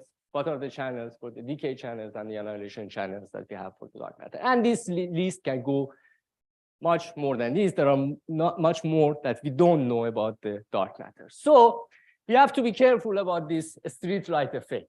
So when you lose your key, you shouldn't look just below the street lights to look for the keys. You have to look where it is really lost. And I put here the Mullah Nasreddin. This is, this in the Middle Eastern literature. This guy is the famous guy, fictitious, that comes back. This street light effect actually comes back to this person, fictitious person in the literature of Middle East, that made more or less the same story about the street light effect. So we are looking, of course, at the end, we have to look where there is a bit of light. There was lights from the Dama, Xenon, the other experiment, direct experiments, looking at the WIMP scenario. And now you have to consider there are new street lights, and you can look at the other places. And these new street lights are like ice cube. You're probing a completely different energy regime. And you have Lhasa, for example, this experiment that already is starting to take data in the gamma ray. and other street lights in the higher energy. So it's the time to probe the other possibilities other than the beam. Yeah.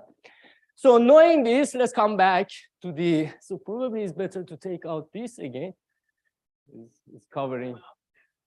There's a mouse here. Yes, and then hide. How? Okay. This will have. Oh, it's fine. So let's come back to the diagnostic that we have. That I said, we can check the scenario of the dark matter interpretation of the ice cube events through the energy distribution of the neutrinos and the angular distribution of the neutrinos. So for the energy distribution, we have to consider that there are two contributions to the flux of the neutrinos that you expect from the decay of the dark matter: the galactic contribution and the extragalactic contribution. The galactic contribution comes from the, now is not working, this one. Okay, now it's working. So the galactic contribution is an integral on the line of sight of the density of the dark matter to the power of 1, because it's a decay scenario. And then the extragalactic contribution comes from the integrating over the dark matter over the whole redshift, of course, taking into account the redshift effect of the energy. So what you can assume about the decay channel, of course, as I said, we don't know what is the decay channel of the neutrinos. We can parameterize it in a general way. So we can assume that there is a branching ratio to some soft channels, and then there is a branching ratio to the hard channel. By hard channel, I mean the channels that you are producing neutrinos more or less at half of the mass of the dark matter in the decay scenario. And the soft channel, I mean the neutrinos that are producing in the decay in the lower energy, much less than the dark matter mass divided by 2. And then, of course, you have to take into account the oscillation of the neutrinos from the production point to the observation point at the Earth. And that is simple because it's a decoherent oscillation. So you have to just consider the mixing metrics, PMNS metrics in the calculation. So what are the neutrinos at the production point? The produced neutrinos in the different decay channels. Here is a calculation, is a simulation. This is coming from the PTR 8.2. These days, you have a better code to do this calculation, which is HDM spectra, but the results in the PEV range is more or less the same. So you can see there are generally 3 types of the decay channels. The hard channels that are, for example, nu E, nu mu. This is the dark matter decaying directly to the nu mu bar, nu tau bar, and nu E bar. So by the hard channel, I mean the mass of the dark matter is this. The mass divided by 2 is 2 PeV. The mass of the dark matter is 4 PeV. So there is a higher flux of production of the neutrinos in the high energy than in the low energy. These are hard channels. The leptonic decay channels also have more or less these features that are hard. And then you have these intermediate channels like W boson, W plus minus, and Z that are producing both in the high energy and in the low energy. And then you have these soft channels that are like the quarks, low mass quarks, and also TT bar that are producing more in the low energy than in the high energy. So there are these 3 types of the decay channels that you can have. So considering a generic decay channel, for example, let's assume that the dark matter is decaying 10% to the 12% to the hard channel, and the rest to the soft channel.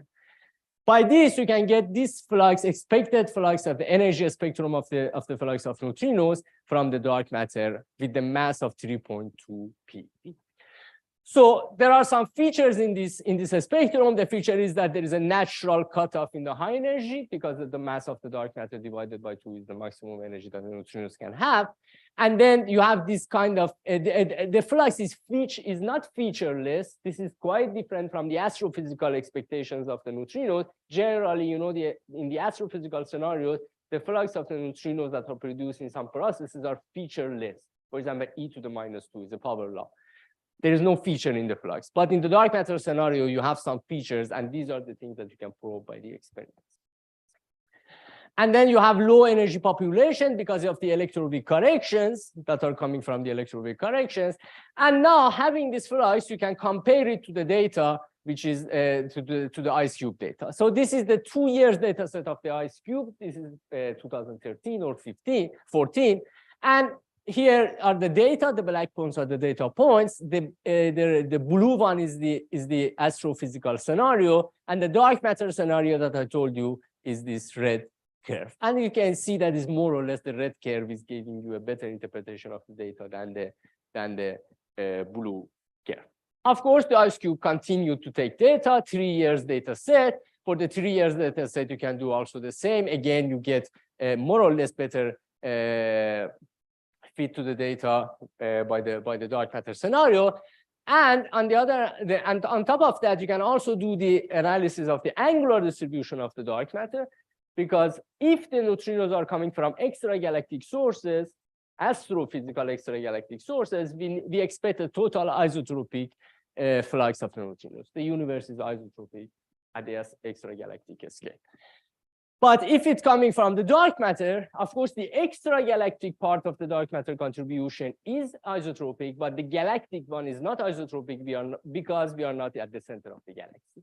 So we are up to the from the center of the galaxy. So we expect some anisotropy in the dark matter scenario. So you can do this. Let me skip the details. You can do this analysis carefully. So the idea is to compare the PDF that you expect from the isotropic distribution and the PDF that you have from you expect from the dark matter distribution to the PDF of the data. So this comparison of the PDFs can give you some idea that the data is preferring the dark matter distribution or isotropic distribution. There are various statistical methods that you can use, like the likelihood analysis. If you do the likelihood analysis, you get a p-value of the order of 2%. So it more or less means that you have a 2 sigma preference to the dark matter. You can make a bit better the Anderson-Darling test. And then you can see exactly very well this separation between the dark matter scenario and the isotropic scenario. And again, you have more or less a 2 sigma preference for the dark matter distribution. You may say that the 2 sigma is nothing. I agree, it's nothing. But you have to take into account that I'm talking about the 15 or 16 number of events. So you cannot get anything better than this from the 16 number of events. So the problem is not the scenario or the analysis, etc. The problem is the statistics. You have to wait for more data. And that's the only thing you have to do. And take into account that what I'm doing up to now, I'm doing the angular distribution analysis and the energy distribution analysis separately. The best will be to do together, both of them. And that we did in the 4-year data set. So in the 4 years data set, we refined the analysis, taking the angular distribution and the energy distribution together, and also adding the astrophysical contribution. That at the end, you have to have some astrophysical contribution. Even if you assume that there is a dark matter, decaying dark matter scenario, there are also astrophysical sources that are contributing. The question is that if you do a joint fit with the astro and dark matter together, what will be the preference to the dark matter scenario? Is it gives you a 0 flux, or you can have some contribution from the dark matter? So that was the idea in the 4 years data set. Doing this, so let me just show you the plots. Here, you can see the data set of the 4 years data set, these black points. And then the best fit that we get from the dark matter plus astro is this violet one. And then the dark matter contribution is the black one, and the astrophysical contribution is the green one. Yeah? So this is for a soft channel. You can see that the dark matter contribution is more in the low energy than in the high energy. The high energy events are interpreted by the astrophysical scenario, and the low energy events are basically dominated by the dark matter scenario. If you change the channel to an intermediate decay channel, you can see that the contribution of the dark matter is going to increase in the high energy. If you go to a hard channel, you can see that the contribution of the dark matter is basically in the high energy, and the low energy events are coming from the astrophysical sources. To a very hard channel, which is this nu E, this basically is interpreting just a few events in the high energy, and the rest is all astrophysical neutrinos. This fit, for example, this scenario is much more preferred than just the astrophysical scenario because of this gamma, of this index of the astrophysical scenario. This here is 3.2. Generally, from theoretical expectation, you expect an energy index of the order of 2, more or less, or 2.1, 2.2. What IceCube is observing is 3.2. And that is one of the questions that what is happening, why the energy index is much, let's say, steeper than the expectation from the theoretical expectation. By adding the dark matter, in fact, you can justify this value for this. If you add the dark matter, so you can interpret the high energy events just by the dark matter, and then you can have a steeper astrophysical flux, which is this green one with 3.2, which is compatible with IceCube, with what IceCube is observed. Yeah. That was the astro plus dark matter. Still, it remains the question: is it possible still for the 4 years data set to interpret the whole data set just by the dark matter scenario? It is possible. The only thing that you have to assume is that the dark matter is, for example, is decaying to 8% to the hard channel and 92% to the soft channel, more or less of the same order that I was using for the 2 years data set. And here you can see, without any astrophysical neutrino, just by the dark matter, I can interpret the data of the IceCube in this scenario. So it still is possible. It goes to the 7 years. We repeated the analysis. It still is possible. You can get a better fit to the data than just the astrophysical scenario. Here is for the hard channel NUI, again in the high energy, and then here you have this intermediate energy, which is intermediate channel, which is W plus minus, that gives you higher contribution in the low energy than in the high energy. And again, just the dark matter scenario, which is this 90% more or less to the soft channel and 10% to the hard channel. So that is the possibility. That is the situation in the neutrino part. So is it possible to interpret the neutrino events observed by the IceCube by the dark matter scenario? The answer is yes. But how I can check this other than the neutrinos? Of course, if I just have the neutrinos, there is no way to check. Always you can have some theory that can interpret your data. How we can check this scenario? Probably the best way is through the gamma ray scenario, the gamma rays that are produced in the dark matter decay. In the dark matter decay, any channel that you can consider, if you have some neutrino produced in this channel, which always you have through the electroweak corrections, you will always have also some gamma rays that are produced in the decay channel. In the decay channel you are assuming. So you will always have a gamma ray from the dark matter decay. But you have to take into account that the universe is opaque to the gamma ray above 1 TeV. So no gamma ray of energy more than 1 or 10 TeV can reach us at a distance more than galactic scale distance. So the universe is opaque. What happens is that this gamma ray in the high energy start to propagate in the extragalactic space. It will interact with the CMB, will make a pair of electron-positron, a pair production electron-positron. This pair of the electron-positron, each of them are going to make an inverse Compton scattering with the CMB, shoot the energy of the CMB to the high energy, and start again creating a high energy gamma ray. This is a cascade process. So this is going to continue, and at each step is going to degrade the energy of the gamma ray to a lower energy. So this cascade that I'm talking is a succession of the inverse Compton scattering and pair production. Inverse Compton scattering, pair production. Inverse Compton scattering, pair production. At each step, you are going to degrade the energy of the original gamma ray by a bit. But at the end, what happens is that your gamma ray, which is starting at the energy higher than 1 TeV, will go down to the order of 100 G. Yeah? For example, if you start with the gamma ray of the energy 10 to 20 electron volt even, what happens is that after this cascade process, all your gamma rays are going to populate at the lower energy of the order of 10 to 2 or 3 G. So, but this 10 to 2 or 3 GeV is exactly where that the Fermi lattice is taking data, And this data is called the isotropic diffuse gamma ray background observed by the Fermi lab. So this is basically all the gamma ray sky subtracting the foreground of our galaxy. So what remains, we call it the isotropic diffuse background that are observed by the Fermi lab. So we have this data from the Fermi lab.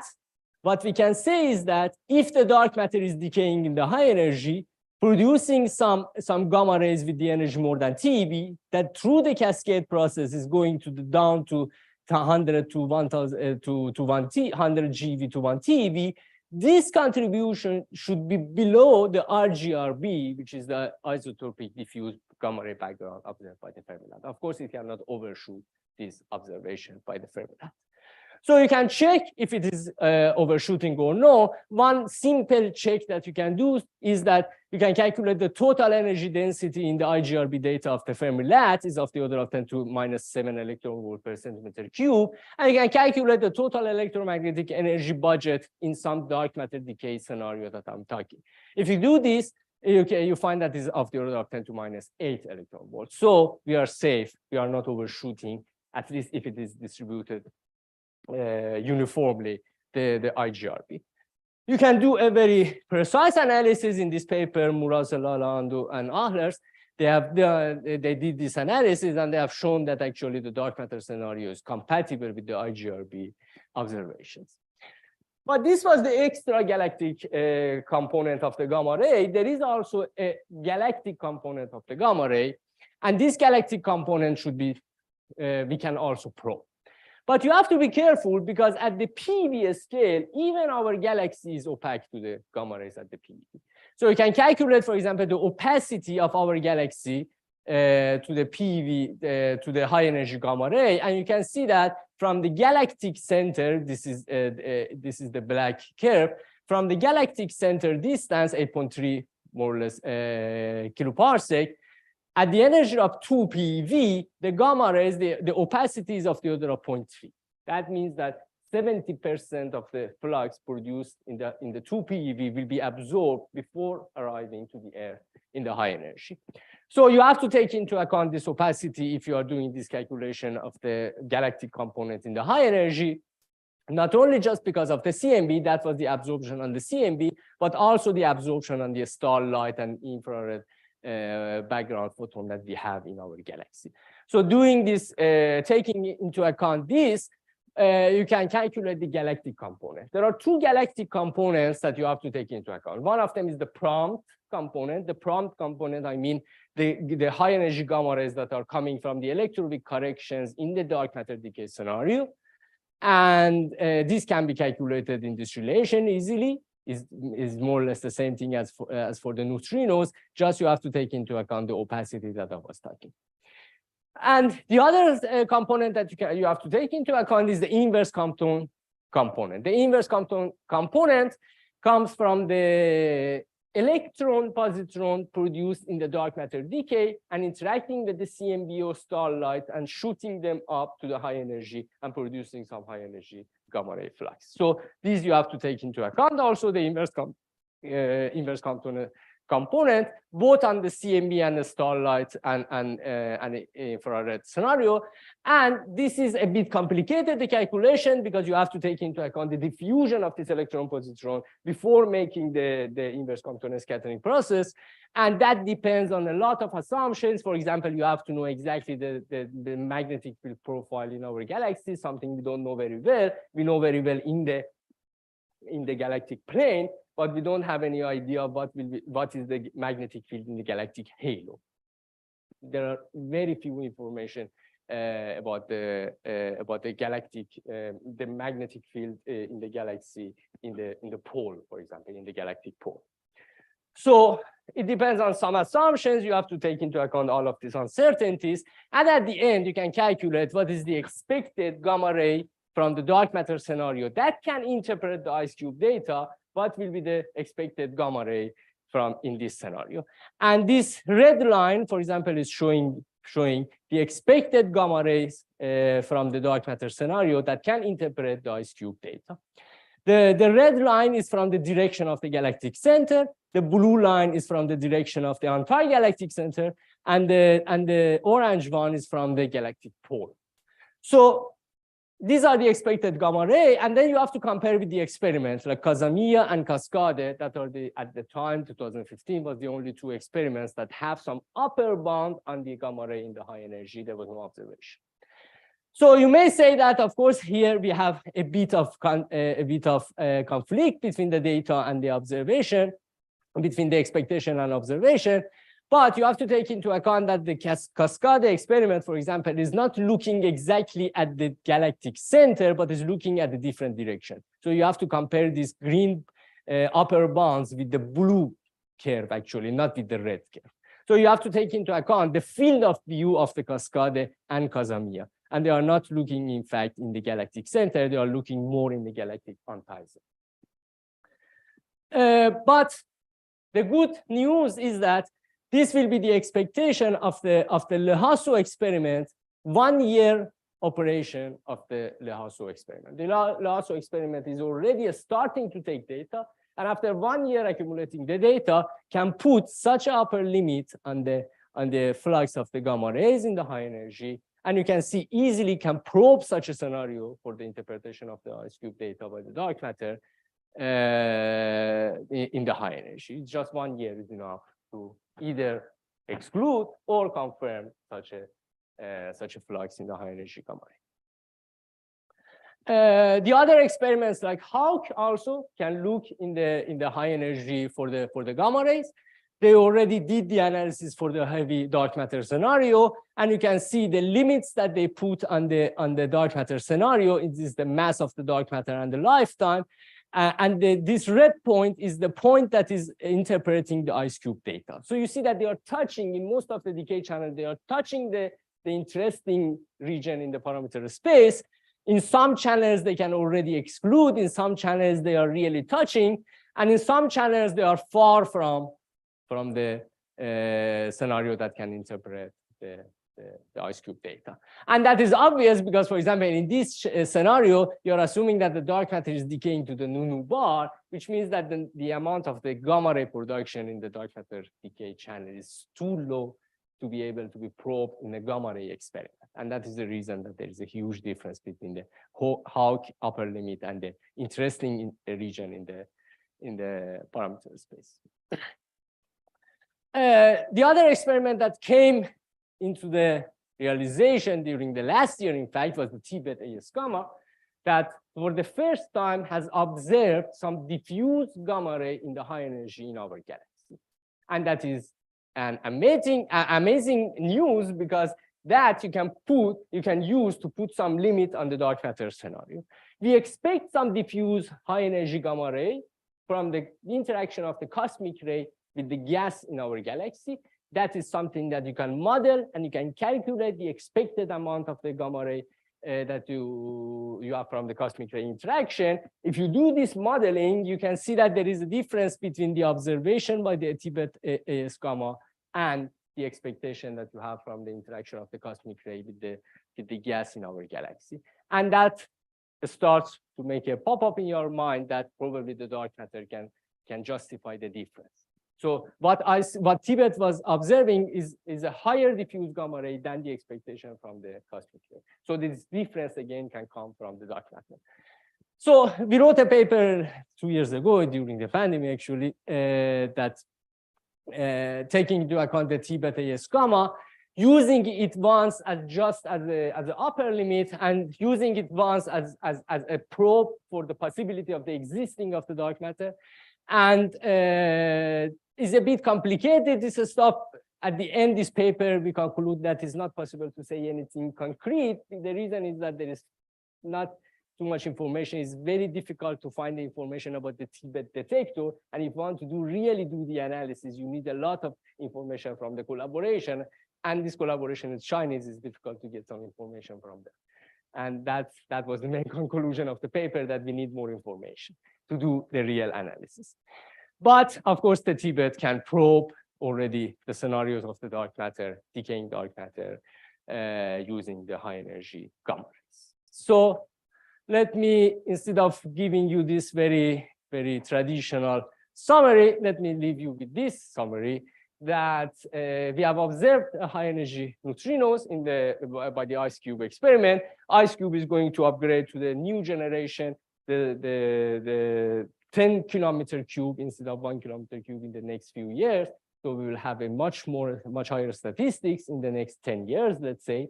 So we are probing a new region in the universe, in the new region in the energy, high energy PeV and 100 PeV that we have never observed in our experiments. So anything can come up, new physics can come up in this high energy, and we have to be open to the possibility that dark matter maybe is in that region that we are probing now. Thanks.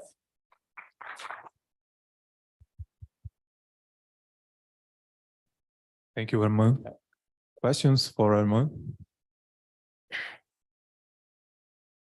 From room or online?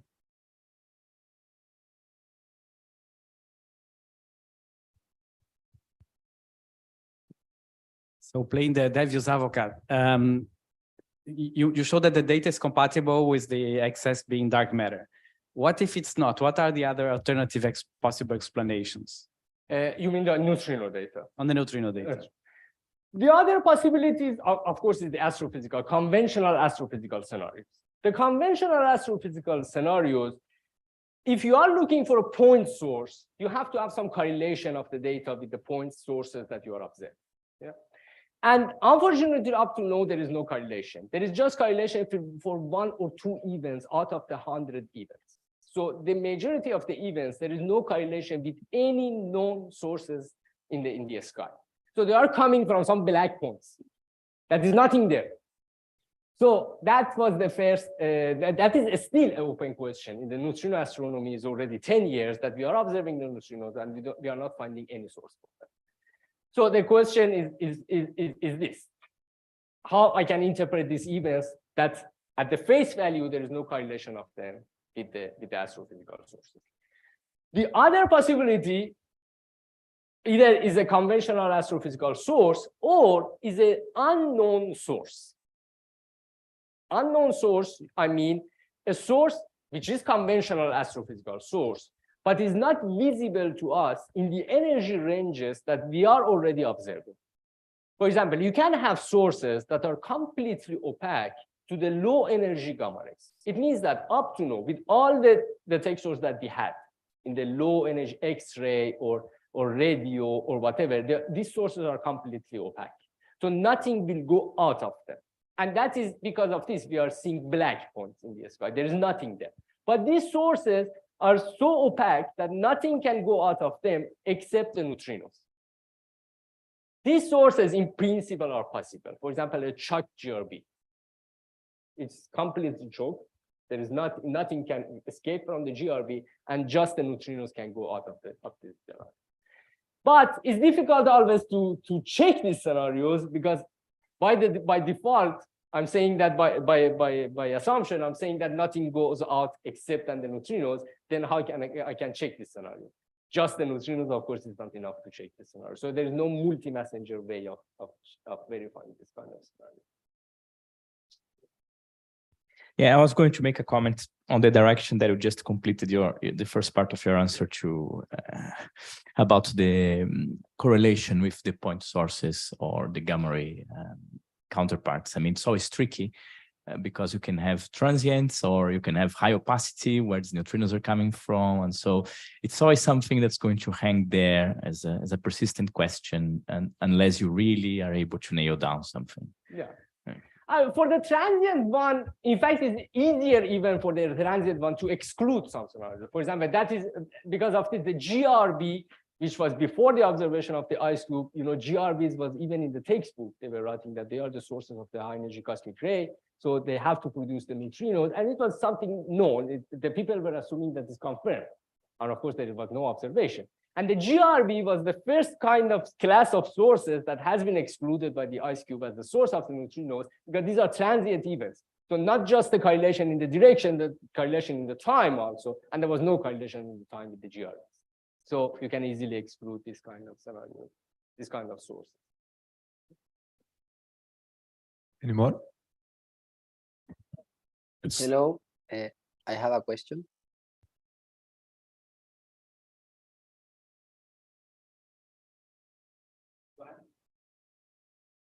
Carlos? Yes, thank you.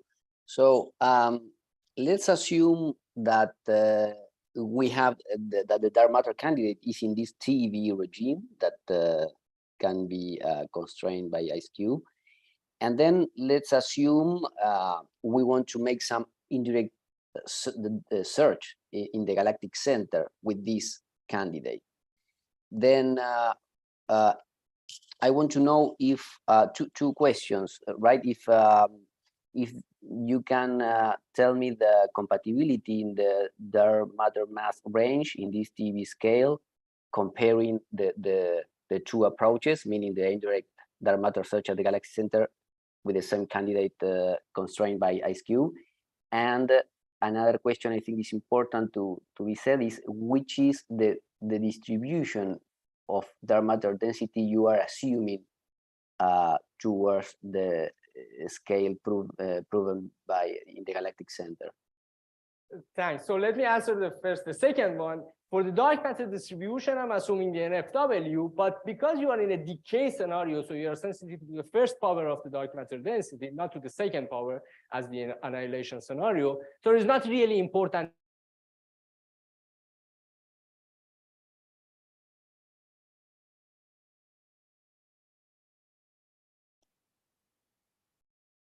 I think I lost.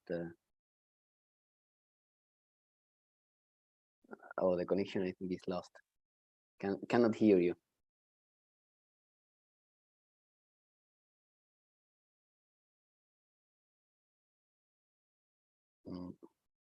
Probed by the ice cube. What I'm talking is of the order of PeV. So you have to go like 1,000 times more in the energy in order to be able to interpret all the events of the ice cube with the decay in the decaying scenario. Of course, you can assume some lower mass dark matter like TeV, and then what you can do, you can just interpret the lowest energy part of the observed events in the ice cube, like at the order of 100 GeV, like this. These events can be interpreted by the dark matter. But if you want to interpret the whole event, the data set that the ice cube is observing, which is going up to PeV, then you have to have a PeV scale dark matter candidate. Okay, so, sorry, I think I've lost some of your answer because the connection was lost by some seconds. But then maybe I want to ask you once more about the distribution, because I mean, if you use NFW, then I assume you have to use this extrapolation towards the center, where you assume that there is a spike in the profile. Because otherwise you have a singular profile at the center. And there are a lot of unknowns there, because as you know, considering that you have no access to the equation of state of the dark matter towards the center in the Lambda-CDM paradigm, because you have no resolution at that scale, you have to make many assumptions. And I don't know, I was wondering how sensitive is the prediction from these indirect searches, considering that you are very ignorant about the distribution of dark matter at that scale. So what happens is that if you are considering a decay scenario, you are not very sensitive to the exact type of the profile that you're assuming, if you are using a decay scenario. Because the decay scenario is just the first power of the density that is coming into the equation. In the annihilation scenario, is important because you are sensitive to the second power of the density, and then changing the density in the center, if it is a cost or core profile, it changes the expectation. But at the end, you have to take into account that from the indirect dark matter observation point of view, what is important, you have this core in the center for the dark matter profile. What is important is the number of events, which is more or less equivalent to saying that what is the total mass of the dark matter in the center. It's not important too much the amount, the shape of the profile. What is important is the total integrated mass of the dark matter up to the radius, for example, 0.1 of kiloparsec or 1 kiloparsec. That is more important. And in the decay scenario, at the end, you are not very sensitive to this type of different profile. So you can, for example, NFW. Yes, I see.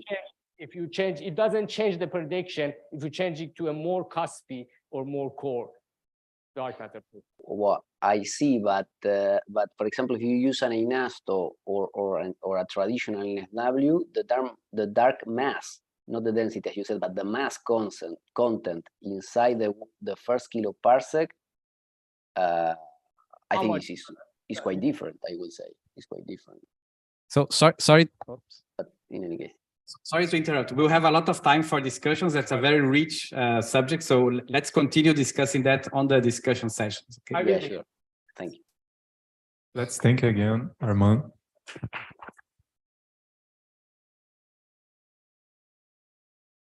And the last speaker is Ulisses Barres.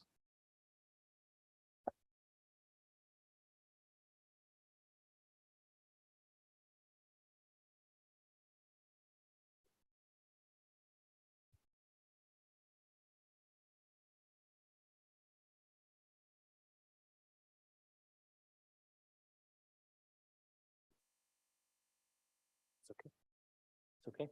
Can you? Probably I have to do something here. Sure what? I don't.